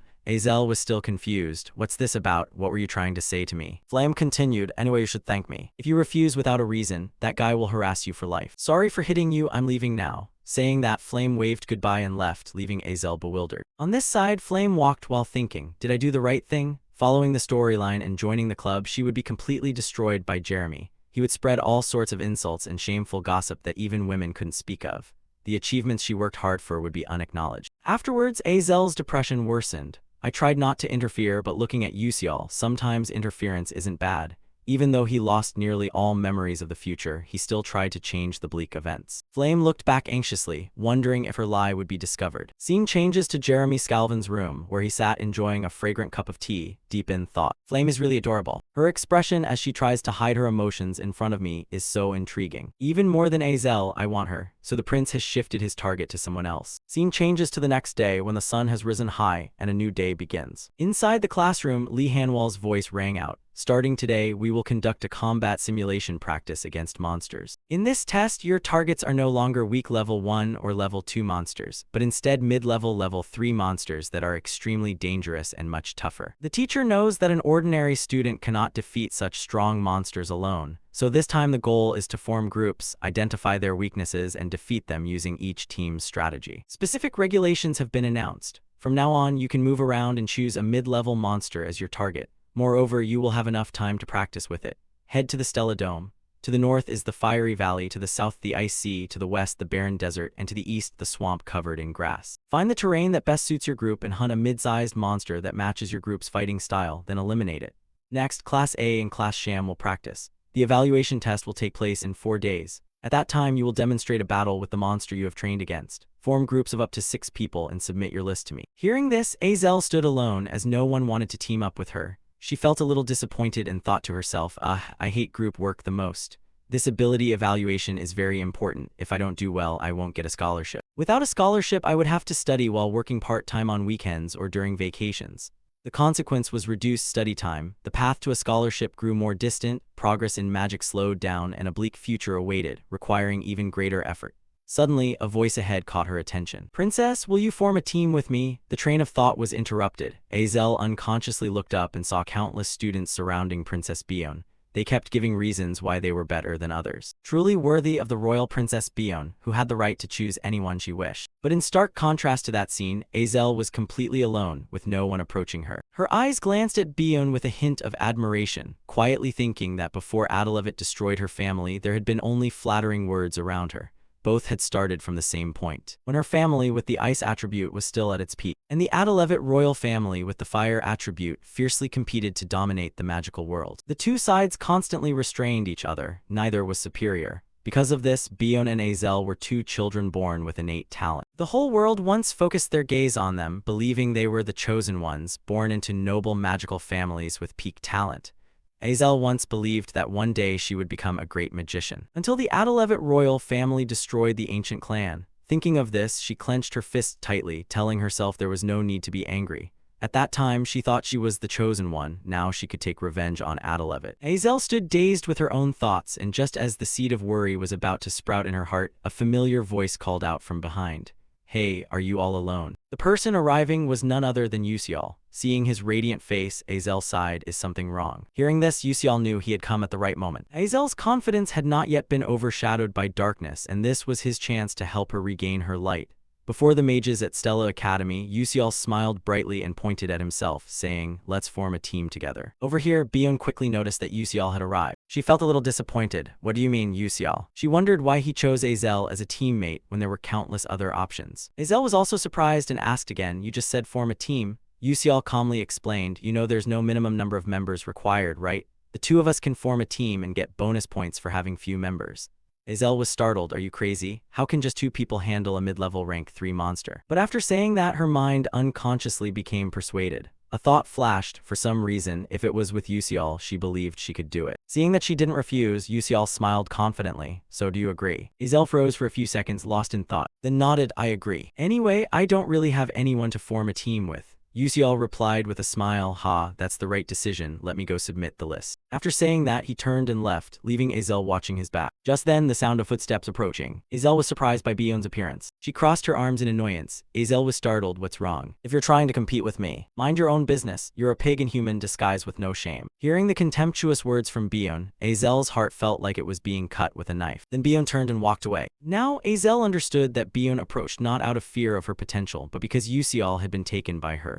Realizing the truth, Azel clenched her fists and let out a bitter laugh. It turned out, in Bion's eyes, I didn't exist at all. Bion continued walking, thinking to herself how frustrating it was. Could it be that I lose to a loser and a civilian? Even though I could form a team with anyone, I at least need the strongest knight for an advantage. She looked around, focusing her attention on Ma Yuxiang, who was hesitating between joining a team or going alone. Without hesitation, Bion approached. Seeing the princess approach, Ma Yuxiang asked, "Hello, princess, what's the matter?" Bion replied, "Have you formed a team yet?" Ma Yuxiang was surprised. "Not yet, I was planning to go alone." Bion was a bit surprised but composed himself, then said, "So you form a team with me?" Ma Yuxiang curled his lips. Is that necessary?" That was clearly a refusal, but Bion was not one to give up easily. She was resolute. "Yuxial and Azel have already formed a team. You know, the fewer people in the team, the more bonus points you get, right?" Bion glanced toward Yuxial's team. Ma Yuxiang also looked over and saw the two chatting happily. Bion continued, "I think they're not targeting normal mid-sized monsters, but special mid to large-sized monsters. I'll say it again, you form a team with me, okay?" Ma Yuxiang pondered. Although aware that Bion was provoking him, the challenge to compete against Yuxial's team awakened his fierce fighting spirit. Finally, he smiled. "All right, sounds interesting. I also want to compete with Yuxial once, let's defeat them together." Bion exhaled in relief. "Great, I'm counting on you then." She cast a sharp glance towards Azel, muttering to herself, "Just wait and see, this time I will defeat both of them." Time passed. After 4 days of preparation, the simulated battle with monsters officially began. Li Hanwell's voice rang out, "All right, we will start the evaluation test for Class S and Class A. Each team has the right to choose the monster they want to face, ranging from easy to hard." While Flame was starting up, the surrounding chatter kept rising. "Oh, Team 16 chose Mugreka, that mid-sized monster looks easy to deal with." Flame made up her mind, thinking silently, "It's okay, I've trained very thoroughly."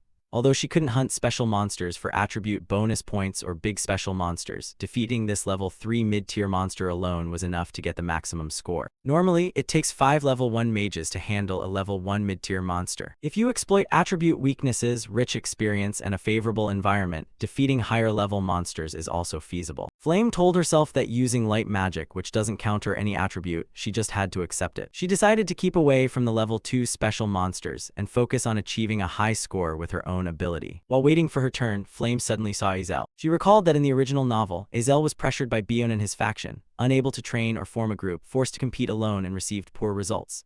Azel lacked the points for a scholarship, had to work part-time to make ends meet, enduring humiliation and oppression from other trainees. That situation caused her magic skills not to improve and her spirit gradually collapsed. But now everything has changed. Flame and Yuxial, people who traveled through time from the future, have appeared and altered the original storyline.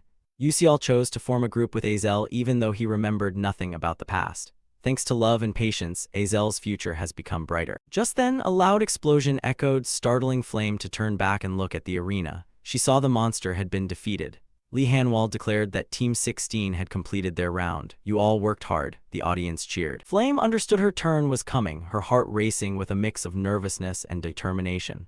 After congratulating the team that just finished, the instructor announced that Team 17 should prepare to begin their tests. Flame immediately replied loudly, "Yes, I'm coming right now." She quickly moved toward the testing platform, headed to where Yuxial and Azel were standing. Flame coldly stepped past both of them, but unfortunately, as she walked by, she accidentally stepped on her shoelace, lost her balance and fell forward. At that critical moment, a hand from behind grabbed the collar of her shirt, helping her avoid a painful fall. The sight of a small girl hanging suspended in someone else's arms made the audience laugh. "Haha, so cute, this girl is even shorter than my little sister." The person holding Flame's collar was Yuxial. The male lead looked a bit embarrassed, asking if she was okay. Flame was flustered from being held like a child, unable to speak. Yuxial let go. Flame awkwardly turned around to thank him, but Yuxial pointed to her foot, saying it was nothing, just tie your shoelace. Looking down, Flame saw one shoelace was tangled. She silently recalled that Jackie had tied it securely earlier. Seeing Flame fumbling, Yuxial offered to help, but she quickly refused and fixed it herself, thinking how lucky she was to notice it in time, or else she would have failed the test. After tying it up, Flame stepped onto the testing platform. With a confident demeanor, seeing her alone, the audience started whispering. "Is he alone? It seems so. Impossible. Is she planning to defeat a mid-level monster all by herself?" Flame's test started with an opponent that was a giant mid-level monster. Compared to it, Flame was like a tiny ant. The pressure difference was obvious. The endless chatter was that the monster had no special attribute, so it couldn't be countered.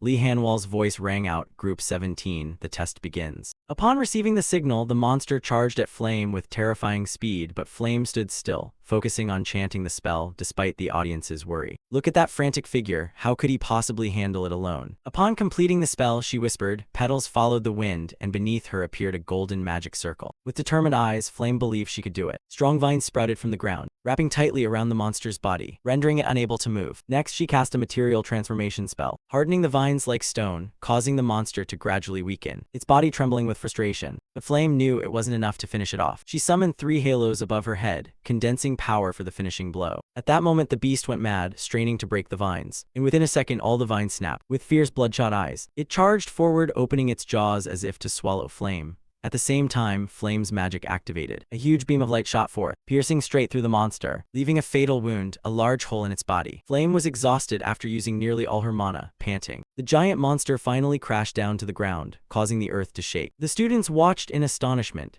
The teachers and guests took off their glasses, put them back on, unable to believe their eyes. Those who had mocked Flame were now silent. Wow, our group of 5 couldn't even defeat a mid-level monster. Who is he? Lee Hanwal declared that Team 17's test was completed and praised Flame. She bowed her head in thanks, left the stage, thinking to herself, finally, it's over. When returning to her seat, she was suddenly surprised to see someone, eyes wide with amazement, wondering if she had mistaken her sight. Above, the next group of trainees stepped onto the arena. Lee Hanwal's voice rang out, "Now we will begin the test for Group 31. The next thrilling battle between the Academy's 2 strongest rivals was about to take place. All eyes turned toward them, especially those of the first-year trainees. They seemed to see idols continuously shouting, "That's Princess Bion of the Adalbit royal family, and her teammate is Ma Yuseong, who has the highest entrance score. He's really handsome." How could anyone be both handsome and a top student? This will be a perfect performance to watch. Go Princess, go Ma Yuseong. On this side, Flame leaned her back against the wall, thinking to herself, Bion, who was supposed to form a group of 6 people within her faction, was now teaming up with Ma Yuseong. Yeah, in the original novel, these 2 characters had nothing to do with each other, but now they were in the same group. The more she thought about it, the more headache-inducing it became. What kind of crazy combination was this? While Flame was confused, a monster summoned by Bion's group appeared. Its body was covered with diamond-hard scales coated in slime, with 2 wing-like fins that allowed it to soar through the sky. It had arms, legs, and a head resembling a carp, creating a bizarre appearance. The students in the stands gasped in astonishment. Wait, was this real? Unbelievable, the illusory fish of gods and demons. It was a special mid to large monster. Who would have thought they'd dare to challenge such an impossible different type monster? Were they out of their minds? According to the original novel, Bion used the fire attribute, while Ma Yuseong wielded 3 attributes, earth, lightning, and fire. But those were just his true hidden attributes that couldn't be revealed. The illusory fish was a water-type monster with a tough scaled body that once dominated the seas thanks to its intelligence and numbers. But due to a curse from centuries ago, they lost all their intellect and became mere monsters. Yet they still retained the ability to fly in the air and were immune to lightning, which was the critical weakness of flying creatures, and countered the attribute Ma Yuseong commonly used. The 2 not only targeted the special medium and large monsters that everyone failed to defeat, they also gave up attribute advantages, clearly aiming to score full marks on this test. But that score is only theirs if they succeed. While everyone was still buzzing, Lee Hanwal gave the start signal. The phantom fish soared high, roaring, its foul breath spreading across the stands. Seeing it approach, Bion raised his staff and began, as planned originally. Ma Yuseong nodded, understood, Princess. He spun his wand and stepped back to observe from a distance. A trainee wondered, what are they planning to do? The person beside him was confused. I thought they were going to attack. Why is the knight stepping back? What kind of mage is this? While the audience was focused on watching, Ma Yuseong suddenly blinked, jumping into the air to confront the phantom fish directly. Doc Cholkwang, seeing his confident posture, stroked his chin. Oh, for a first-year trainee, his blink is quite impressive. Bandian nodded, that's right, this kid is pretty good, but at that level he can't reach the monster. Blink can't be used midair, so what exactly is he planning? Amid suspicion, Ma Yuseong used his wand to summon a square stone platform beneath his feet. Then, the fireball cast by Bion exploded right at Ma Yuseong's position after his blink. The shockwave propelled him forward like a missile, heading straight for the phantom fish. The audience gasped at this coordination, the 2 of them working together so perfectly, it was unbelievable. When approaching the phantom fish, Ma Yuseong formed a giant fist of stone in the air, striking directly into its body, causing the monster to fall to the ground at a terrifying speed. When the dust settled, the phantom fish lay motionless. The extreme physical force cracked and shattered its hard scales. Not missing the opportunity, Ma Yuseong cast a spell. A blue magical circle appeared on the ground. Countless stones rose up, locking the phantom fish tightly. But he was not skilled at controlling magic, so it was quickly broken. Ma Yuseong landed without anger. His purpose was merely to buy time, because Bion's destructive magic had been completed. A giant fireball, like a miniature sun, descended upon the phantom fish, causing it to scream in agony. The terrifying explosion engulfed the area. The audience could hardly believe it, shouting, "Oh my god." It's in pain. The phantom fish is known for its high fire resistance. After that, Ma Yuseong continued wielding his wand. He smiled smugly, finishing it off. Just then, a force of lightning struck straight into the monster while it was still reeling from Bion's previous attack. Finally, the phantom fish was defeated, reduced to ashes and dust. The crowd's emotions erupted. They applauded enthusiastically. The phantom fish was defeated without a chance to resist. It was crazy. This year's freshmen are incredibly strong, especially the first-year girl who managed the mid-level monster so well. Their skills rival those of the senior S-class students already. After the performance, Bion and Ma Yuseong returned to their seats, sensing eyes filled with envy and admiration. Bion was confident. The feeling of victory with overwhelming power made her imagine herself as the main character of the episode. Glancing at the group of Yuseol and Azel, she thought, "Could you really beat me? No matter which monster you and Azel choose, you can't possibly put on a better show than us." That was what Bion thought to herself. But when Yuseol stepped onto the stands, his next words silenced the entire audience. "Please summon 5 monsters for me." Everyone was taken aback, surprised expressions clearly visible on Princess Bion's face. Contrary to her calm demeanor, the other trainees buzzed with chatter. "I just heard what? Aside from Princess Bion's group in Flame, didn't all other groups need 5 people to barely handle a mid-sized monster? Yet now these two intend to fight 5 at once. I've heard rumors about Yuseol, but is he out of his mind?" All attention focused on the male lead. A series of blue lights surrounded the two of them. The summoning completed, the mid-sized monsters appeared in the arena. Yuseol and Azel were surrounded by the monsters, looking like 2 tiny ants among them. At the special observation corner, 2 teachers were somewhat surprised, and the monsterology researcher Vichin spoke up. The monsters Yuseol's team summoned included the poisonous Frogheimer Raydun, the black sand bison, Cardin Nami slime, and the falling monster. Princess Bion, standing nearby, questioned Ma Yuseong, "Hey, did you notice something?" Ma Yuseong looked at her somewhat surprised, then turned his gaze to the stands and smiled. "Actually, no. I'm just curious about what Yuseol is planning. I'm also looking forward to his performance." Facing the appearance of the monsters, Lee Hanwol, the host, raised a skeptical question. "I just want to ask one thing, who decided on this monster lineup?" Innocently and carefreely, Yuseol replied, "It's me." Knowing who picked the lineup, Lee Hanwol continued, "Although you're a knight who can easily earn points in this situation, it's not the same for a bishop. I think this strategy is a bit too much for the bishop." 5 monsters had now surrounded the two of them. Contrary to everyone's worry and doubt, Yuseol smiled confidently. "No, not at all. The strategy I chose this time was designed specifically for the bishop," said Azel, standing next to him, surprised. Hearing the answer, Lee Hanwol realized something and said, "All right then, let's get started." At the signal, the monsters surrounded Yuseol and Azel. Azel was worried. Yuseol whispered, "Can you do it?" Azel replied, "Of course." Yuseol said confidently, "Just believe in me." But she silently thought, "How can I trust that? That line is so cliché." To motivate, Yuseol said something that made Azel slightly uncomfortable. "I believe in you." A quality cheer up from a teammate.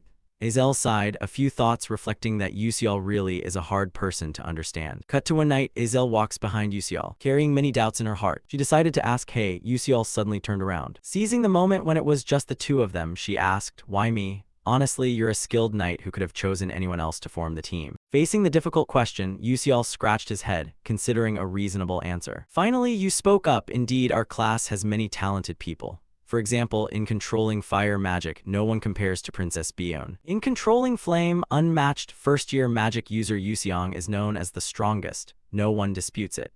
Hei Wenryong is also very suitable to form a team with me because of her single-target attack ability. Yuseol understands himself and our classmates well. Azel is even more suspicious. So why did Yuseol turn his back and remain calm? I still feel you are the most suitable person to be my teammate, that's all." You turned around and gave a radiant smile. "All right, let's continue." Just as expected, Azel looked at your back, her face slightly flushed. This was the first time she saw you serious yet still smiling. "Since you spoke sincerely, my responsibility has increased again." Back to the present, Azel clenched the mystical staff tightly. Thoughts gradually appeared. "Although I don't understand his intentions yet, he surely has a reason to choose me, so I will show him." Azel condensed magic around her feet. The mystical staff floated before her, focusing on releasing mana. She closed her eyes to sense the surroundings.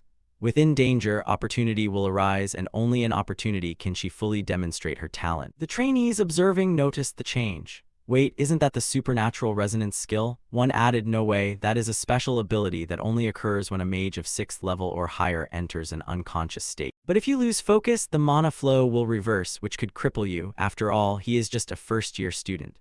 While everyone was discussing, Azel became enveloped in a stream of mana, blooming like a flower on the battlefield, surprising everyone. Yusial looked at her, a series of evaluations appearing in his mind. Indeed, he was right, she was a strong contender for the Winter Queen title. He smiled, then said, "Then let's get started." This was a battle between two first-year students against 5 mid-level monsters. The only thing he could rely on at this moment was himself. Immediately after, Yusial dashed straight forward. Blink activated, the sword glowing with a radiant aura. He swung the blade, aiming at the belly of the poisonous Frogheimer Raiden. His eyes focused intensely, sharpness evident. A long crack appeared on the poisonous frog's belly, as if it were sensing pain. It screamed pitifully, and Yusial glanced to the side. The first step to attacking the poisonous frog was complete. Next was the black sand bison, he thought to himself. Suddenly, the bison looked toward the screaming frog. Blood-red eyes appeared. Its target was the poisonous frog, not Yusial. The bison took a deep breath and pulled back its front legs. Predicting this, Yusial smiled and continued running. Very good, just as I expected. The way to handle 5 mid-level monsters at once was to create a special atmosphere, making them enemies of each other. The match grew increasingly intense and dramatic. Witnessing this, all the students in the stands were wide-eyed and open-mouthed. In front of them, 5 monsters were fighting amongst themselves. They muttered, "Oh my god, what is happening? I can no longer believe my own eyes. Are they really tearing each other apart?" Seeing the plan succeed, Yusial smiled victoriously. Just as predicted, the plan to make them hostile and slaughter each other has been successful, or in other words, this is the strategy of using others' hands to kill. A dirty trick often used. Exploiting the power of others to eliminate opponents without getting involved. Yusial continued explaining. The professional gamers of Ether World once racked their brains wondering how a bunch of newbies could deal with a pack of powerful monsters. After countless experiments, they found a solution by exploiting the characteristics and attributes of the monsters. He analyzed, first, when I attack and wound the toxic Frogheimer Raiden, it emits a red light. This light stimulates the berserk attack instinct of the black sand bison. Then the bison sprays sand around as it moves. When the sand sticks to the Nami slime, it feels uncomfortable, producing a massive amount of water to keep moist. He smiled, "Well done, the plan is still on track thanks to the barrier on the simulator pedestal. The water level rises very quickly." As if remembering something, Yusial looked at the carden bird and gave a sly smile. "Next is your turn." He continued explaining, a special trait of the carden bird is that when it senses moisture, it emits a piercing scream spanning over 7 octaves. When the water rises, it gets irritated and screams. The scream stimulates the falling monsters, the sound-sensitive species, driving them insane and causing them to attack enemies. Just as predicted, the shout caused the falling monster to rush in and punch and kick the carden bird. A supersonic kick distorted the carden bird's face, sending it backward into Nami slime. Nami slime was angry and splashed water into the carden bird's face. Everyone thought it would counterattack, but it did. The carden bird stared at the falling monster with eyes full of murderous intent. The falling monster glared back as if to say, "There's a lot of blood here. If you like it, then come at me." The two charged at each other and fought hundreds of rounds. Other monsters also began searching for opponents and attacking one another. In the stands, scholars and professors were surprised. One scholar exclaimed, "It's unbelievable that the student named Yusial knows all the characteristics and weaknesses of the 5 monsters like this. Even I, a scholar specialized in monster studies, hadn't thought of this plan. They are reckless and thoughtless but admirable." A female professor spoke up, "I agree, they are reckless and crazy. But what surprises me is Azel's concentration." The girl maintained the mana flow steadily while the monsters fiercely fought, truly extraordinary. She certainly poured her heart and trust into her knight. On the simulation stage, the monsters still enthusiastically attacked each other. No longer paying attention to anyone, sand swirled, water rose, the red light grew brighter amidst the chaos. Yusial perfectly fulfilled the role of the knight. The knight is responsible for protecting and suppressing the enemy until the mage finishes preparing magic. Whenever a monster blindly attacked Azel, Yusial immediately blinked over, using a sharp sword blade to slash at the ankle, causing it to fall backward. As the carden bird just stood up, it was attacked by other monsters and couldn't stay alert. Yusial realized the danger when his attack enraged the monsters. He quickly returned to his position and continued his work as a knight. Suddenly, his 6th sense signaled danger, and Yusial widened his eyes. He saw a huge boulder hurtling toward Azel, who was still in a state of mana resonance and unable to move. Without hesitation, Yusial blinked over to protect her with skillful precision. He slashed the boulder into 2 pieces. The demon Yusiang chuckled and said, "Hey Princess Bion, do you think Yusial resembles the ideal knight? He's like the knight who protects the princess in fairy tales." Hearing this, Bion widened her eyes, her ruby-red eyes sparkling. Looking toward Yusial in the battlefield, he danced like a warrior of light. His sword and the afterimages of his blink captivated everyone's gaze. Moving east then west, it wasn't a performance but a protection of Azel from all directions. Under absolute protection, she didn't have a single scratch. As the tense battle wore on, the monsters gradually grew exhausted and badly wounded. Suddenly, magical circles appeared on Azel's body like shooting stars or droplets of light, falling through the silent space. Her eyes as beautiful as jasper opened. She gripped her crystal flower staff tightly. As soon as she finished, the water accumulated on the ground froze. A giant ice flower appeared in the sky, radiating a cool light from its petals. Witnessing the dazzling magic, the audience couldn't take their eyes off the pale green flower, so brilliantly beautiful it made them forget the purpose of the test, wondering if any artwork could be more exquisite. No one evaluated the magic of the students anymore. They only admired the magic of a true sorcerer. Azel's magic was simple but on a different level, unmatched by any other sorcerer. Time passed, water rose to the monsters' bodies, frozen by Azel's magic into ice, leaving them motionless. Though exhausted from the chaotic battle, they couldn't break the ice immediately, but who knew they would soon shatter it and attack frantically. Thinking this, Azel cast shattering magic. The radiant flower shattered into pieces, turning into thousands of sharp ice spears like giant javelins. Piercing through the bodies of 5 monsters, their skin was ripped, frozen, and necrotized. When they tried to move, the wounds attached to their flesh made them howl in pain. The audience whispered, "What now? I don't know either. Hey, do you think they really defeated 5 mid-level monsters with just 2 people?" Suddenly, someone panicked. Impossible. Look over there. Everyone looked toward the melting ice on the carden bird. Its eyes widened, steam rising from its body. An innate trait, when sensing cold and high humidity, it emits a terrifying heat, enabling all 5 monsters to simultaneously break the ice, their murderous gaze fixed on Yusial's group, the ones responsible for their plight. The teachers showed signs of disappointment, sighed. In the end, those 2 still didn't succeed, their strategy perfect, the battle magnificent, but man proposes, God disposes. They hadn't anticipated the hidden traits of the mid-level monster. A pity it was so close. Even so, with this performance, the UCL group could still receive very high marks. As everyone agreed, Azel suddenly raised her hand to the sky. A golden orb of lightning magic appeared, the audience's eyes widened. Impossible. That flow of mana, could it be? Without hesitation, Azel declared, "The thunder god descends." Immediately, tens of thousands of electrical currents exploded, transforming into countless lightning bolts that surged into the bodies of the 5 monsters, causing them to roar in pain as the electricity ravaged their insides. Witnessing the combined magic of lightning and ice that she created, Azel was stunned by the magnificent sight. Her eyes showed disbelief. Is this really my magic? So it turns out I can do it too. Just as he said, memories flooded back. She recalled the first time she heard the crazy plan from Yusial. She was shocked and asked, "Are you crazy?" expecting him to be upset. But Yusial just gave a sincere smile, saying, "You can do it, and I believe in you. So please believe me, someone who always puts all faith in you." Hearing Yusial's heartfelt words from the bottom of his heart, Azel clenched her fists, telling herself. Yusial still smiled, but the seriousness in his expression and tone was genuine, not a joke. She felt a weight pressing on her chest. Before, she had nothing but faith in the path she chose. No friend had ever told her that her path was right. Her whole life was lived in fear and anxiety, clinging to a fragile hope. Just as that hope was about to fade, Yusial appeared. He was the first to reach out and save her. Can I really do this? Now she felt as if drifting in an endless ocean. Although she tried to overcome the storms, she still hesitated, wondering if she was going the right way, but that question no longer mattered. Far at the horizon, Yusial had gone ahead, leaving behind footprints of light across the vast ocean like stars guiding sailors. Like a lighthouse guiding ships safely away from danger, Azel sensed the light whispering, "Follow me, I will lead you." Then Lee Hanwal declared, "The test for Group 32 ends here. Congratulations on your outstanding performance." Standing in the center, Azel smiled happily.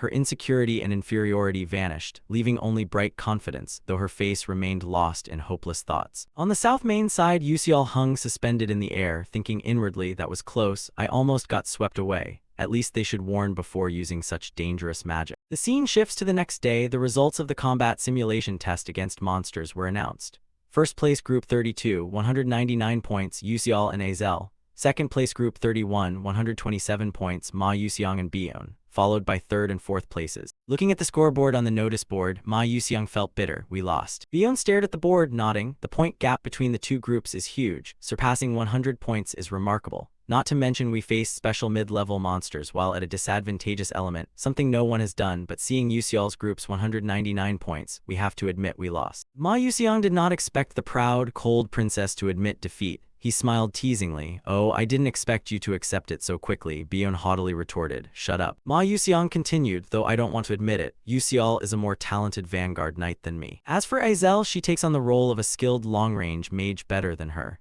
Hearing that, although Bion partially agreed, she could not accept losing to Azel. Looking at the handsome face of Ma Yusiang, the image of Yusial appeared before her eyes. Bion comforted herself, wishing that Yusial were her knight, then everything would have been different. In the test, he always protected Azel from start to finish. Not only was he a knight, but he also devised strategies for positioning the long-range mage and even arranged the stage for Azel to shine. She thought she knew Ma Yuxiang was very talented, but Yuxial was truly the most outstanding knight at Stella Academy. If he supported her, she could cast magic as well as Azel. But why would that ordinary person be wholeheartedly devoted to Azel? If such a perfect knight existed in this world, that knight should belong to her, the perfect queen. The more she thought about it, the less Biyun could accept the fact that someone so perfect would care for someone else. Her face turned an ominous gray, the inner struggle was intense, admitting defeat would be a lie. She could not accept it, this was really strange. She had to thoroughly investigate Yuxial. After thinking it through, she took her leave of Ma Yuxiang and walked away. However, on the way, Biyun's eyes widened in surprise when she spotted a woman with black hair. With an icy cold expression and eyes clear and unblemished, almost as tall as her, wearing a third-year student ID. This person was Saoran Orkin, the Duke's heir and close friend of the current queen of the Adalbit Empire. Passing by, Biyun felt irritated. Did she come because she heard that Biyun lost to the commoner group and the traitor? So annoying, Saoran Orkin sneered, immature and naive. Does the kid not realize that all his petty actions are ridiculous and weak? The kid is still very inexperienced. The princess's silhouette gradually faded away, and Sarah and Orkin looked on with disdain. Flame was recording daily life in her journal, writing and thinking at the same time, unable to believe that crystal flower magic could be cast so quickly. That has become her trump card signature after overcoming many difficulties. Unexpectedly, she perfected it and performed it in front of everyone. According to the original storyline, Azel should be devastated from the shock of the simulated battle, trapped in Prince Jeremy's cage, gradually withering away over time. But that dark future has changed, probably thanks to Yuxial. She kept thinking in the original romance novel, Ma Yuxiang and Azel faced the apocalypse together. But what if there was an extra episode written by the author that she didn't know about? What if an unknown character loved Azel for life without reciprocation until the world's end? That sounds too far-fetched. After reading many romance novels, strange thoughts circled in Flame's mind. One answer emerged: to rewind time to find love and protect the world where the one she loves lives happily forever. Even if the price is being forgotten to exist. In that last moment, did Yuxial feel any regret? Flame's heart tightened, emotions choked her, unable to believe she was witnessing a tragic story from real life, not a movie or book. What does it feel like to trade existence to turn back time? The scene shifts to Yuxial's room. He stares intently at the system board. Episode 5, The Battle Simulation with Monsters ends. Congratulations to the host for gaining a large amount of experience by leading the story in a positive direction. The Constellatio project grants an additional reward. Yuxial exclaimed, "What should I choose this time? I had thought about it before but hadn't decided yet." Blink was enhanced from the previous episode. It's best to prepare for the next episode. The more he thought, the more headache he got. Then suddenly an idea flashed. He smiled with satisfaction. "Yes, that's it. How could I forget?" He said to the system, "I want to choose Leaf Hanel's Leaf Key item." The system responded, evaluating the host. "Please wait. Ding ding ding. Check complete." Congratulations to the host for obtaining Yifinel's Leaf Key. Seeing the key appear, Yuxial jumped with joy. Wonderful. Although not as classic as the old equipment I used, this is a rare item only available to advanced players. It opens communication with special spirits but only functions to open a specific dungeon. To use it, you have to go outside. But after the cemetery incident, Stella Academy tightened regulations. What should I do now? While thinking, Yuxial remembered how to leave Stella when he used to play the game. Back then, the Academy also restricted going outside like now. What did I do? After a while, his eyes lit up. Right, the club. I need to join a club. Outside, the sun had risen high, casting warm rays. Yuxial began writing his coming-of-age journal. My family had been poor since I was little, rarely eating out like others. Whenever my mother went to work, I stayed home alone, only knowing how to cook instant noodles. When I got tired of noodles, I insisted on having something delicious. My mother used her savings to buy me a bowl of jajang noodles. I was very happy. Even though my mother ate with me, I didn't understand why she didn't pick up her chopsticks. She said she didn't like jajang noodles. After asking around, I finally understood. After finishing writing, he rested his head down, crossed his arms in front of him, his eyes stinging from the long note-taking. He smiled to himself, thinking, all right, I've completed the assignment. Now I should find a club to join. Yuxial stepped up to the school bulletin board, where countless club advertisements were posted. He observed carefully, cautiously resting his chin on his hand, murmuring which club would be the best. The announcements made him hesitate. A literature club for university entrance exams, a chess club, the elite sport of mages, a cooking club, the inspiration for young chefs. Looking at the information on the board, he thought, there seem to be many clubs here, but few allow activities outside. I need to think carefully. Just then he noticed something, his gaze shifting aside. He murmured to himself, still haven't registered for any club. It turned out someone was standing next to him. Yuxial asked, who is that? The other person glanced over. What? So what? Seeing the other didn't like the question. You change the subject. You should actually be pursued by many clubs. Azel questioned back, don't you know who I am? Hearing the strange question, Yusial calmly replied, of course you're Azel. You've been quite famous lately. Azel didn't deny it. Well, that's true. Seeing her slightly sad expression, Yusial thought quietly, after the test, Azel's reputation changed significantly. She probably feels the same way I do. Wait for you to choose. Azel closed her eyes, looking like Yusial when he first arrived here. You have to choose your club carefully. Suddenly from afar, Ma Yusiang approached, patting Yusial on the shoulder, smiling, so you're Yusial. The friendly appearance surprised Yusial. He thought, Ma Yusiang. Yeah, why is he? Yusial brushed his hand away. All right, let go first. But Ma Yusiang kept smiling. You're amazing. I've seen your test results. I heard you even commanded the lower soul mages. That's impressive. Yusial was puzzled. Well, it was just luck. As expected, Ma Yusiang looked at him intently. Sure enough, you're very different. Ma Yusiang's cold expression transformed 180 degrees. Yusial swallowed in surprise, stammering. You know, I'm just a commoner, always having to think of ways to do better than others.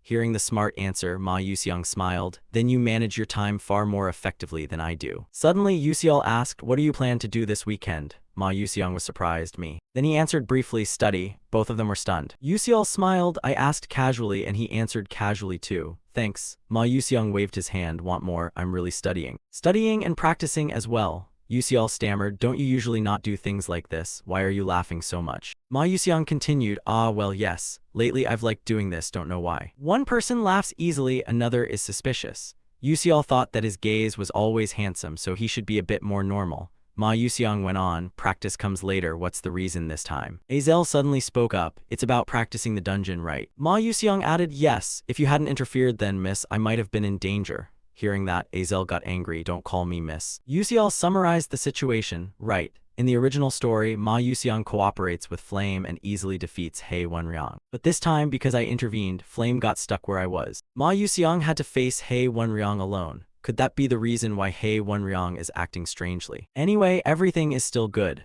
Thanks to that, both will train themselves, which is completely different from me. Their growth will certainly bring a positive outcome. Ma Yusiang returned to the main topic. Hey Yusial, you still haven't joined any club, have you? It's been a long time since you enrolled. His tone was a bit abrupt because I've been busy. Ma Yusiang smiled as if offering a tonic, pointing at himself, then join the club with me.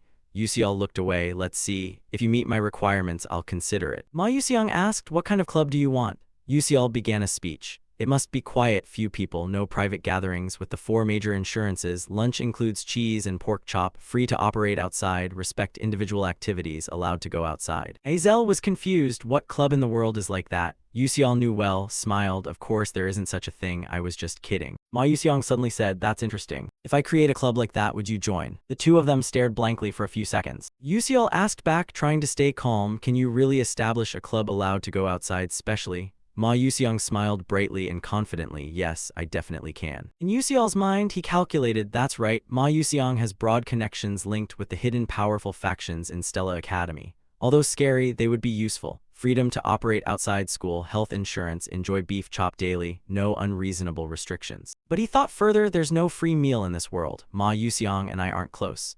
Even if I show genius-level game knowledge, is that enough for him to create a dream club for me? Serious attitude, great idea, but what benefit does he get by making this club for me? Ma Yusiang's eyes flickered as he looked at Yusial like a precious gem. Of course, you're very special. Yusial thought, what exactly does he know? Then suddenly remembered one big problem of Ma Yusiang, extreme loneliness. With no other way, Yusial nodded. All right, you start the club, Ma Yusiang said excitedly, really? Yusial replied calmly, yeah, but you have to let her join too. He pulled Azel in, surprising her. Me too. Seeing the plan was on the right track, Yusial was smug. In the original story, these two were a perfect match. If they had Azel, she could take care of Ma Yusiang's spirit. He's like a pufferfish that would either die or go mad if he left the water. I don't rely on Flame because she's always with Hei Wenryang. Ma Yusiang was happy. Having Yusial nearby was good enough, and adding the beautiful Miss Azel was welcomed. Azel was annoyed and said, don't call me miss, it's irritating. Hearing this cat and dog conversation, Yusial wondered whether this decision was right or wrong. Ma Yusiang asked further, so what's the club's name? Yusial had it ready, leave it to me. A moment later, the application appeared before everyone. The club establishment form, club name, Culinary Club, President Yusial, members Ma Yusiang and Azel. Purpose, to explore cuisines around the world. Azel was hesitant, is this okay? To reach the special activity seal rank, they need at least 1 faculty advisor and 5 members. Ma Yusiang's mouth twitched in a smile like a savior. Leave the members and the seal to me. but finding a faculty advisor is what I find difficult. Yuseol turned to him. How did you get special permission to go out but still find a professor difficult? Ma Yuseong smirked. It's nothing. That smile gave Yuseol chills down his spine. Seeing everything settled, Ma Yuseong took the paper. Okay, I'll go ask for the seal for the club registration form. Yuseol replied, yes, I rely on you for everything. Watching Ma Yuseong's back gradually disappear, Yuseol thought the special activity seal wasn't something just anyone could get. If they stamped it for him, they must be one of them. Cut to the main tower number 1, the office of Vice Principal Stella. He was enjoying his porcelain tea when the door opened. His expression changed as Ma Yuseong stepped in. Seeing the face of the endlessly charming prince, the vice principal smiled respectfully. Oh my, what breeze has brought you here? Welcome, young master Ma Yuseong. Noticing the flattery, Ma Yuseong smiled warmly. Yes, it's been a long time since I saw you. Ma Yuseong plopped down into the vice principal's chair, crossed his arms with a satisfied smile. Oh, your seat is more comfortable than I thought. I like it already. Haha. At the arrogant words, the vice principal only gave a faint smile and bowed respectfully. Thank God, young master, it is an honor that you like it. I'm truly glad to see you grown like this.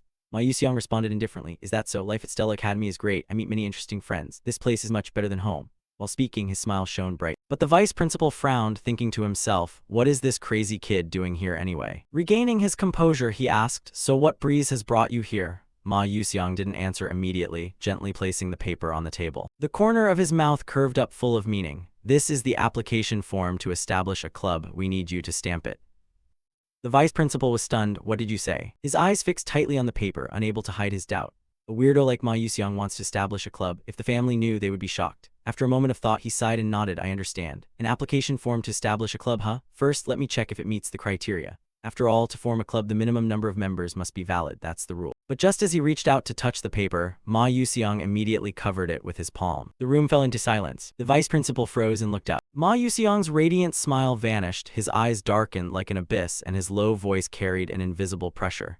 He didn't need to check the content. His job was only to stamp. The vice principal's throat went dry. He sensed something terrifying hidden in the boy's gaze and swallowed hard without thinking. He thought he could not resist. In fact, he had no right to object. As long as this kid remained the heir of that great man, he could not refuse. Cold sweat ran down his spine. He reached under the table and took the seal. Yes, of course I will stamp it, but please keep this a secret, he skillfully reminded him while stamping. When the seal was finally imprinted on the paper, Ma Yuseong felt his purpose achieved and withdrew his cold attitude. I understand. Thanks, I'm off now. He left the office and the door closed. The vice principal remained motionless for a moment, then plopped down into his chair, exhaling deeply. Damn it. A half-talented kid daring to be arrogant in front of me, like father, like son. He clenched his fist tightly, his eyes darkening. How could he be so much like that man? But this will end soon. One day I will personally crush the neck of this arrogant kid. The next day, the bell rang, signaling the end of class. The professor raised his voice. All right, class is over. Remember to do your homework. He quickly left. The whole class buzzed with chatter.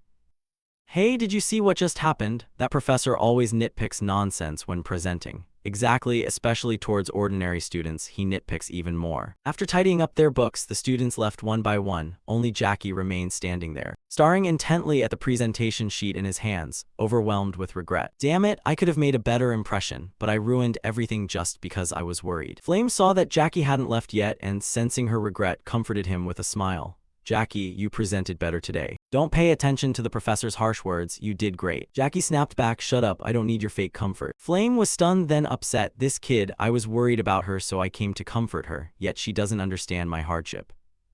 Suddenly, a voice from behind spoke up. It's true though. Flame startled and shouted loudly. Can you stop appearing suddenly like that? You scared me. She crossed her arms and frowned. Do you have something you want me to help with?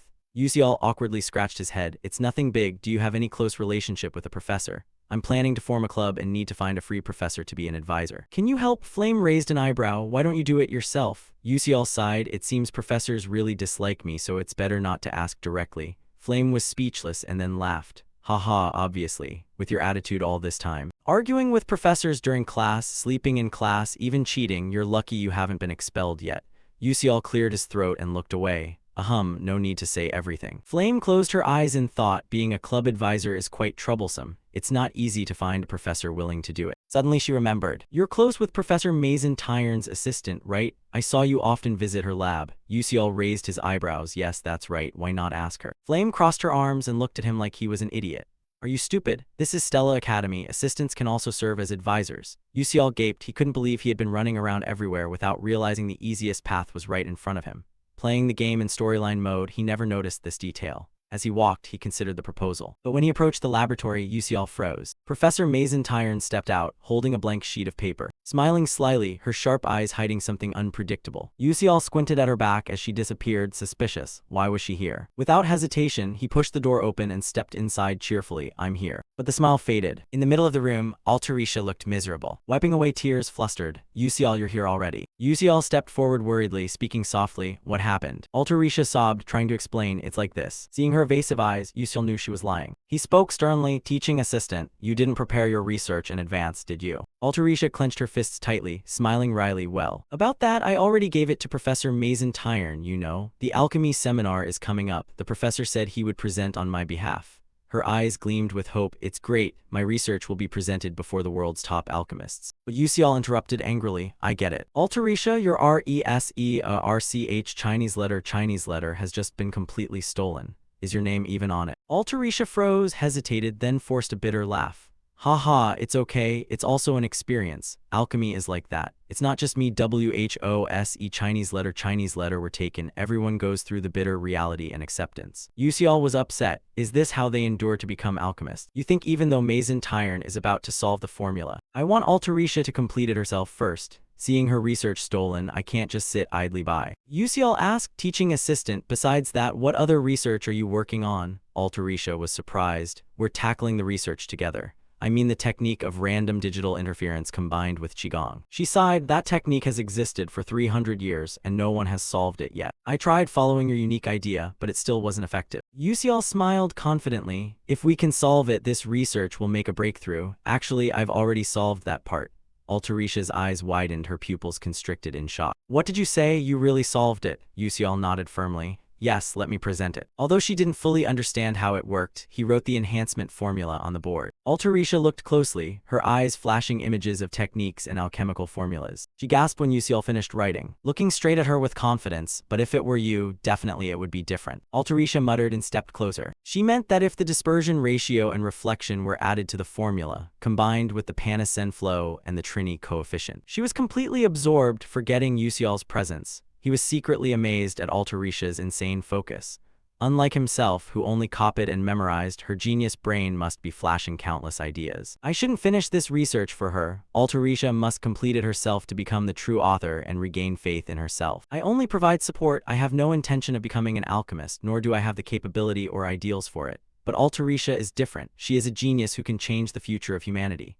Yusial quietly left the room, closing the door without a sound. His role ends here. For the rest, he trusts Altarisha's talent and waits. Sometime later, thanks to the help of Altarisha's assistant and the mage Yusial, Yusial successfully established a culinary club. As the team leader, he requested permission to go outside and arrived here through the blink gate. Although the process caused some joint pain and the professor repeatedly questioned him, thanks to prior preparation, he was lucky to pass the test and was granted easy travel permission, as long as he did not cause trouble. Along the way, Yusial couldn't help but be enchanted by the poetic scenery. A giant tree, the third world tree, rose high into the clouds, with thousands of branches and leaves spreading wide like an umbrella covering the vast garden below. The characteristic green aura of the world tree, also known as Nam Hoa Lin Ian, gently enveloped all things, bringing a sense of peace and happiness. The garden around it is called the Dream Garden. Anyone can enter to pick fruit and enjoy it. Viewed from above, the scene looks like something from a fairy tale, making this place a famous resort spot and even an unmissable photo location in the game. Yusial exclaimed, wow, the in-game graphics are nothing compared to the beautiful scenery before his eyes. Just then, a beautiful young woman with pointed ears and snow-white skin stepped forward. Seeing the Stella Academy insignia on her uniform, she smiled warmly and welcomed the mage from Stella. We warmly welcome human mages here. Yusial smiled in response. I am very glad to meet such a lovely lady. Another passerby greeted enthusiastically. May your sincerity reach Mother Earth. Yusial nodded sincerely. Yes, I express my gratitude to Mother Earth and the World Tree for granting this beautiful garden. They greeted him with the elven salutation he remembered from the Codex of Knowledge. He thought to himself that he had heard how long ago the Altman and Eltruin saved them from the burning and collapse of the Second World Tree. Perhaps it was true, since many elves recognized the Stella uniform and were very friendly. But in reality, few mages master offensive magic, and the test to become a magic knight is extremely difficult, so those holding that title are rare. By the way, many elves have captivating appearances, which Yusial admired as he walked down the street. However, not all elves are stunning at first glance. It's just that the proportion of outstanding appearances in the elf race is higher than in humans. There are still ordinary elves. Among them, Sioran, the elf king, stood out the most with a goddess-like beauty that stole the hearts of countless people. She is the character with the largest fanbase in the game and also one of Usial's favorites. He thought that elf kind was born without gender. Only when experiencing true love does one's gender change according to the person they love. Sioran was born with the appearance of a beautiful woman but had never loved anyone, so according to the game's setup, she had no gender. Later rescued by Flame, she fell for him and chose to become male to stand by the one she loved. Seriously, what a boss. No idea who the hell wrote this storyline.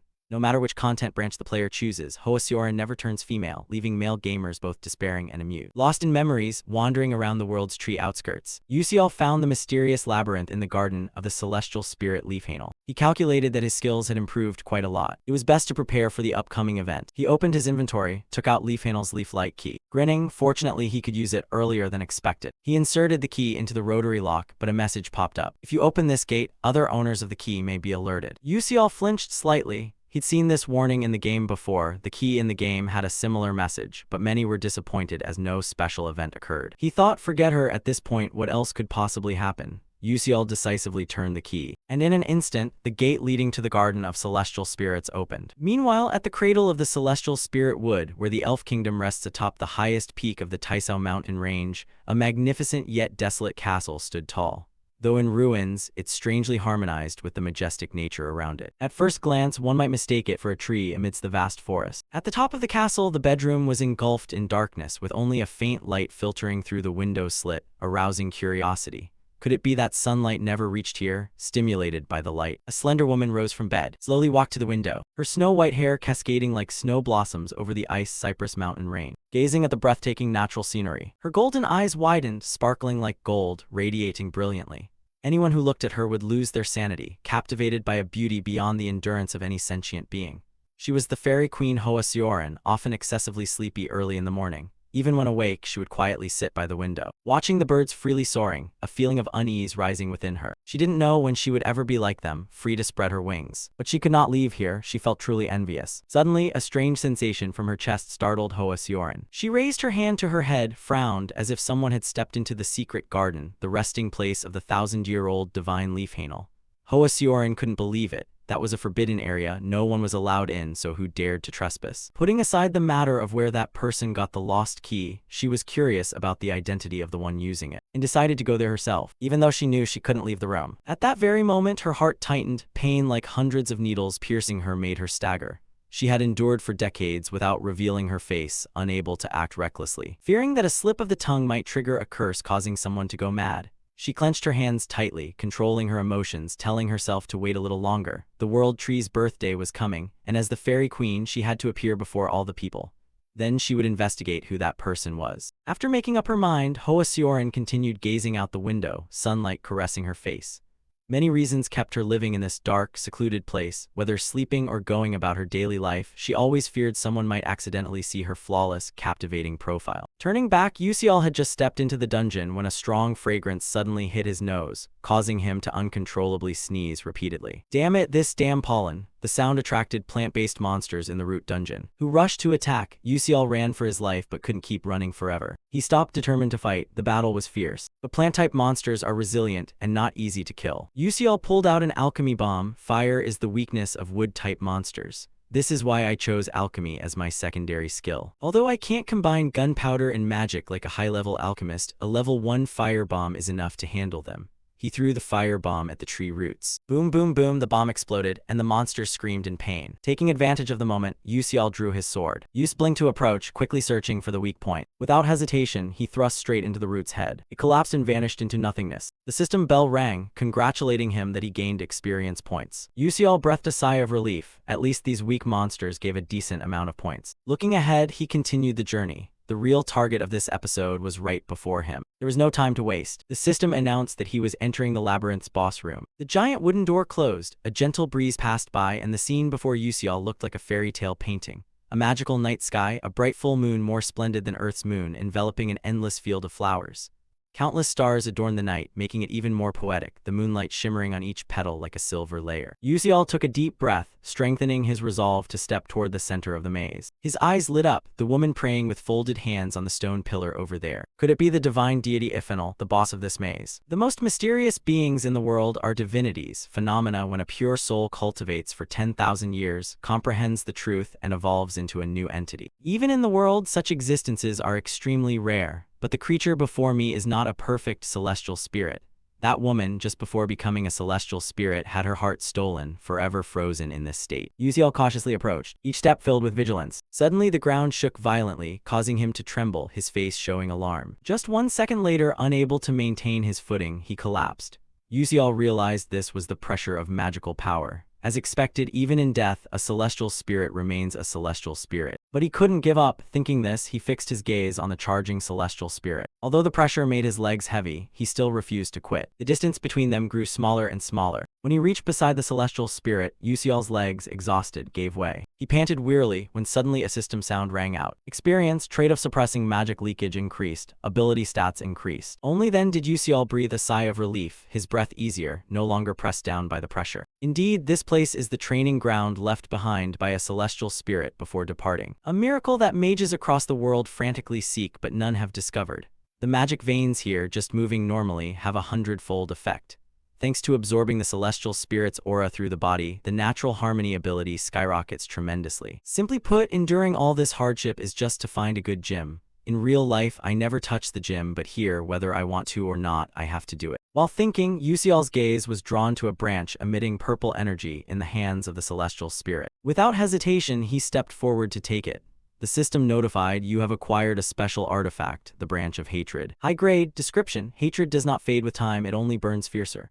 Special functions. 1. Upon first contact, causes an abnormal hatred state on the target. 2. Upon second contact, hatred explodes, dealing damage. 3. Hatred accumulates daily, storing up to 3 months maximum. 4. If the target has risk level 6 or above, damage is halved, one-time use. After reading, Yusiel smiled with satisfaction. With this, I can face Mazen Tyrn, the boss in episode 8. Having acquired the artifact, now it's time to start training. A few weeks later, thanks to diligent practice here, Yusiel's stats increased significantly. Mana leak delay LV3, muscle strength plus 8%, reflex speed plus 12%, sensory sensitivity plus 20%. Sixth Sense consumes mental power to activate, detects mana phenomena within 24 meters, heightens awareness when in danger, activates automatically. Mana circulation rate in blood plus 2%. Looking at the stats board, he marveled that his current stats were around mid-level 2 stars. There's still a long way to go. The main characters already have stats surpassing 4 stars. Since no one in this world teaches swordsmanship, my only option is to thrust and slash precisely through the enemy's weak points. I have to train until I can scrape bones clean, strip flesh until vomiting blood, only then stop. While training, Yusiel felt his body change, something stabbing into his chest. He coughed violently, hacking, the sword falling to the ground. The system notified that you have mastered the special spirit energy breathing method. The breath skill of the celestial spirit has been acquired. Yusiel's gaze was hazy, everything blurred. His eyes fluttered closed as if losing consciousness, everything dim and mysterious. Suddenly a strange voice echoed, waking Yusiel up. Hey, what are you doing? Can't you hear me? Are you pretending not to hear? I hope you really are. Do you hear me? Answer me, I'm waiting here. Yusiel jolted awake. What the hell is this? The sound came again. The voice continued, hey, you heard me right? Regaining composure, Yusiel turned and murmured, are you the celestial spirit Leafhanel? A big question mark appeared in his mind. Did celestial spirit Leafhanel just start talking to him? Astonished, he exclaimed, what's this, a talking corpse? The irritated celestial spirit said, I'm not dead yet, you vile human. Yusiel was still stunned. What the, how can you speak? The celestial spirit replied, I've been talking all along, it's just that your ears were deaf so you didn't hear. Why didn't you hear before but hear now? It must be because you're starting to be like me. Just now you were breathing the same breathing technique as mine. The more he listened, the more confused Yusiel became. Thinking back, just now there was a notification that he had acquired a skill. The system currently displays information. Celestial Spirit Breath LV1 skill, merging with nature through celestial spirit respiration, greatly increasing the circulation ratio of demonic energy in the blood. When used, however, the phenomenon of spirit beast invasion appears. Effect 1, power increases by 107%. 2, reaction speed increases by 125%. 3, sensory perception increases by 147%. 4, endurance increases by 101%. Maximum duration is 15 seconds, invasion level at 1%. Yusiel silently rejoiced, what is this? This skill is so overpowered. Though short-lived, the stats spiked to the level of a 4-star rank. Wait, what does spirit beast invasion mean? It means I will lose my human body. The spirit beast maintains form through magical power, but with a physique like mine that leaks magical energy. Losing the body means death. This skill shortens lifespan the more I use it, huh? He reminded himself to stay positive. After all, this is a useful skill in an emergency situation. After the silence so far, the celestial spirit spoke. Strange, this is the second time a human has exhaled celestial spirit breath. You resemble that person. Presence so faint it's hard to detect, body devoid of demonic energy as if not existing in this world. Yusial was surprised. Who was that person? The celestial spirit continued. He also wielded a sword like you, severing magic, even cutting through celestial spirits. Yusial was shocked. What? He thought no swordsman like that was ever mentioned in the game before. If strong enough to cut through celestial spirits, he must be a true master. He asked, can I meet that person? The heavenly spirit said harshly, no, the disciple of the ancient archmage already killed him. Yusial was struck like lightning. The ancient archmage, you died long ago, how could you be alive? The heavenly spirit continued, do you want me to teach you? I once fought him and recorded all his breathing techniques and moves. Yusial was half believing, really. The heavenly spirit added, but there's a condition. I cannot leave here nor speak to anyone else because I am as good as dead. Find my heart for me, help save me and bring me back to life. Just as expected, Yusial was straightforward and said, sorry. With my current power, I cannot take the heart of another heavenly spirit. After some thought, the heavenly spirit reluctantly said, it doesn't have to be a heavenly spirit's heart, just a pure heart of a divine beast. Yusial was confused. If you use a divine beast's heart, you will lose most of your strength. The heavenly spirit replied, that's okay, it's better than being trapped here forever, living alone all my life. Hearing that, Yusial thought that both sides would benefit. He said, if it's just an ordinary divine beast's heart, it wouldn't be impossible. I can do it, the heavenly spirit asked, really? Yusial told himself, the reason I'm cultivating here is to prepare for an upcoming summoning contract ritual where I will meet countless divine beasts. Compared to finding a heavenly spirit's heart, this is much easier. I am confident I will try to bring one back if I can. The heavenly spirit was delighted. Thank you, I will wait. Oh, and there's something I want to give you. Yusial was surprised. What is it? The heavenly spirit said, look behind me. He asked, what is this? Celestial spirit response, Alpha's flower chain, a symbol of the bond between Leafhanel and the destined friend, no power. Yusial had never heard of this item in the game. At most it had no flame, but could be used for burning. He put the ring into his pocket, but suddenly startled. Wait a minute, he is a celestial spirit after all. Observing carefully, he exclaimed, a symbol of a celestial spirit. Maybe this is more useful than I thought, hee. At the same time, in Altarisha's laboratory, she was personally perfecting the formula based on Yusial's instructions. After a period of concentration, she stopped. To look at the result, I've done it. No, now is not the time to be complacent. She continued to copy the formula from the board onto paper. A while later, Altarisha happily said that a new era would begin tomorrow. If Yusial knew, he would surely be very happy. In another place, the Dwarf Kingdom, the mineral capital of the Black Steel Empire. The dwarves here are extremely energetic, lively, and full of vitality. Amidst this scenery, the two main characters, Yusial and Altarisha, set foot in this strange city. Just upon arrival, Yusial beamed with a bright smile. We have arrived. Altarisha stood beside him, glanced around, nodded in confirmation. Yes, indeed. Today marks the day of the Grand Academic Conference, a major event with a venue that changes annually. This year, the honor belongs to the Optical Metallurgy Academy, renowned as one of the world's top alchemy schools, located in the Kingdom of Dwarves. Since the dwarves invented material magic, this year's conference is expected to be on an extraordinary scale. Rumor has it that the greatest alchemist, Hwal Siok Koden, the Golden Alchemist, will be attending. A thought flashed through Yusial's mind, accompanied by a sense of satisfaction. This is the perfect moment to present Altarisha's latest discovery. But his gaze shifted to Altarisha beside him, who spoke up, worry evident. Yusial, is this really okay? This is something that Professor has devoted half his life to researching. Yusial thought to himself, what a fool or kind soul, unable to do anything when his research is stolen, yet still speaks so nicely. Sensing her unease, he changed the atmosphere. Don't worry, Altarisha. It's not like I copied Professor Tyron's research. I simply surpassed her. Altarisha hesitated, thank you. The two continued walking. Yusial spoke playfully as they went, then let's go in, that red carpet looks too stressful, let's take the back door. Altarisha nodded eagerly. Oh, right, that's a good idea. As they stepped inside, a broadcast sound echoed, drawing the attention of the hall. Welcome to all doctors, professors, and researchers of the Alchemy Society. Now, I hereby declare the opening of the 87th Golden Ratio Academic Conference. The enthusiastic voice, tinged with humor, caused several top professors to slightly raise their eyebrows. The host continued, at the opening session, we are honored to introduce a new medical invention. The sound of high heels echoed. Spotlight beams swept across as a figure walked out with great charisma, none other than Professor Tyron, whom Altarisha had mentioned with respect and a touch of guilt. The presenter solemnly began, "Please welcome Professor Mason Tyron from Stella Academy to introduce the latest medical drug product." She gently stepped up to the podium, her sharp eyes scanning the audience, then projected the first slide onto the screen. "Hello, I am Mason Tyron from Stella Academy. Today, I will introduce the new alpha experimental drug line from Hong Duok." She paused and clicked the remote control, the screen displaying an image. "First, please take a look at this." The presentation began to become lengthy and detailed, precisely in accordance with high professional standards, requiring more patience than knowledge. Everyone listened attentively, although even those of us seated below barely understood what she was saying. The terminology seemed aimed at splitting atoms, making anyone lacking patience prone to a half-awake drowsiness. After a prolonged stretch, she concluded her presentation with, "That is all for my talk." The hall seemed to awaken from hypnosis as applause rang out, accompanied by dramatic nodding. A wave of chatter broke out.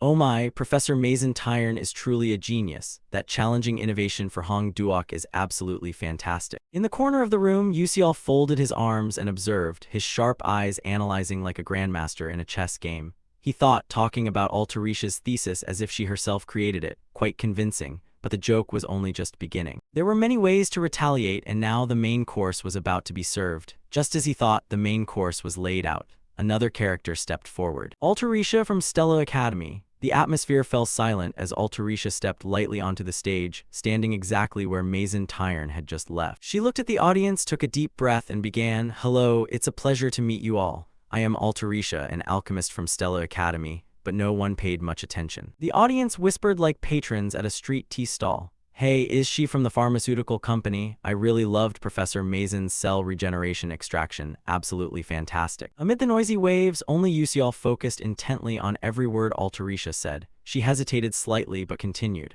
"The topic I am presenting today is..." At that moment, a faint smile appeared on Yuseol's lips as if he knew what was about to happen. Altarisha's next sentence silenced the hall completely. "This is a complete summary and thorough understanding of the technique using mixed variable alteration." Silence enveloped like time standing still, no chatter, no whispers. Everyone turned to look at her, eyes wide as if asking, "What did she just say?" No one dared to interrupt, but the atmosphere was shattered when an elderly man slammed the table and stood up, his voice sharp. "Do you know where you're standing?" The auditorium trembled, all eyes turning to Altarisha. Under the pressure, she was slightly flustered, stammering but maintaining her composure.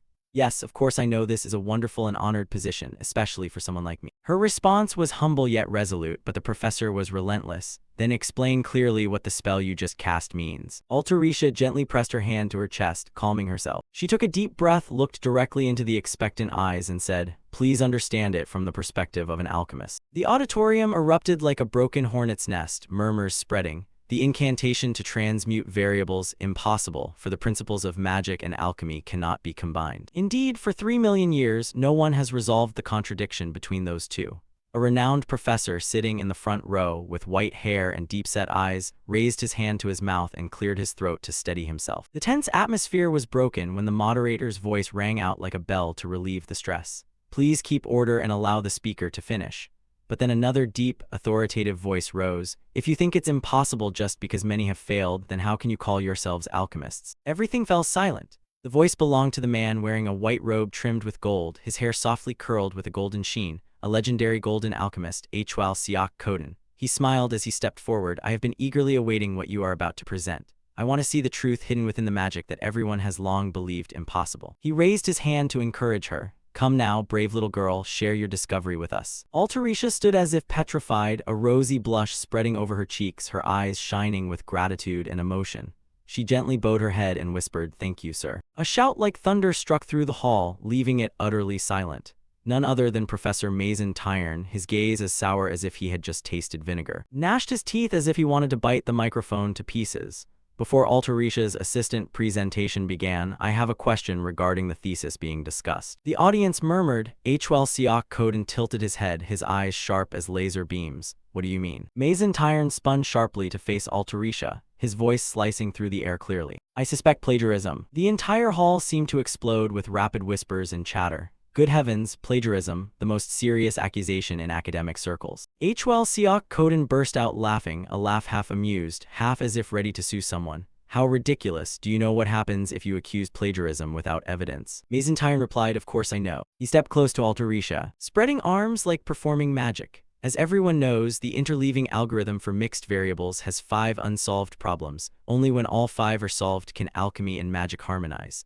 Until now, our academy has only solved 2, and even those answers are incomplete. Yusial folded his arms and listened attentively, eyes narrowing. Mason Tyron continued proudly. But I, Professor Mason Tyron, have solved 4 out of 5 problems. And the assistant standing here is my assistant. The auditorium buzzed with excitement. Someone whispered amidst the noise, if this thesis is indeed. Mason Tyron raised her hand to interrupt. That's right, this thesis is definitely mine. She tilted her head with a challenging smile. Even if my assistant accidentally solved the 5th problem, so what? Mason Tyron's gaze was like an icy dagger piercing Altarisha, sharp and cold. Her face curled into a triumphant smile. Bitter thoughts echoed in her mind. Altarisha, you insolent brat. You are a genius, I do not deny that. But so what, this will be where you end. Fool, talent means nothing if no one recognizes it. Your talent will forever belong to me. Mason Tyron leaned close to Altarisha, face to face, voice like a judgment bell. So, Assistant Altarisha, do you dare affirm that you have solved the remaining 4 problems? The hall fell silent. Altarisha froze, eyes wavering, took a step back, heart pounding. I knew it, this would happen. My hair is about to turn gray. Oh God, what should I do? But a voice like a breeze whispered in her mind. If you ever feel troubled being alone, call me over. Altarisha's eyes opened wide, glowing brightly. Fear vanished like rain erased by sunlight. She inhaled deeply, lips pressed tightly together, curling into a calm smile. Her right hand slowly rose. I have a request. I want to invite a co-author up here. The auditorium erupted as if bombed. A loud murmur spread. What a co-author? Hwell Siak Koden raised his eyebrows in surprise. Who is that person? Altarisha lowered her hand, her gaze directed toward the audience, pointing directly at a young man in the sea of people. My co-author is Yusial. Yusial almost toppled backward, mouth agape, eyes wide as if his brain had just powered down. Co-author, I only contributed a few ideas, right? No, wait, how am I supposed to react now? After Altarisha introduced him as the co-author, Professor Mason Tyron also looked toward Yusial. And then he took his steps forward, gradually approaching the podium. The crowd's chatter mixed in too. How ridiculous, such a young student here, really? I don't think anything will actually change other than disputes spoken aloud. Golden Alchemist Professor Hwell Siak Koden showed some interest, folding his arms eagerly. Oh ho, I eagerly anticipate this. On Yusial's side, after moving, he now stood closer to the lectern, his gaze somewhat downward, carrying a slightly somber mood. He gradually moved closer to Professor Mason Tyron. Then his gaze fixed straight on the professor, showing no signs of worry or hesitation. He quietly stepped past Professor Mason Tyron's side. But suddenly, a surge of magical energy burst forth, originating from the branch he was holding in his hand. And the power of this spiritual force touched the professor's arm. A system information panel quickly updated afterward. The special hatred skill of the defensive branch item was activated, targeting Mason Tyron after he passed by. It seemed the professor did not notice this. Instead, he looked over with slight anger and said, HMPH, how rude. Seeing that the other did not recognize it, he gave himself a faint smile as his thoughts materialized. All right, it's effective. He stopped upon reaching the necessary position, and officially faced the scholars below, silence falling first. Then, with an expressionless face, Yusial spoke first. First, I would like to listen carefully to Professor Mason Tyron's argument. There is a saying that seeing once is better than hearing 100 times. So let's work together here to solve the cross-draining technique. A smile appeared on his face, and once again, murmurs broke out among the people. A debate between a professor and his assistant over this report sounds really interesting. Agreeing with everyone. Altarisha's worry turned immediately towards him, speaking somewhat hesitantly. Hey Yusial, I noticed you seem a bit anxious. You cast your eyes elsewhere, but then you quickly reversed the question. Hey assistant, don't you believe me? Hearing that, Altarisha looked a bit confused. Ah no, I believe you. To reinforce her certainty, Yusial added words of comfort. I've been by your side all this time, so don't worry, Assistant Altarisha. You can do this, I trust you more than anyone else. Seeing his smiling face, Altarisha felt her cheeks flush slightly, her thoughts racing through her mind. Could she really do it? Her hand then clenched tightly onto the collar of her own shirt. Focusing, she adjusted her glasses, but more thoughts rushed in again. That's right, Yusial is correct. She had to trust what she had accomplished during all this time. She neatly adjusted her hair as well. Meanwhile, Mason Tyron was left bewildered and unable to control the situation here. After regaining her confidence, Altarisha stepped forward to stand opposite Mason Tyron and said, then let's get started. Altarisha had completely gained her confidence. The method of intersecting variables in alchemy. 300 years ago, an alchemist declared, I have discovered a miraculous formula that can solve this equation. This is the miraculous formation that can resolve the anomaly, but I urgently needed to use the restroom, so I couldn't write it down. Afterwards, he died in the restroom, which made the formula famous. Since that time, countless alchemists have attempted to experiment with it, but the results have been complete failures. Therefore, now no one wants to try it anymore. For this reason, the unsolved formula has been considered impossible. But now someone claims they can solve the random blink caused by the Thoa magic force. A smoker with a cold expression commented, "Interesting." Information about this person also emerged later, a member of the Moon Mage Tower, Squad 13 of the Destruction Team, Captain Keen. Another girl nearby wearing similar attire yawned long. "What's so interesting? Bored to death for sure. Updated info. Vice Captain Hazen Macaron." Then these two appeared here by putting themselves into stealth mode.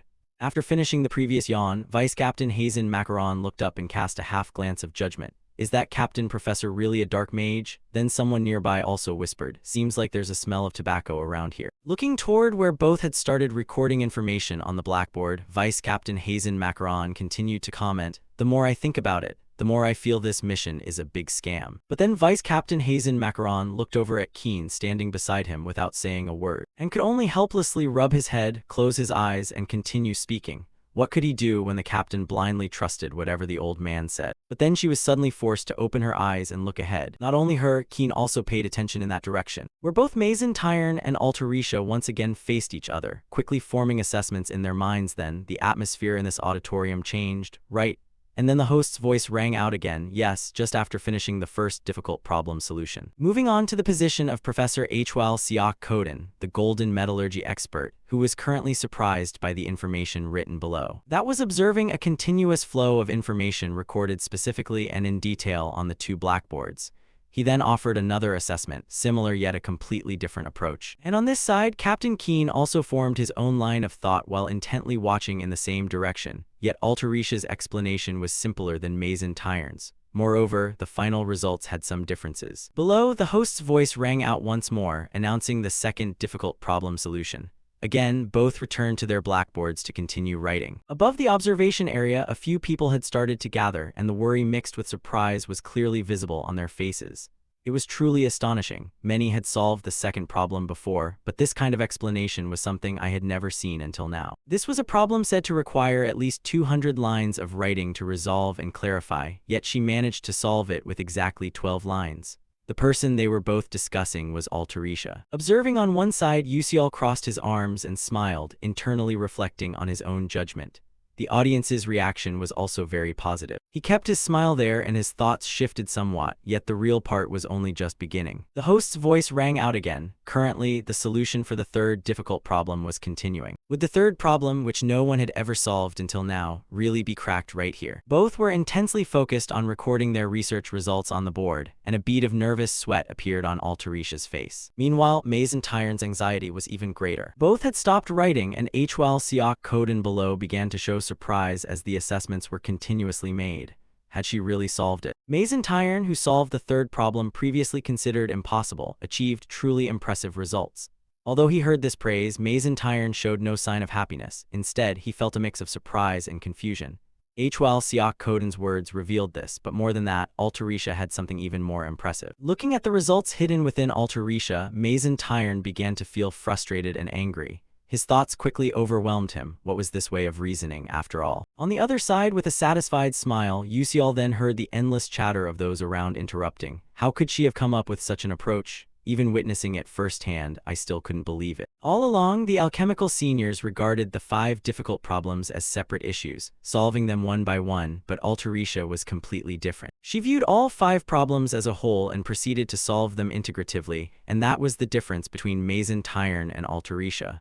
Then, the process of solving the difficult problems continued. Mazen's hand writing on the board began to shake. His calculating thoughts were no longer functioning well. Wait, what is the formula for the next part? He glanced back at his blackboard and began to curse. In truth, he didn't have enough board space left to write. So he immediately turned to a nearby host and shouted, "Please bring in more boards here." The voice grew even more strained and urgent. "Hurry up." But then a familiar sound was raised, instantly dispelling the tense atmosphere. "I've solved it." Mazen's gaze froze momentarily, and immediately shifted to the side, where Altarisha calmly turned her back to the blackboard and looked down at the people below. Then Altarisha proceeded to explain to everyone, adding a complete analysis and explanation of the interdimensional random interference technique. A flash of light flickered around her, and her deep voice resonated throughout the square. It was just an analysis providing a complete explanation of the interdimensional random interference technique. Concluding this complicated matter, everyone had already begun to lose control of their temper. Insane. And then the sound quickly overwhelmed everything else. Insane, this is truly madness. Am I really witnessing a historic moment in a place like this? Ah, this is so moving. Indeed, a moment of the century. Altarisha, hearing these words from below, felt pleased, and with that came a growing confidence in her mind. I did it. She then turned toward Yusial, standing not far away, and added new thoughts. Thank you, Yusial, this is all thanks to you. Her smile remained, but another voice appeared, Altarisha. Opposite her now was the darkness emanating from Mazen Tyron. Altarisha looked over with deep concern. Professor. Yusial's footsteps immediately moved to stand beside Altarisha. Then an arm was raised and the magical energy emanating from Mazen became increasingly visible. Something was off in the voice Altarisha instantly produced, and then some kind of confession was revealed. How much longer do you intend to make me sad? You stole the thesis, then edited it and forged it as your own. Does that make you happy? Yusial stepped forward one pace, shielding Altarisha from behind. His eyes showed no emotion as thoughts quickly formed in his mind. Was she trying to become a dark magician permanently? Although earlier than expected, that might actually be better. Not only that. Looking at Mazen before him, he gave himself new contemplation. If she became a dark magician in front of everyone now, the surges of anger would be uncontrollable. She repeated every word Altarisha said. Altarisha's eyes finally showed resentment. She tried to regain calm by biting her lip, carrying the accumulation of emotions up till now. Altarisha suddenly shouted loudly, I told you to admit it already. Confidence returned to her. On that momentum, Altarisha spoke clearly, my thesis is even better than the professor. Wasn't the presentation just now enough? How much more do you have to steal from my thesis before you're satisfied? Upon hearing this from her, the audience as well as the scientists began to be surprised and started exchanging remarks among themselves. So the thesis about the red medicine earlier was from that assistant, no wonder. Not confident for long, Altarisha had to let herself tremble a bit. Professor. Once again she erupted her emotions, her voice rising louder than before. The professor is even more foolish than I am. Hearing this, Yusial's expression began to show bewilderment, looking over at the woman standing beside her. This feeling quickly spread to where Keen and Hazen Macaron were standing on the other side. And finally, it was Mazen who was now regarded as the new focal point. To dispel this slightly awkward atmosphere, Hwal Siak Koden spoke up, breaking the tension. Heh. Then he crossed his arms and laughed heartily. Ha ha ha, this is truly interesting. Today's symposium is really fascinating. At this moment, Mazen was startled and returned to reality. A dazed feeling mixed with his voice as he realized a small trace of demonic aura had been revealed. What? Then he looked back at his slightly trembling hands. What did I just do? That thought rapidly replaced the others. This is dangerous. Knowing where all this started, Mazen directed his anger and gazed to one side. His steps hurried and purposeful as he approached Altarisha, embodying a clear threat. Altarisha, how dare you do that? She was surprised and timid again. But then this surprise was quickly replaced. When she saw a familiar figure blocking the way ahead, it was none other than Yusial. His voice sounded slowly, Professor Mazen. Now please take another look at the situation. Following that voice, Mazen's face froze in place, and then gradually fell into a state of bewilderment, questioning life. All the while she had to endure an invisible pressure as countless glances from those below were casting unfavorable feelings toward her. The alchemist sat silently waiting for this outcome. Mazen then turned sideways and began to speak. No, that's not it. The climax of this was when she raised her hand to her chest and spoke in a noticeably higher pitch. That girl stole my thesis. Those below heard everything and could assess what the real situation was. Hwal Siak Koden remained silent. Take her outside. Someone quickly responded, yes. After those words, the order was executed. Two monitoring spirits stepped forward and took Mazen to one side. Faced with this, Mazen still tried to argue, no, I said I didn't do anything wrong. Both members of Destruction Team 13 looked toward her departure while her voice still couldn't stop, saying, let go, let me go. After the great danger and huge trouble had passed, Altarisha sat down on the spot,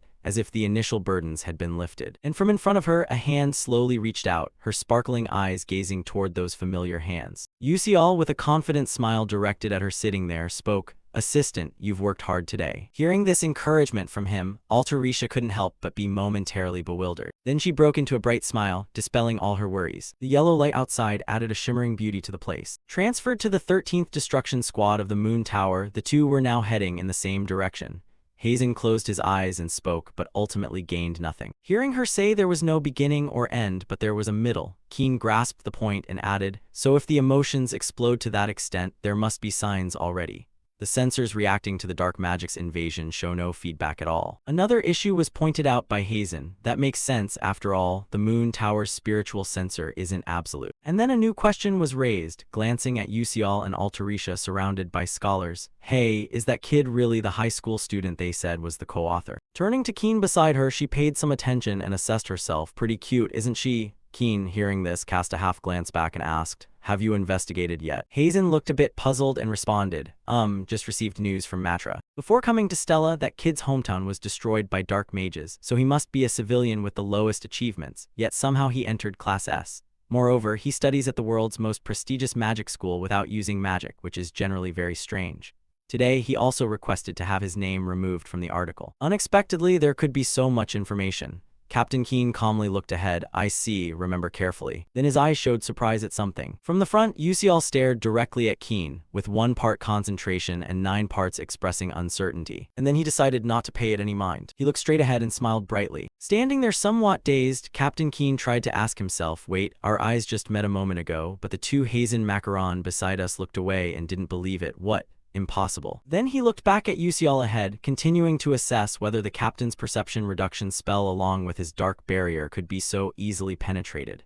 The conclusion was that it must have been an illusion. Focusing his gaze unwaveringly ahead, Keen was stunned for a few seconds. Yusial's smile appeared as if nothing had happened after the previous intense gaze, and so Keen had nothing more to say about him. There was nothing else to do here either. After confirming that Professor Mason Tyrn showed no abnormalities, Keen took himself aside and said, "Let's go, it's over." Hazen Macaron put both hands behind his back, adding, "I'm also fed up with this boring place," and moved to a carriage marked with a distinct noble aura. Inside was the figure of someone angrily biting their nails. This person was none other than Professor Mason Tyrn. Just now, the continuous curses erupted. Damn it, if it weren't for Yusial, I wouldn't have had to endure such humiliation." But then from in front of her, someone was sitting reading a book with eyes closed, calmly saying, "Now that things have come to this point, we have to deal with it. Calm down." Mason Tyrn saw this person suddenly appear here. Her voice became more dramatic. "You are Raiden." The other party immediately opened blood-red eyes, revealing clear dissatisfaction. After casting an indifferent glance, he quickly shut the book in his hands.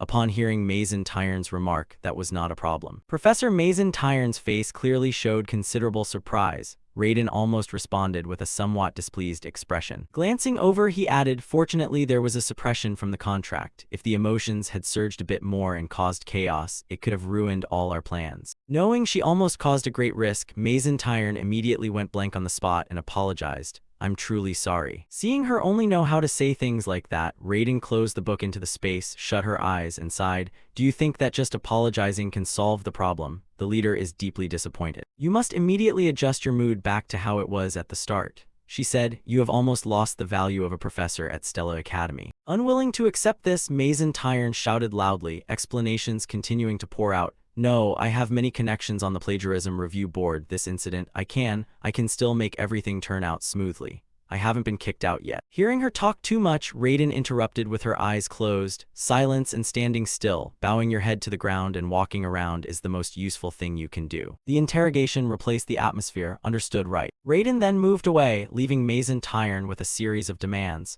"Don't move and keep silent until the commander gives instructions." When left alone, Mason Tyrn clenched her hands tightly, pouring out her own fury. The blame was directed straight at one person. This was all Yusial's fault. Her expression hardened into something dangerous, clearly revealing that some kind of plot was about to form. Recalling the image of both before being pulled away, Mason Tyrn added a bit more thought. "Just need to wait a little longer, just a little more time." His image deeply engraved in the mind. Moving to train heading somewhere. Inside a train car, Yusial crossed his arms, staring intently at Altarisha, who wore a strange expression opposite him. Then his gaze shifted to the side, concluding that he brought it into his thoughts. What a pity. I think if Mason Tyrn had used dark magic during the presentation, it could have prevented the collapse. The catastrophe of episode 8 would have been averted. I guess everything would have gone smoothly until the episode that is supposed to explode. His eyes also closed, beginning to lean back, but the thoughts remained there, unable to do anything else. Don't be too hasty either. The academic conference ended smoothly, and the branch of resentment was activated. Suddenly, his eyes opened. Only one thing made me somewhat concerned. He recalled the moment his eyes unconsciously looked to one side, where Keen and Hazen Macaron stood side by side in a shadow invisibility state. Looking at Keen, who was staring back at him then, the new conclusion was immediately specified by him. That person was definitely Keen. And introduced in more detail, a small group of elite mages, selected with extreme rigor, the top dark mage unit of the Moon Tower. Even in this Moon Tower, which is infamous for hunting mages and dark sorcerers, the commander of the Elite Unit 13 was Keen, who pondered deeply on himself. If I didn't have a sixth sense, I would have never realized until the last moment why those dangerous people were there. Perhaps they came to monitor Mason Tyrn. Whatever the reason, it would be great if we could participate actively. Just thinking this, he unconsciously noticed Altarisha, who looked drowsy as if she had just woken up. The old story continued through a new one. I apologize, but could you spare a moment? No sooner had the words finished than someone appeared near Altarisha, and the question she voiced was full of surprise. Pass it over, who is it? Before she could hear the other introduce themselves, she was taken aback herself.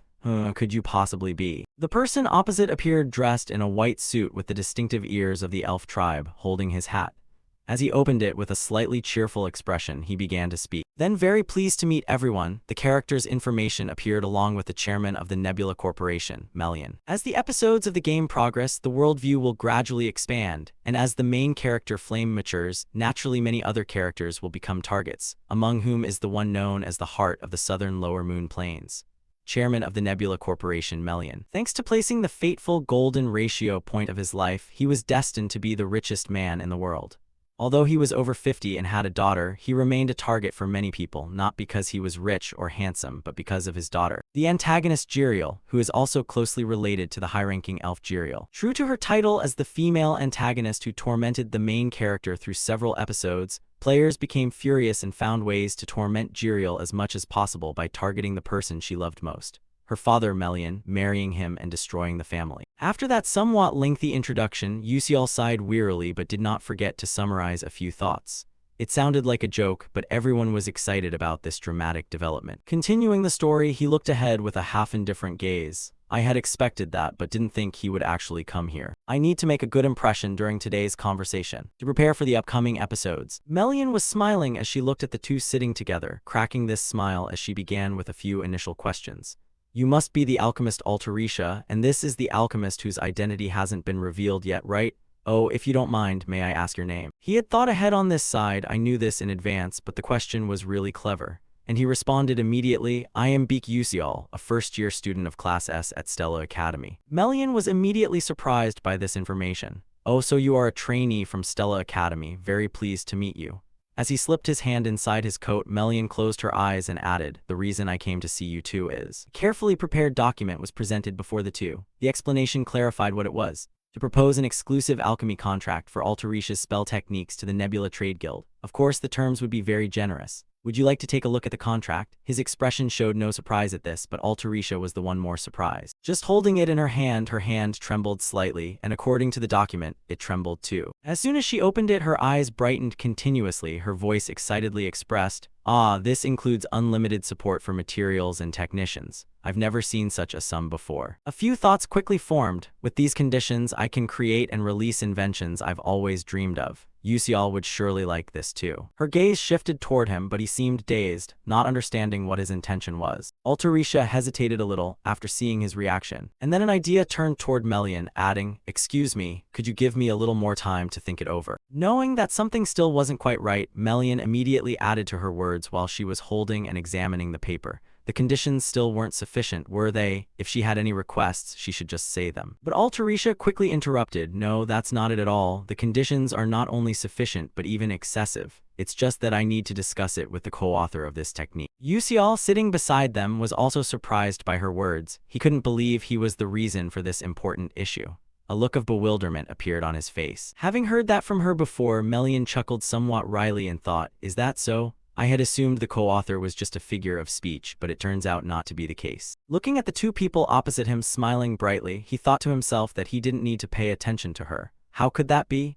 At the age of just a teenager, to already be able to help resolve a long-standing issue of over 300 years must surely mean he was an extraordinary genius. Melian raised his hand forward to ask, do you want to take a look at the contract? After all, no matter what, he was still just a student. Following the suggestion, Yusial also took the paper and studied it carefully, confirming Melian's continued reasoning. With these conditions, it certainly couldn't be refused. His face still smiling, he immediately gave his answer, I must decline. Unexpectedly, this could happen. Melian's expression became utterly bewildered as she looked across at the man sitting opposite. And the major doubts raised. Could you please tell me the reason? If the conditions are not satisfactory, I will immediately make corrections. He stopped speaking there, staring straight ahead. His thoughts unraveled every issue. Signing an exclusive contract with the Nebula Trade Association, the largest trade guild in the world, was certainly a good move. But although Melian is an excellent businessman, he is extremely stubborn by nature and unwilling to lose anything if this technique were bound under his control.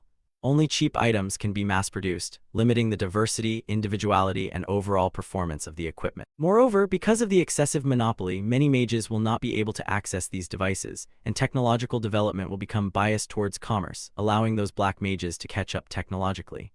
In fact, I've seen players choose this storyline branch just to earn money, but the outcome is always a sad one. From those inferences emerged a new issue he raised, unrelated to the conditions. I simply do not want to sign an exclusive contract.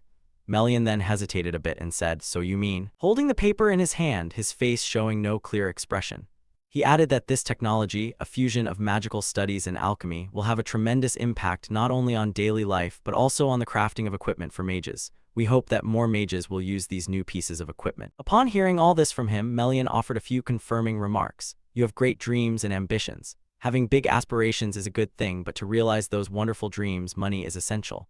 He immediately responded, "As it happens, I have just concluded negotiations with a series of investors, and one of them is Chairman Melian himself." And as if understanding his point, Melian posed an important question. "So do you intend to sign contracts with those people and with me at the same time? If so, most of the conditions I propose will have to be dropped." Without denying it, he smiled with his eyes closed and confirmed, "That's right. Frankly speaking, I also desire those conditions very much." Then his eyes gradually opened, and in a calm and measured tone, "We will elevate the product to premium level." A new smile appeared on his lips. "This is the proposal I offer. We will still strive to make the items as widely available as possible. But among those, the premium items that are difficult to craft will be exclusively contracted with the Starlight Trade Guild. That's called a brand, isn't it?" Seeing that he had such high confidence in himself, Melian, standing opposite, squinted slightly.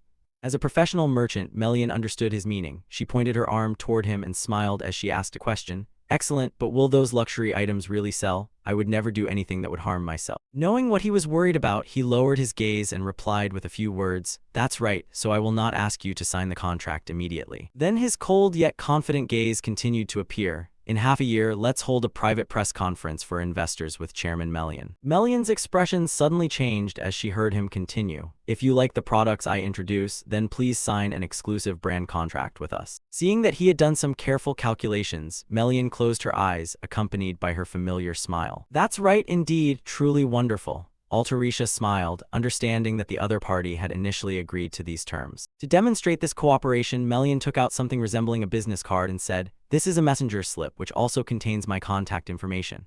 He reached out to take it. "Yes, thank you, sir." Additional explanatory information appeared along with the messenger slip, a document written on paper and sent out. It will certainly reach the recipient. The work was done. Melian put her hat back on, a smile appearing as a sign of farewell. "All right, now I'll take my leave." His expression remained no different from surprise. Meanwhile, Altarisha kept a faint smile on her face. As calm as he could be now, he was trembling just as much. He raised his hand to his chest to check if his heart had fallen out. His words were a little shaky. "Oh my God, I thought I was about to die from worry." Seeing him like that, Altarisha standing beside him also felt anxious. Was that typical behavior for someone who worries a lot? In response to her bewilderment, he replied, "I'm really worried." Hearing him say that, she naturally smiled and added a compliment, just as expected, "Yusial is amazing." Hearing her say something strange to him, the other side looked confused.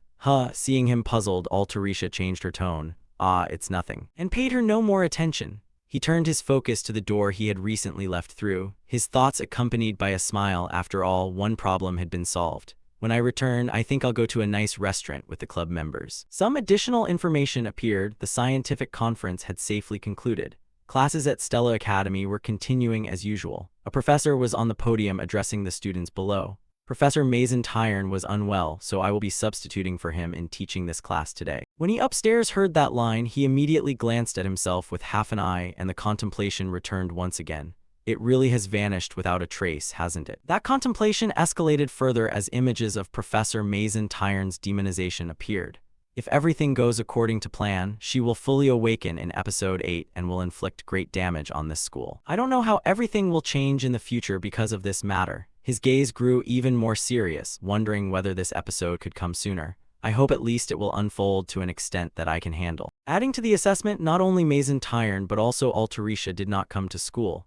The class had ended and he was currently walking down some hallway. It seemed she was happy and receiving a pension now. Just then, some student ahead of him said something. Hey, did you hear that?" He paid attention to the conversation nearby. The assistant, Altarisha. Was she the one who deciphered that incredibly difficult super consciousness non-interference technique? The conversation continued. Oh, I heard it, but isn't there still another co-author? They said that person's identity was kept secret, but why would they do that? He didn't pay attention to that story as he looked straight ahead. Good, could that person be extremely ugly? Haha, is that so? After a while, he was now outside the school grounds. His thoughts were still there. Keeping it a secret that he was one of those authors helped him attract less attention in this school. His steps suddenly stopped. At first, he gave a hint by borrowing knowledge from these special glasses. Because all focus and attention must be directed to Altarisha, that is the right and best approach. Stopping at one spot, he noticed something appearing near him.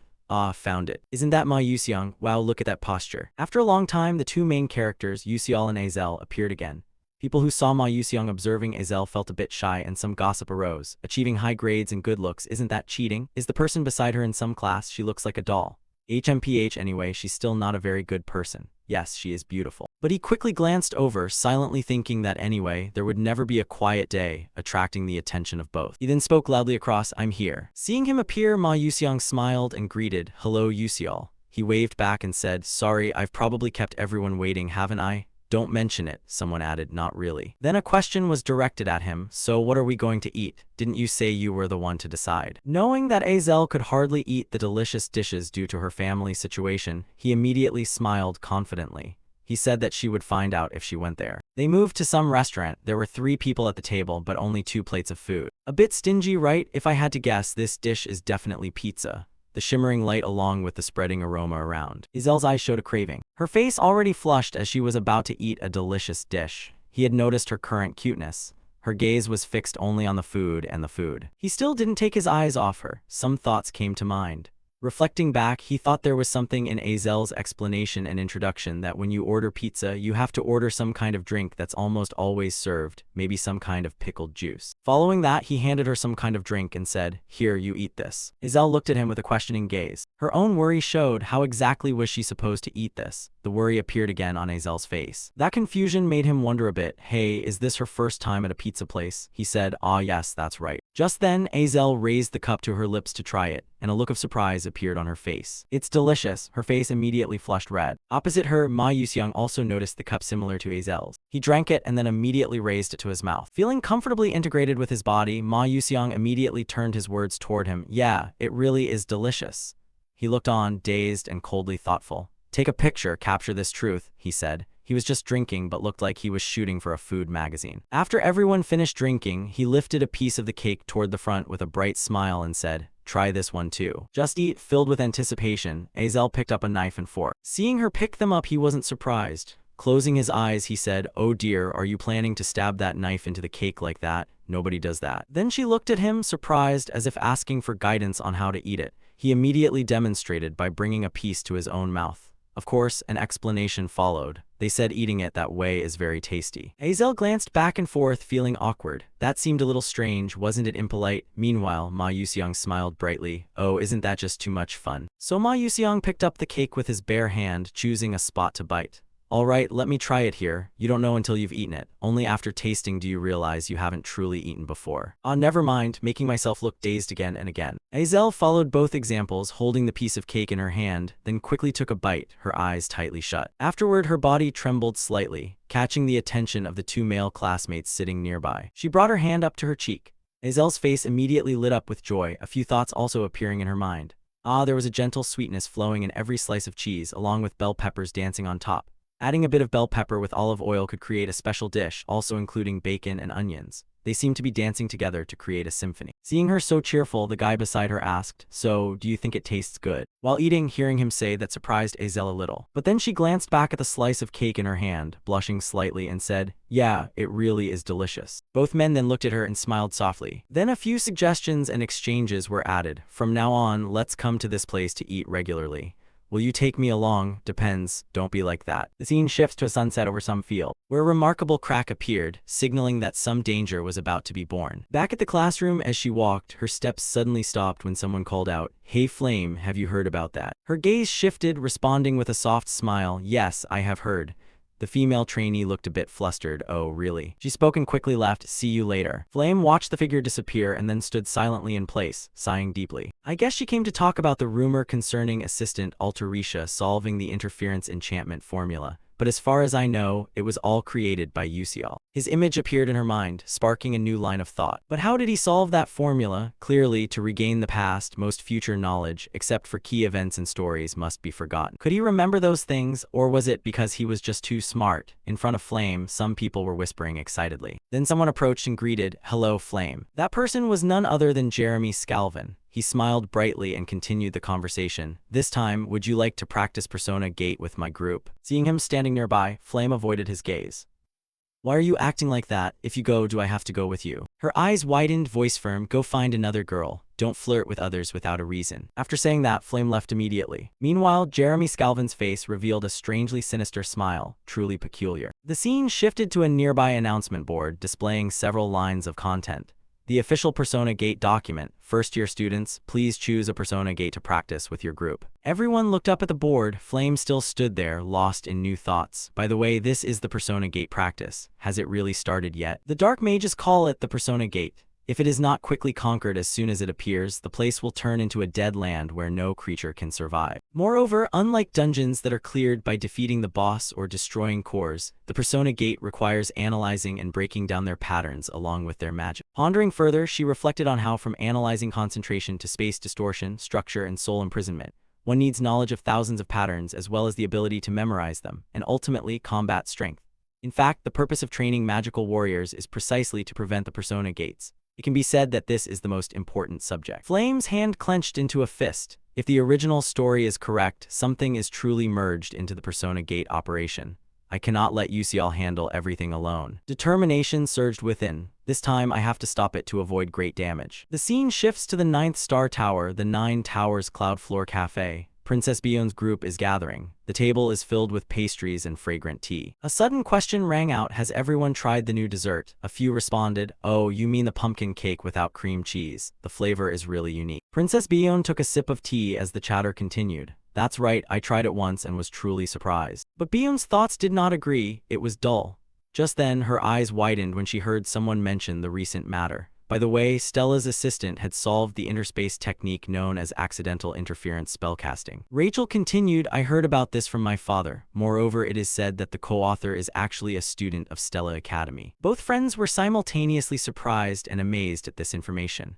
"Oh my God, really?" Certainly, Rachel's father is the director of the intelligence agency. But doubt arose. Who in the world could solve an unsolved problem while still a trainee? You're right. Over here, Bion placed her teacup down on the table, thoughts overpowering her mind. Even the director of the Intelligence Bureau did not clearly know who that person was. But then the image of Assistant Altarisha and Yusial appeared in her mind. So Yusial was indeed the co-author of the interspace interference technique. Her face noticeably darkened, unable to control her emotions. Her hand suddenly gripped the edge of the teacup. A series of questions drifted through her mind. Why did Yusial hide that truth? Was he deliberately raising the reputation of Assistant Altarisha? Then a thought flashed, could Yusial have feelings for Altarisha? She abruptly stood up, causing her friend beside her to look up and ask unconsciously, "Princess?" Bion immediately turned her back and left. "I have to go now." The classmate unconsciously added, "Yes, but it's tea time now." The other three stared blankly as she left, not understanding what was happening. A question echoed upon seeing her hurry by. Why would the princess act that way? The scene shifted to the schoolyard. Bion was walking when suddenly a figure appeared right in front of her. Her eyes looked downward, not yet recognizing the person.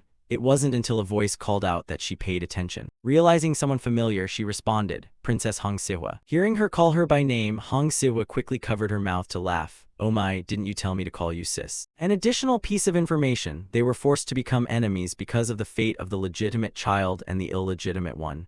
"My half-sister, Hong Sihua, I hate that woman to death." Cutting off her thoughts, Princess Bion asked again, "What are you doing here?" Hong Sihua smiled brightly, "Ah ha ha, don't look at me like that. Isn't the reason you came here for something? Recently, in the first-year class, a commoner trainee appeared who is very interesting, right?" The question made Bion slightly startled. She was talking about an ordinary person who still upholds the spirit of a knight, a quality almost lost in this world. The image of Yusial flashed through her mind. Seeing her strange reaction, Sihua folded her arms and added, "Judging by your reaction, it seems you're interested in him too." Her voice became more thoughtful. "He is a knight who sacrifices everything for the mage." With a cold gaze and a mocking smile, "Isn't that every princess's dream?" Bion's hand clenched tightly. "So did you introduce me to him?" She was not satisfied with these words. Princess Bion gently stepped forward and replied, "All right, thank you, you try it yourself."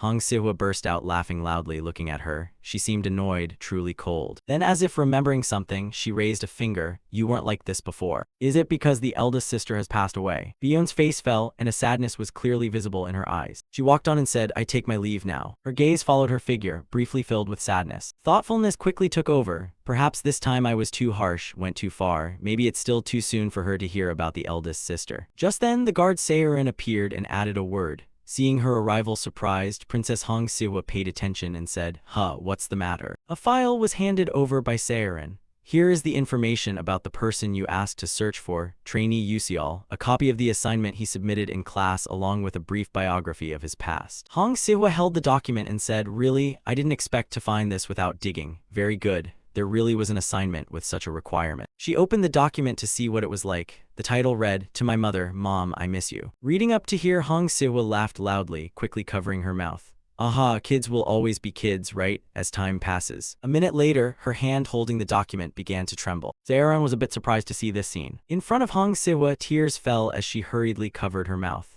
I understand now. Yusial's mother said she doesn't like black bean noodles. Seeing something was wrong, Seiran quickly changed her words. Excuse me. Meanwhile, Sihwa turned her face away. Wait, are you crying? Sihwa replied, it's nothing. Just wiped her tears, she added some thoughtfulness. She had never deeply considered poverty. He lived in that situation, yet still maintained the spirit of a knight. Her eyes drooped. Yusial's hometown was invaded by dark mages, wasn't it? Then she smiled. I'm sorry, Bion, but I'm getting more and more curious about Yusial. Scene changed. The last day of training had arrived. The trainees gathered on the grass. A professor stepped out to explain, from now on we will begin the Persona Gate training course for first-year trainees. Please enter the gates according to this arrangement. Yusial stood in a corner amidst the rustling sounds. It was just like in the textbooks. I was a little worried. Thinking further, so finally it begins. Before all the upcoming events, starting with a new thought stream linked to my system board as a reward for completing the academic presentation. We can also activate the gate analysis function from these glasses. I have trained in Leafhanel's garden and enhanced my abilities, so that's enough. Your information displays clearly. His face was pensive, eyes revealing deep thought. At this moment, the teacher standing nearby pointed towards the gate and signaled, students entering gate C7 please proceed this way. Flame standing next to Yusial responded succinctly, yes. The attraction in her voice made him inadvertently turn to look. Not only that, others also appeared, including Princess Bion and Azel. Deep in thought, he wondered, so these are the people who are accompanying me. This Persona Portal practice session will be conducted in groups of 4 to 18 people. The important thing is to cooperate to overcome the challenge. His eyes still did not leave the group. First-year students at Stella Academy with average skill at level 2 will not easily conquer the Persona Portal prepared with 3 risks in the very first real mission. A concern arose. The C7 Persona Portal where the event takes place can hold a maximum of 16 people. It's unfortunate that Hei Wenryong isn't here, he thought, but with Flame, Bion and Azel, they should not fail to conquer this portal. His steps moved forward. After all, he didn't need to participate in the strategy to defeat the final boss. The portal appeared right before his eyes. All he needed was the hidden reward. Saying that, he stepped into the portal, which then took him to another place. Yusial's face showed a brief surprise. A new information board appeared, welcoming him to the Ihuran Ball. A golden, sparkling square unfolded before his eyes, with people beginning to gather on the large carpet at the center. Bion's group quickly entered this area, similar to Yusial. Everyone's eyes looked around, assessing the situation. Then a voice rang out, attracting everyone's attention. Hello. A maid butler raised her hand behind her, smiling brightly. I have prepared dresses and shoes for everyone. Princess Bion felt that something was off upon hearing this, suspiciously asking, a dress and shoes? What do you mean? A thought interrupted her. Had there ever been a ballroom inside the Persona Gate? But she quickly adjusted her mindset. This wasn't the time to think about that. We need to analyze the Persona Gate and check the guidance notifications. Countless complex characters appeared on the screen, but anxiety began to surround her. Wait, hold on, had they really given such a complicated formula for a first-year student's test? The butler then delivered the instructions to everyone. Miss, the dinner banquet is about to start, you must hurry. Bion, still confused, asked in surprise. Butler, how can you speak like that? Is that a prescribed phrase? A thought interrupted her again. I don't know if this is truly an NPC inside the Persona Gate. I've heard that those created by the mage within the gate cannot express personal actions. Seeing the butler smile freely along with her previous words, Bion's mind began to waver. No, it can't be. This is Stella Academy. No way would a real Persona Gate appear here. It must just be Stella's technology a little more advanced. The butler's smiling expression remained on her face. Why would you say that, sir? Bion changed her tone. Don't worry, go get the dress. The butler replied, yes, I understand. She left under the princess's gaze, with anxiety creeping in. I don't know if it's because of my mood, but this training session somehow feels like it won't end easily. Time passed quickly, a step appeared, and Princess Bion had changed her outfit. Her silver pink-red hair blending with the color of her dress, her beauty flawless to the highest degree. Then her eyes suddenly glanced at a figure. None other than Yuseol in a classy suit. His gaze was also directed toward one side. Bion looked over, her face briefly flushed. He was dressed quite elegantly, looking very fitting. But focus soon took over, and a few memories surfaced. This piece was submitted by trainee Yuseol for a subject. It is said to be his past story. She received the document and gently stroked her hair. I see. Glancing through the information, she seemed to have caught a clue. Back to reality, she still didn't take her eyes off. Could it be because of Yuseol's personal information that she received a few days ago? I feel he seems different. He stood in front of me, yawning repeatedly. His eyes looked back while her thoughts continued. Overcoming the past like that, the path of a knight in Stella. Yuseol's bewildered expression cut through her thoughts. What are you looking at? Is this your first time seeing a civilian yawn? Bion was briefly surprised, but then bashfully averted her gaze and replied, no, it's nothing. Just then, a voice interrupted, is everyone here already? Someone gradually approached their position. All eyes turned to this arrival. A red-haired lady holding a fan continued speaking. From now on you will attend the ball hosted by Duchess Iharin. Then her gaze shifted, focusing on a wall. It is said that those 4 corridors lead to the mansion's basement, but the basement is full of labyrinths and traps. When people get lost, the knights inside the mansion will start moving. She smiled, you can only trust your intuition and knowledge. Can you do it? Yuseol stood in a corner and replied curtly, yes. Upon hearing this, the lady glanced over in surprise. You look so confident, I'm glad to meet you. This confidence makes me feel a bit guilty, I like it. Yuseol answered, thank you. Faced with this natural exchange, the other trainees couldn't help but be surprised. What? That person talks like a real person? Do original NPCs have such dialogue? The lady's voice continued, wishing you all good luck. She turned her back and left, leaving a silhouette for everyone to watch. The male trainees looked at each other again. Alright, let's go. Anxiety engulfed them as they approached the gate and began their mission. Just then a voice rang out, hey, everyone wait a moment. The speaker was Flame. She asked about the training test. Do you all find it a little strange? She calmly provided details. It is difficult to explain, and these NPCs act very realistically. I can't analyze anything from this persona gate. Normally, the practical test for first-year trainees shouldn't be this hard. The trainees in front agreed. In fact, I found it strange too. I almost couldn't understand it. That's right, that NPC looked very real. As everyone agreed, Flame's expression brightened. All right, I'll persuade them to go this way. But then, a voice cut in, wait, Flame. Jackie appeared, arms crossed, displeased. You're not seriously saying this is a real portal, are you? Already worried. In my opinion, this is exactly the scenario the professors want. In real combat, you can't always completely decipher a persona portal. In other words, our falling into such a confusing situation is part of their plan. She analyzed further, moreover, Stella is the place that trains the most elite magic warriors along with the top phantasmal knight squad. Could they really fail to detect if a real portal appeared in the school? Everyone began to believe Jackie's words. Oh, that's how it is, so that's the case. Meanwhile, unease surrounded Flame. This isn't good.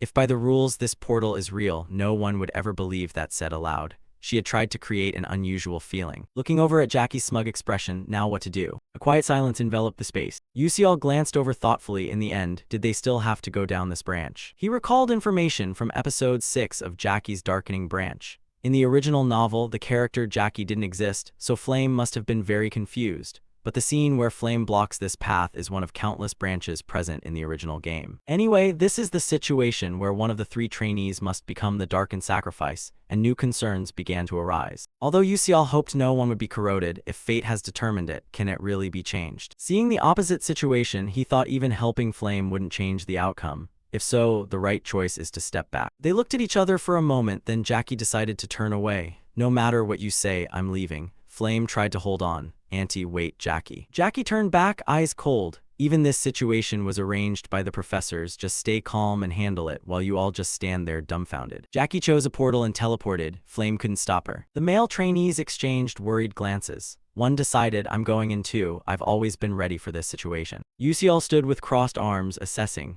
No one was acting systematically. His fingers moved slightly. Well, given how things are, there's no choice but to advance. He smiled and stepped forward. While Yuseol confidently walked ahead, he suddenly stopped and noticed something to one side. Oh, it turned out to be a somewhat large group of male students gathered behind him. Yuseol asked, why are you all standing behind me? Everyone became a bit flustered. Tiny beads of sweat appeared. It's nothing. Seeing so many people share the same expression, he could only stand there indifferently, sighing over the small worry. You're not planning to follow me all the time, are you? Kids always have schemes. His steps moved forward again, but he thought he didn't really care much about these things. Anyway, there's nothing important here. A long, dark corridor is the next choice on the path. The light contains some kind of energy, emitting a purple glow. You stop in the quiet space, and footsteps from behind approach. Then your attention shifts again to the place from which the voice came. What is this terrifying corridor? The person walking with you is Princess Bion and two other girls. Thoughts form within you. It seems everyone has arrived. The princess's gaze has fixated on something. The three then step ahead of you and stand before the closed door. You wonder where the others have gone. Your gaze drops, a clear conclusion forms immediately. As predicted, it seems we cannot all appear at the same time. Analyzing more carefully, the 16 students are arranged into groups of 4. Those 4 corridors will be divided among the 4 groups. The person entering is you, then the silhouettes of 2 familiar friends appear. It seems Azel and Flame have moved elsewhere and formed a group together. Your eyes look at those here with Princess Bion. You think you're surprised to be in the same group with her. They are exchanging something. We should move immediately. Yes, Your Highness. But then the princess notices your gaze. The question was immediately asked with a somewhat blank look. What's wrong? Are you dissatisfied about something? He started to sweat. No, he replied, still keeping that expression. The princess added, oh my, it's really dull. Ignoring it further, his gaze shifted in another direction. Instead, the Princess Bion and Azel splitting up seemed like a good thing. At this moment, a startled expression took over his face. No, wait a second. He raised his hand sideways to stop everyone from moving forward. There was something ahead. A golden light appeared, revealing several statues in dancing poses. Their shapes resembled decorative mannequins. A big question arose among everyone as they looked at them. Figurines, yes. Princess Bion said nothing, but was somewhat startled. Then attention was focused straight ahead. There, inside the room, stood a gate. The 2 girls standing beside the princess offered their opinions. Will our unlocking spell even work? I have some doubts about that. We can't even understand this gate. Our level is too low to do anything here. It's so dark this place makes me a bit scared. The situation is a bit difficult. Princess Bion looked over at him and asked, Hey Yusial, have you deciphered this gate yet? But his answer was somewhat disappointing. The princess's face displayed that disappointment most clearly. For an ordinary person, is it too difficult to expect so much? There must certainly be something here. But then the surprise was replaced when his voice sounded once more.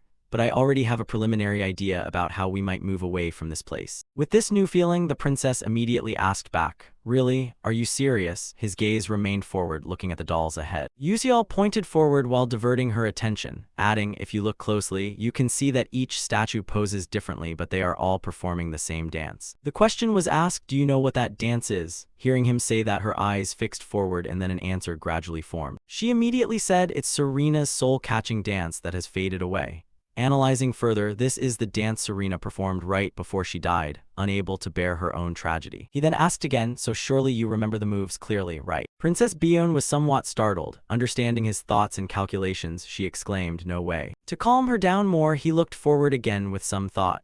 Now she must have also noticed that each movement of the statue is sequentially connected, but occasionally some movements oppose each other. Time had passed for a while. He glanced around and continued. All right, is everything ready? The other 2 friends moved to the empty spots and began their dance moves. Done, I said, me too. Princess Bion then performed the move in the vacant spot. His gaze kept watching without looking away. Then the gate opened perfectly. Everyone's cheers echoed. We did it. The door fully opened and in front appeared a dark corridor, with the light of a new area shining in the distance. Without hesitation, everyone quickly moved through. All attention turned back to Princess Bion as everyone advanced forward. A large room appeared, bathed in golden light. Knight armors held swords up and down, arranged in different positions. Beneath these armors were strange patterns. A friend pointed in that direction, asking if there might be some hidden meaning in those armors this time as well.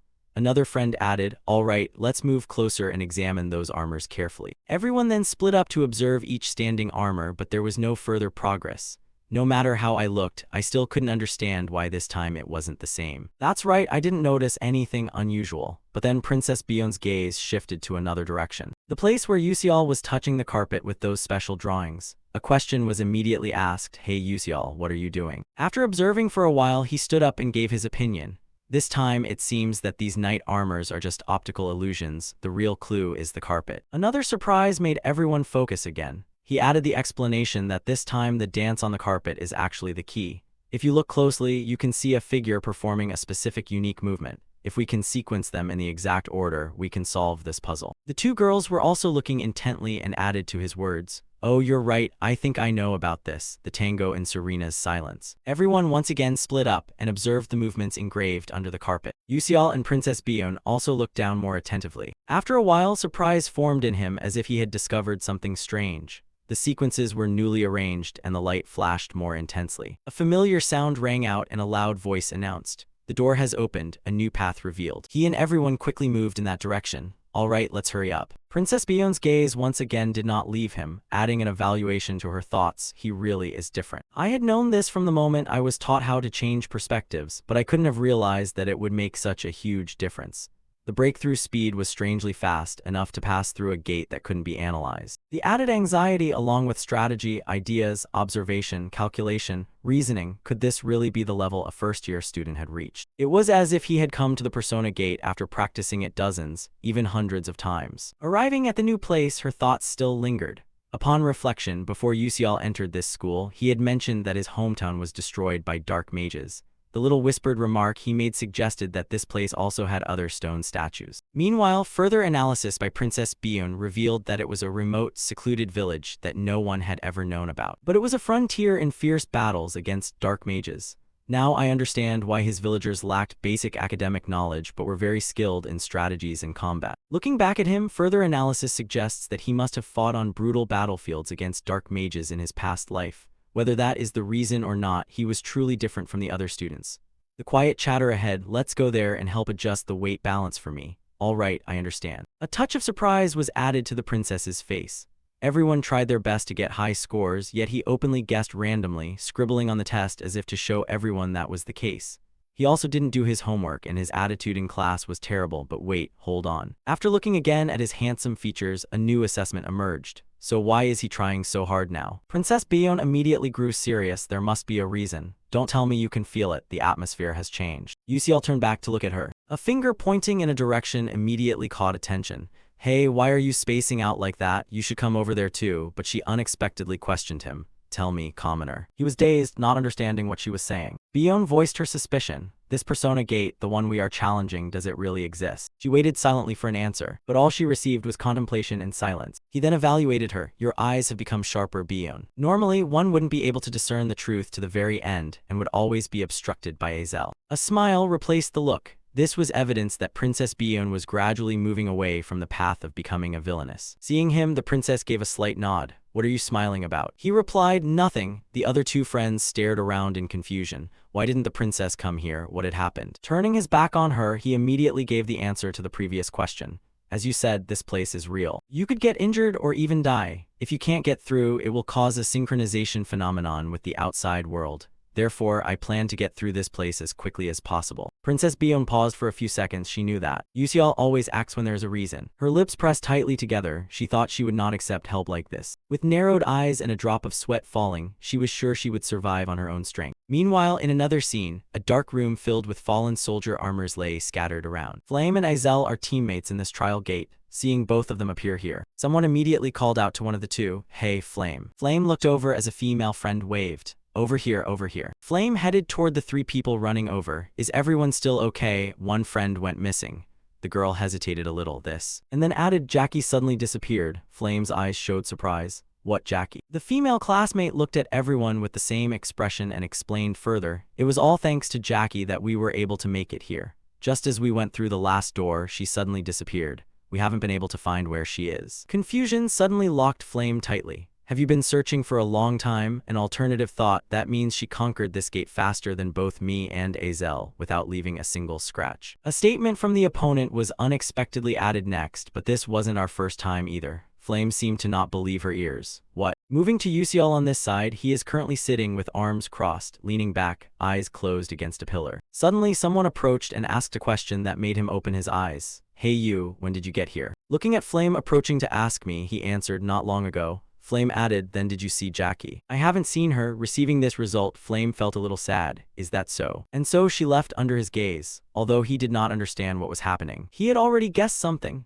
I think I could have stopped Jackie from disappearing if I had reached this place before her, but now there is nothing more I can do. The situation has come to this point, now I can only help the heroines clear the stage. Moving to somewhere in Stella Academy, someone's voice suddenly rose loudly. What a persona gate has actually been mixed into the trainees' exercises. Homeroom teacher Lee Hanwal immediately rushed to the training area. Surprise and worry appeared alongside the scar on his face. The previously blue gate has now been transformed into a blood-red gate. How could this happen? Isn't Stella's security system supposed to be the best in the world? A professor standing nearby explained upon seeing Mr. Lee Hanwal appear, as if someone had completely reversed Stella's spatial wave detection system.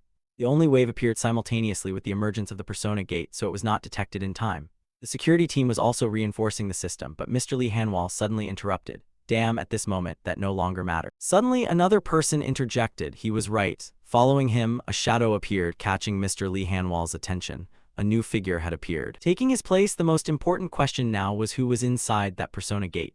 Someone recognized this person, Commander Arene. Arene Blackswan, the supreme leader of Stella, the strongest knight order in the world. The man said to create a sea of blood from the corpses of dark mages, rarely appearing on the Stella Academy campus. He approached with a cold attitude. What's the situation? Has the reinforcement advanced? The earlier professor replied, no, it's not possible. It seems the students inside are facing a rather difficult challenge. Arene asked further, what is the level rating of this persona gate? The immediate answer is yes. Currently, the level is estimated to be between risk level 4 and 5. Arene frowned, estimated, give me an exact number. The professor holding the stack of documents answered tremblingly, yes, initially it was level 4, but as soon as the students entered, it suddenly jumped by 1 level. Arene paid attention. It was unusual, though not unheard of. The persona gate is emitting false waves. Bring me the list of students who have registered. The professor holding the documents immediately handed it over. Arene then opened it and carefully scrutinized each name on the list. A few names from Class 1's rank appeared. Beek Yuseol, Bion, Flame, Azel, Reiki. After receiving the list and reading some names, Arene's eyes narrowed further. A persona gate at risk level 5 means even veteran mages must prepare thoroughly to pass through. Currently, these are first-year students at only level 2 to 3 mages. This is absolutely insufficient to handle the situation. Arene's voice turned colder. Prepare 16 foam boxes to collect the bodies of those students.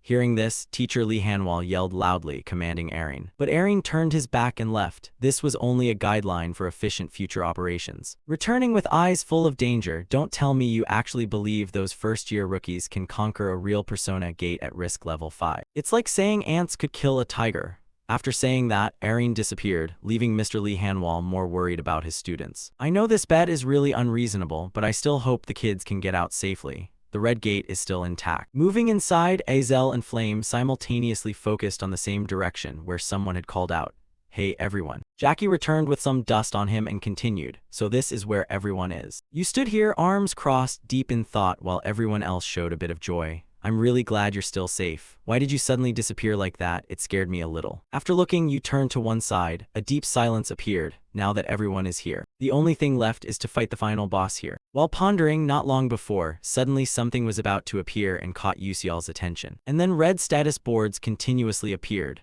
You have arrived at the dance clock tower. If you go down the stairs here, you will reach the ballroom. The party seems to have just started, so hurry up. Everyone in the group headed towards a staircase leading downward. I guess we have to go down these steps. While everyone was focusing on the passage below, Flame anxiously looked up, as if realizing something bad was about to happen. A monstrous spider began to take shape in her mind.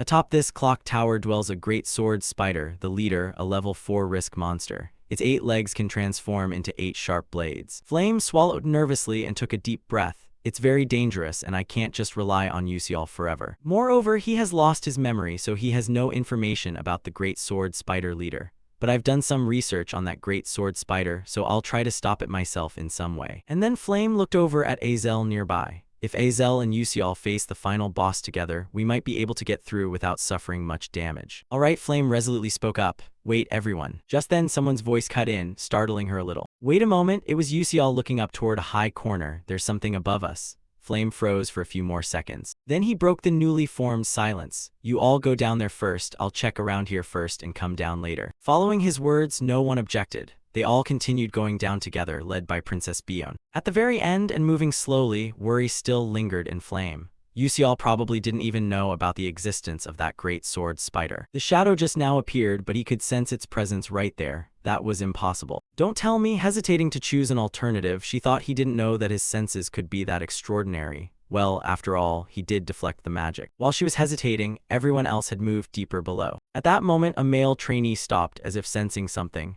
What is this sound sensation? The other trainees shared the same expression.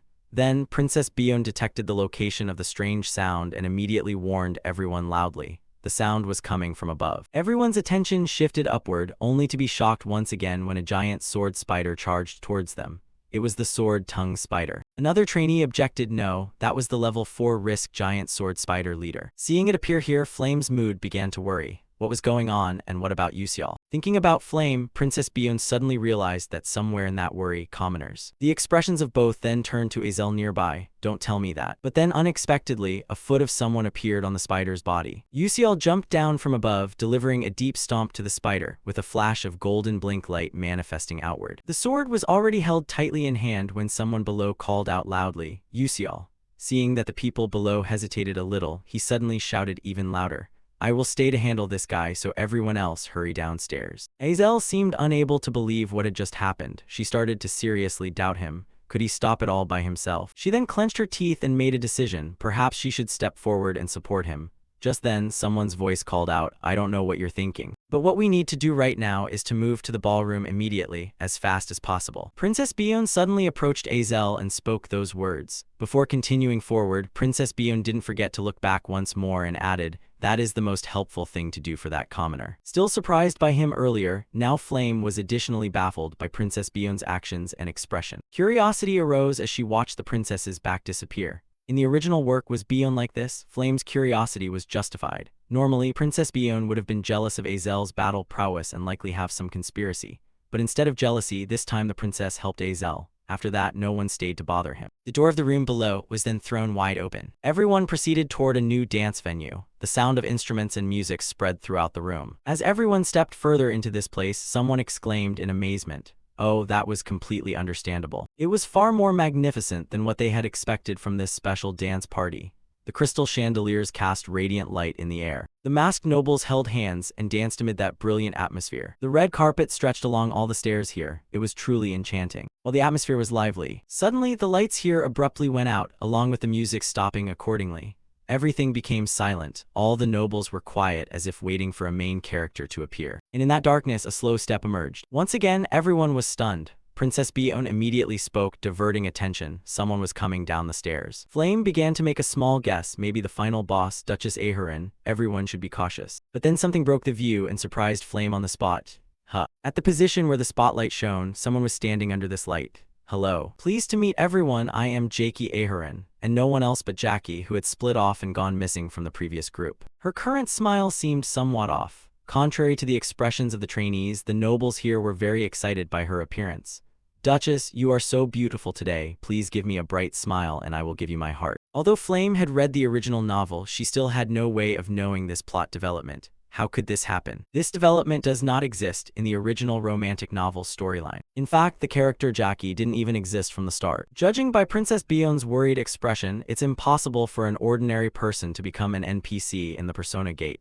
And not just any NPC can become the final boss. Looking at Azel's expression, there is only one way for someone to become an NPC in the Persona Gate, and that means Jackie was already a dark mage. Flame bit her lip after making these inferences and understood why Yusial said those strange things. So this was Yusial's way of warning me about the involvement with Jackie, but I can't just give up like this. Determined yet anxious, I will bring him back no matter what it takes. So Flame tried to communicate with Jackie above. Jackie, if you're obsessed with that power, you could turn into something terrible. So please calm down. But then Jackie suddenly interrupted. Ah, that's nonsense. Right now I am Aharon. A dangerous smile appeared behind the paper fan. My head is Aharon. My chest is Jackie. My heart is Jackie's face blushed unusually. It was so excited that it felt as if everything was melting away. Seeing this situation, Princess Bion understood that it was already too late. Her mind had been corrupted by dark magical power. Azel beside her added, at this moment, the only way is to conquer this gate and bring him back to normal. Flame tightly grasped the staff with his arm. Flame understood the meaning. I got it. Golden magical light emanated from the staff. Concentration locked in on Flame. Wait for me, Jackie. I will surely save you to make up for this. A red lightning bolt suddenly appeared near Jackie. Now enough with the small talk. The magic power exploded further around. That smile appeared again on Jackie's face. Let's start this party together.